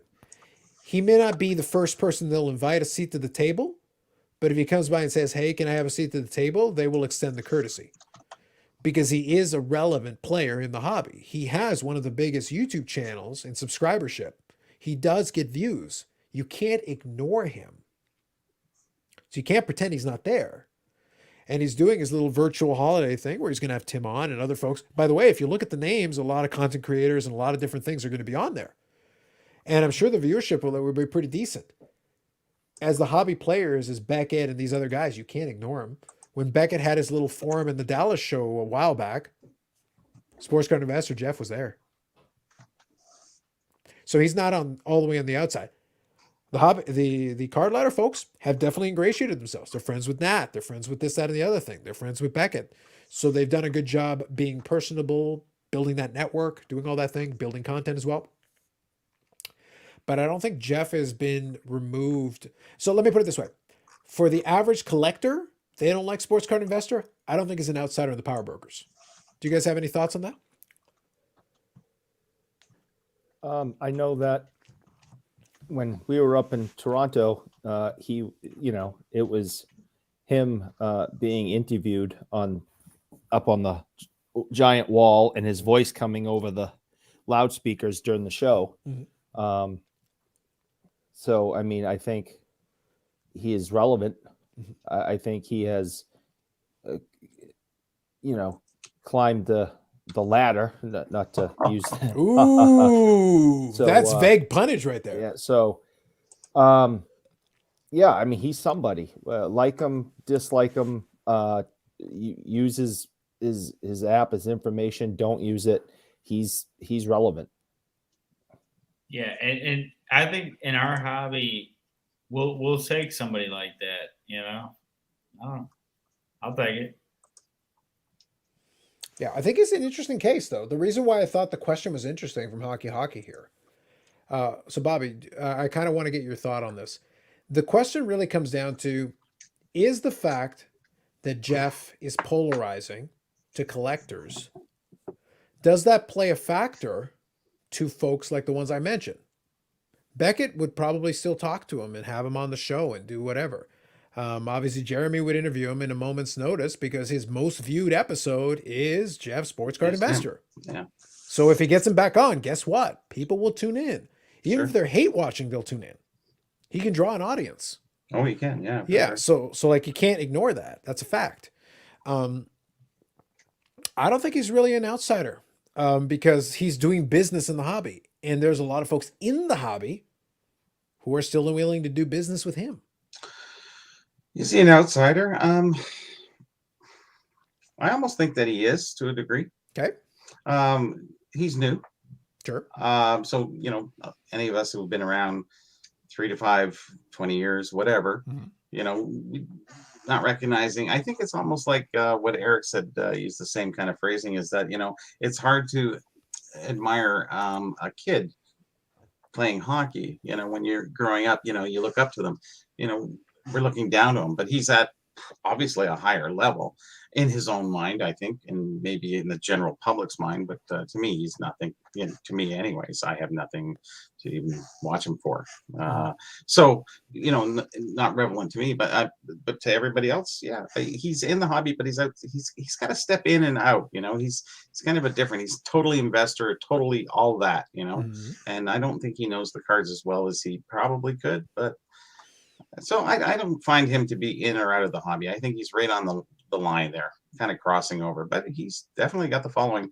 What kind of following is really what we're telling here. A lot of those followers, are they bringovers from his other ventures? I don't know. Okay. That's an interesting take. That's fair. And as you have said many times, Carlos, about when you critique somebody, how it's not personal and Mhm. it's not about the person, it's about maybe the company, how things. I don't know. I don't know the guy, so I can't Right, speak to his so- personality. So No. I've had two interactions. I've had 2 interactions with him. One of them was with Bobby. Mhm. The guy was very pleasant. Very. Did Bobby tell him he was nothing at the time? Because that's kind No, of an important no. part of the story. No, Oh, Bobby. okay. No, Bobby was. He's nothing to me in the hobby. Yeah. I understood what you meant, but the way you Oh, phrased it, I had the smirk on my face immediately. It's like Bobby Burrell. He is nothing. Yeah. He was very, very friendly. Not this. Do you know who I am? And I'm. I'm I told bigger him than who I this. am. I You think it would be a very difficult. Like jokes aside for a second, I think it would be a very difficult play because one of the other things that I say consistently is this is a niche. You could be the most famous person in the hobby, and that means you're on like the 50,457th place of most famous people in actual reality. The hobby's Right. not that big a deal Exactly. to normal people. Right. So like you could be like the top of the tip of the top. Most people have no idea who Josh Luber is. Most people have no idea who Nat Turner are. No. They don't know who these people are. And they're technically at the apex of power and control in this genre. And yet, the average person, if I go like randomly, I go to the Philippines, hey, do you know who Nat Turner is? No. Who's that?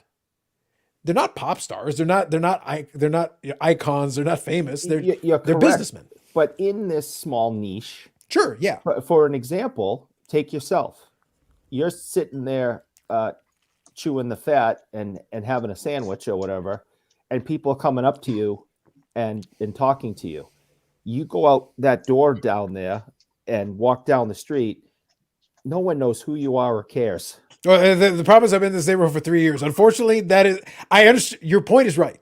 Your point is right. In this neighborhood, it's like, hey, fucker. Yeah, they know me. That's it. No, they know me. That's a term of endearment. All right, It is. come to my neighborhood. That's and fine. Walk down the street, and nobody knows who you are. But you go back 2 weeks ago and sit back in that lunch area, and people are coming up to you. Yeah. So it's a small niche, but it's a close knit one with mostly educated people, knowing who people are and educated on the hobby. So, and he has, I'll say it again, climbed that ladder pretty quickly. And, he's got huge followers, and even you mentioned it, they could be hate followers. So I think some of them are.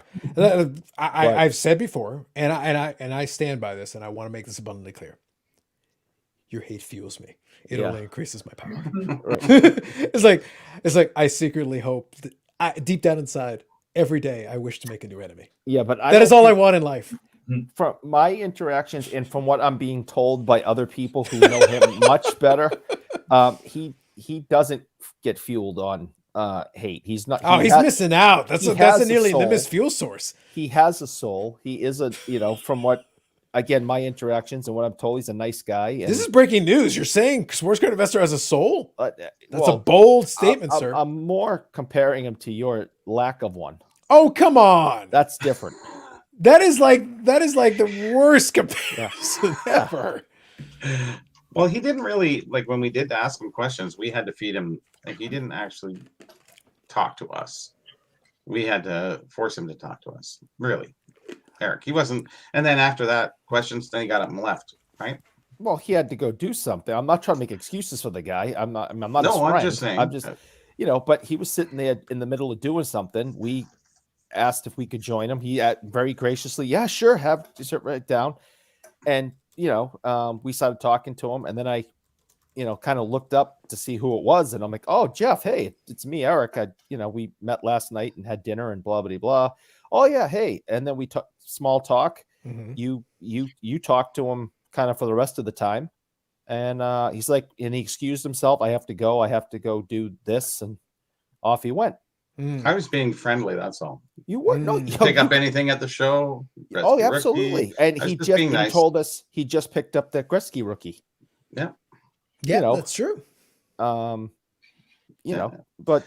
he was more than gracious and friendly and didn't send off any bad vibes or anything like that. I gained nothing from watching his show, though. I agree. Zero. Listen, I again, Chris and Christina are fantastic. I don't buy their product. I rarely ever even open the app. It doesn't. Vintage hockey is not plastered up and down card ladder. But Eric, now that they've got people, they do. They could literally hire a guy whose only job is to like put every Boston Bruin player. I'm hoping it's me from beginning of time until like this is true. Whatever the cutoff is on vintage. I am going to beg for a job. Yeah, like you could be that guy. Yeah, I want. And you don't have to just make excuses for the guy like your name says. Eric, making excuses for the guy. Yeah. Well, I think the That's hobby right. is broken down into different factions, and, And we're part of certain ones. and the guy, of course, would be Jeff. Is Jeff the guy? He might be the guy. He might be the guy. Who knows? Maybe. I have many powers, hockey guy. Yes. Many powers. Mostly I use them for evil. In fairness, I'd like to make false pretenses, but Yeah. what are you gonna do? But he has to be popular because we went to the investment side of sort of the darker side of collecting. You call it a hobby, but it's an investment. So Now you here's can't an call it- interesting thing. I Yeah. generally agree with you, Bobby. I generally agree with you. I think it's I don't like generally, but anyway. no, but it's generally because it's hard to argue that the Tim Tebow collection's investment. I think you can do both. I think he's a businessman and he understands that, hey, business is Sure. business. But like Tim Tebow's not going to make him any damn money. Whatever money he spends on Tim Tebow, that's like That's a a black hole personal of thing. suck. Yeah. Yeah, that's We he all cares have about that. Florida Gators. That's his deal. That's if you want to talk to him about, if you do an interview with him where all you're going to do is talk about Florida Gators and Tim Tebow, you're not getting an investment conversation. You're getting like, oh my God, the Tim Tebow. Did you see this Tim Tebow card that I have? It's like, yeah, the card you spent $1,000 for that's worth $10 now. Yeah. Yeah, I understand. So he does have his pretty much- one thing that like, Right. no, this So- is his thing. So that would show that he is a collector. He is a hobbyist. He is like us in some way. If he's spending $1,000 on a Tim Tebow card because he's a fan of the Florida Gators and a fan of Tebow, and he collects Tebow stuff, he's just like us. Did he do it for which reason? I'd like to know. I don't think you're going to have an ulterior motive on Tim Tebow. I think that'd be a little bit of a stretch too far. I do think, here's the thing. I legitimately believe he has that one thing he collects. Look, I'm willing to accept Sure, that. Like, I'll it's give him fine. that. Like, it's fine. That doesn't, it goes back to what I said earlier. It goes back to the same general theme I've said. This can still be true, and the other thing can still be true. You can be predominantly focused on the business and on doing this, that, and the other thing, and you can still have, this is the thing that I collect. This is the thing that I care about. The rest of it, whatever. But I just need that one thing. That's it. Because this is what I collect. This is what I care about. We're good. Well, here's the one thing. Carlos and I have been going to shows for 25 years, never seen each other before. I think Sure. we may have, but we've never met. We don't know anything about each other. Prior to the show, I never knew anything about Carlos. So, We call those the good old days. yes, I know. That's for me And- too. That's for me too. Yes. So, yeah. The better old days. Listen, I was good either way. Like I'm sincere when I say this. I gain or lose nothing. in this. Me? Yeah. Anyways. No, like that goes double for him. Like, Oh, listen, yeah, I know. the less of y'all I know, the better. So we can go that length of time and still understand the same people in the hobby, the same things, but we've never really connected. And he's like that. He's sort of the newer part of Jeff is the newer part. He's coming in and I've been doing, you've seen all the people I was talking to all the time there. It was just Oh my God, yes. just never ends. And that's my kind of part of the hobby. And everybody's in their own little section, either modern or vintage or a little bit of both or what have you. But there's a lot of boots I don't even look at. I don't even know the people that I see there. And I've been doing it forever. So, and I think that's the way I think of Jeff. He doesn't fit into any place. He's another Carlos of 5 years ago, 10 years ago, whatever. Just another guy who does his own thing. Except he's more in public, obviously. At the point that he is, but he's basically an investor. He's a collector. He has a small collection. That's fine. Yeah. Well, the thing is, to be a collector, all you have to do is collect something. Like, I think people forget that the threshold of being a collector is, do you have something you collect? Yes. That's Then you are a collector. collects. Everybody win. collects something. Yeah, like you are Justin collecting a collects thing. girlfriends. Yeah, absolutely. But he's struggling to wrangle this one, but that's fine. It's working. It's Yeah. working out for him. So right now it's okay. Right now it's fine. The point is now that we're good. yeah, the point is that no, he can still qualify as a collector and still also be a businessman who is Sure. focusing on his business. Because nobody has an issue with Chris and Christina and Josh. Guess what? They collect and they ran a business and they just sold the business and made undisclosed amount of money. So Whatever here's that Chris and is. Christina. I've really never met them. I don't really care about what they do. It doesn't Probably affect doesn't my care about hobby. people. It doesn't affect my hobby. I have whether I meet them or not, it really doesn't matter. They're a public figure. Okay, great. So am I. We don't have to meet. Those things don't have to mesh at any point in time. We all live in our own little worlds in the hobby. These other people, I wish them well. That's fine. But I don't say anything bad about them. I just, hey, I don't know them. Do I care to know them? I don't really need to. Well, the thing is, though, what you're touching on, And they don't need to know me either. that's right, and I'm glad you threw that in there. The truth of the statement you're stating is that part of the reason why I operated just doing my own thing for so long is because I wanted to. Yeah. You don't have to interact. I mentioned about how there was Usenet, then there was Beckett forums. I talked to some people here and there for that. Those people knew who I was because I interacted with them directly. That was it. That was all I was interested in doing. This venue has come into play in this era because I was annoyed with the content that I was seeing out there. The only reason this channel exists in the format it's in today is because I got frustrated with what I was watching, I got irritated, and I decided to denounce heretics. Watch this parallel.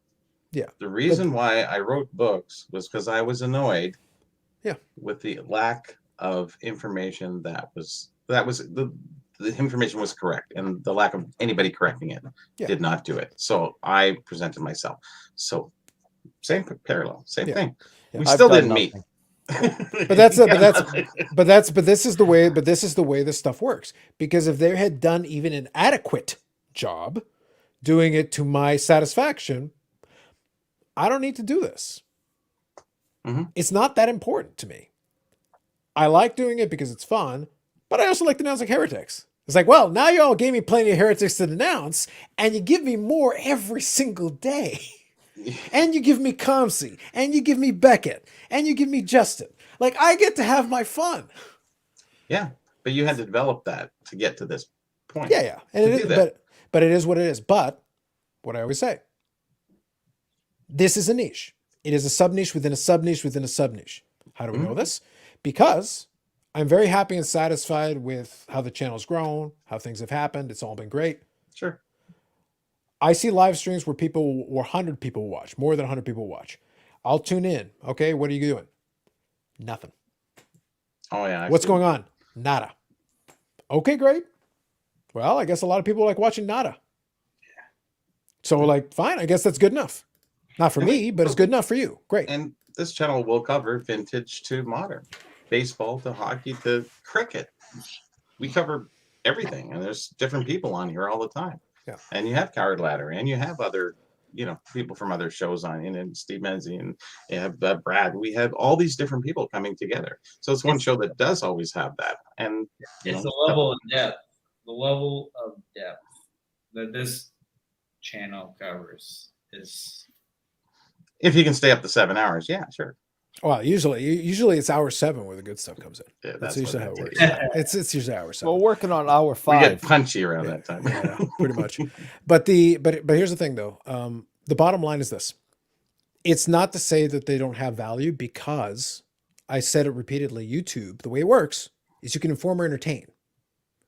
What you find entertaining, I have no control over. I don't know. I'll watch it, and I'm neither informed nor entertained. But if you are, well, then keep watching. Subscribe, hit the like button, you're good. Because I can't tell you you're wrong, because that's you. I can't say it works for you. I'll watch it and I'm like, this is empty calories. I finish consuming this and I'm starving. But potato chips are empty calories and I love them. And so does most people. There's at least some filling to it. The problem is this would be potato chips that are made completely of air. Actually, it's an empty bag and you didn't realize it. Well, and that's basically what we're finding here in this space. It's a bag of potato chips with air. The one thing I will give to Christine and Chris is that I like what they do. I think I've even said this before. I like what they're doing because they're doing something, progressive for the hobby. The part of the hobby that they cover. That's fine. And I think that, all the best to them. They have no relevance to me. Am I ever going to join their? No, I'll never get in there. We're not getting you a clubhouse? Eric, ¿por qué? Jeff is very entertaining in his videos. I've seen a few of them, not very many, and I don't need to watch them. But he's an entertaining factor. Good for him. But I will not watch his show because I don't really need to. I got enough stuff going on in my life, but even if I didn't, I still wouldn't. There's only selected shows that I would watch. I agree And- with you 100%.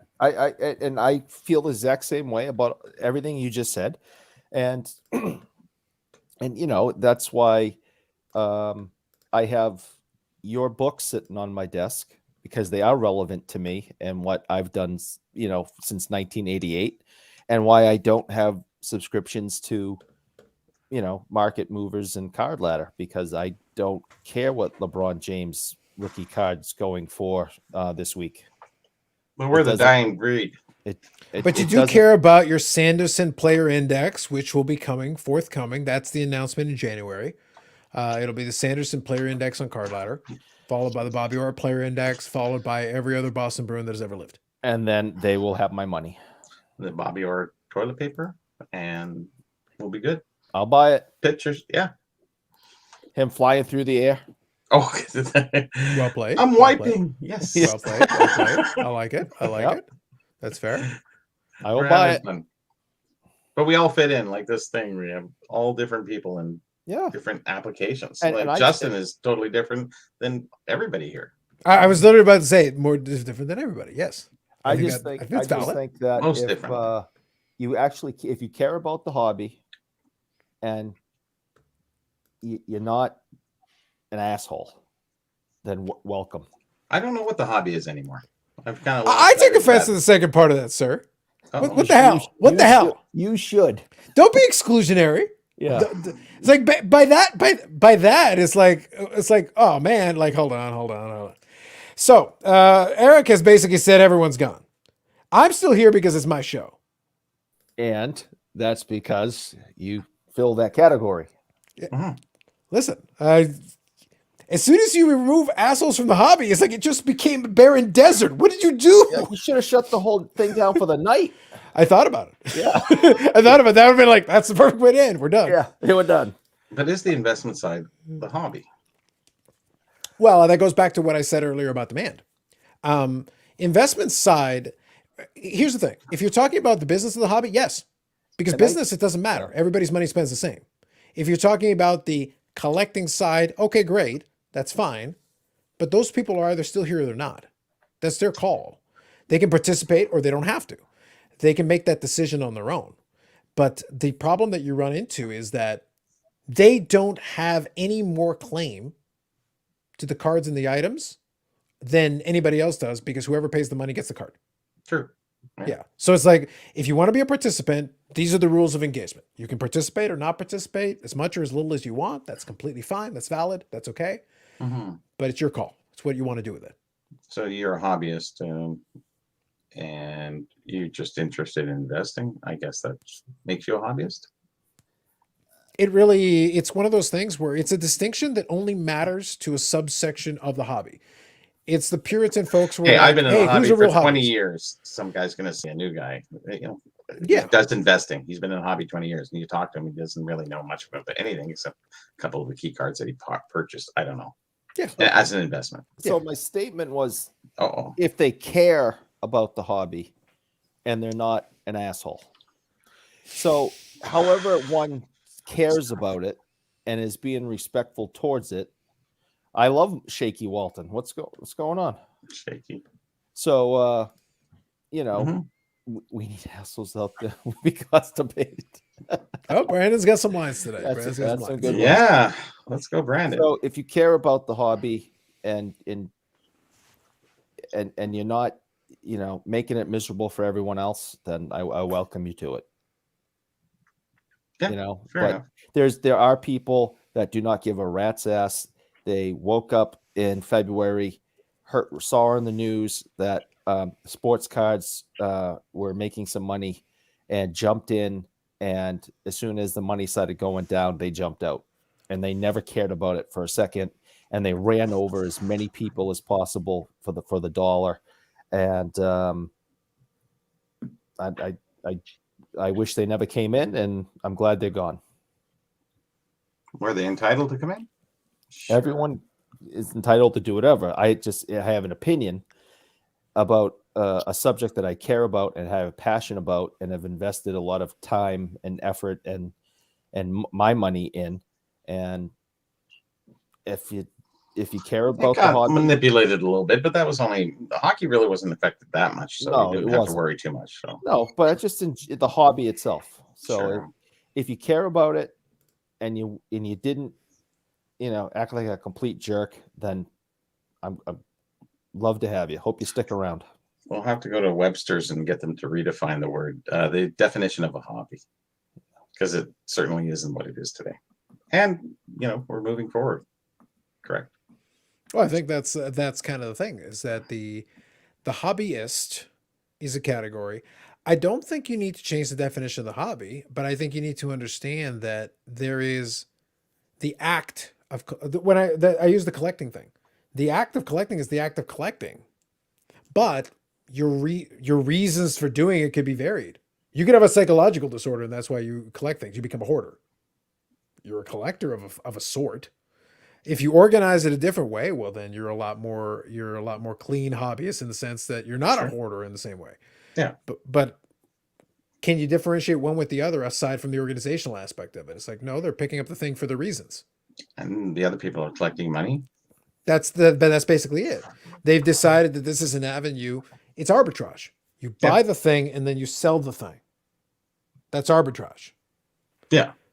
Cards are an investment, but it's the most borderline of investments, because it still meets the definition of investment. Because if you actually look up the definition of investment, simply making money is enough. It's not a great investment, actually, because appreciation is generally the only way you can make money. It has to go up in value and you have to sell it. That's the only way you can make money. Unless you go to Dibbs. Then you don't really have to sell it, and then you can make money selling a fictional portion of it.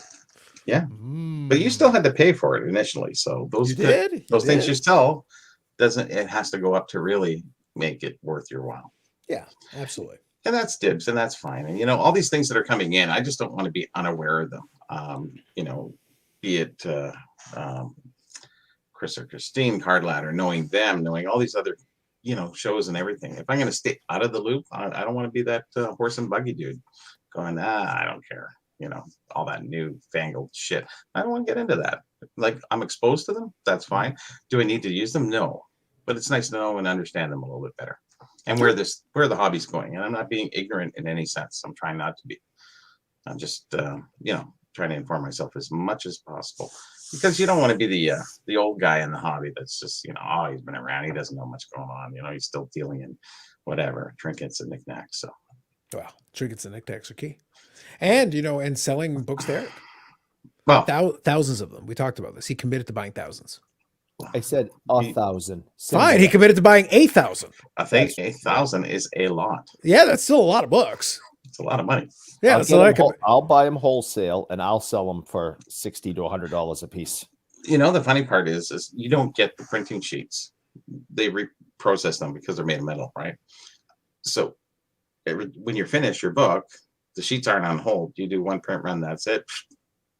Garbage, remelted down, redone. So I couldn't redo it if I wanted to. At this Bastards. point. It's gone. Long gone. Yeah, there you go.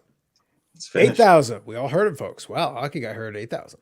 Oh, I'm for that. That's a lot of books. No, Bobby, you might need a second print if he's going to commit to buying 8,000 straight up. So now we got a website. We got unlimited prints. It was my Boston accent. Sometimes it doesn't. people can't understand it. Chowder. Kaz, Harvard. Yeah, That's how we all talk. All right. But knowing that you talk that way, doesn't that not bother you? Like when you watch TV and you see somebody on the talking, don't you notice that they're not talking Boston? No, but if someone either has a Boston accent or is faking one for a role, it jumps out. Right, it jumps right out of the TV at me.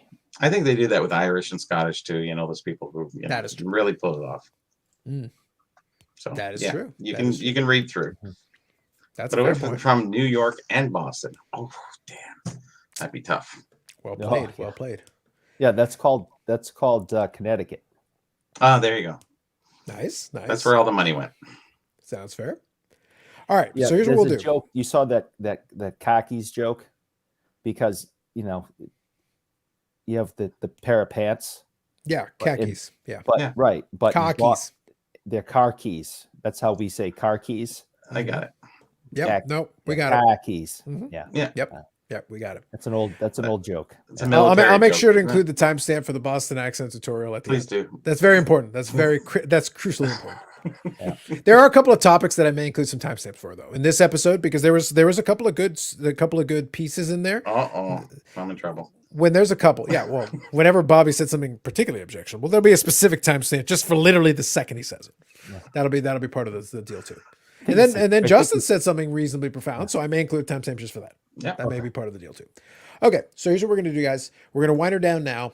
It's been a good episode. It added to the runtime of 2021, which is already getting increasingly Blown absurd. over. Yeah. Yeah, like Eric defending the guy. Yes, absolutely. We got to have that. That's going to be a specific timestamp. Eric So defending the guy. you can skip ahead to when Eric defended the guy.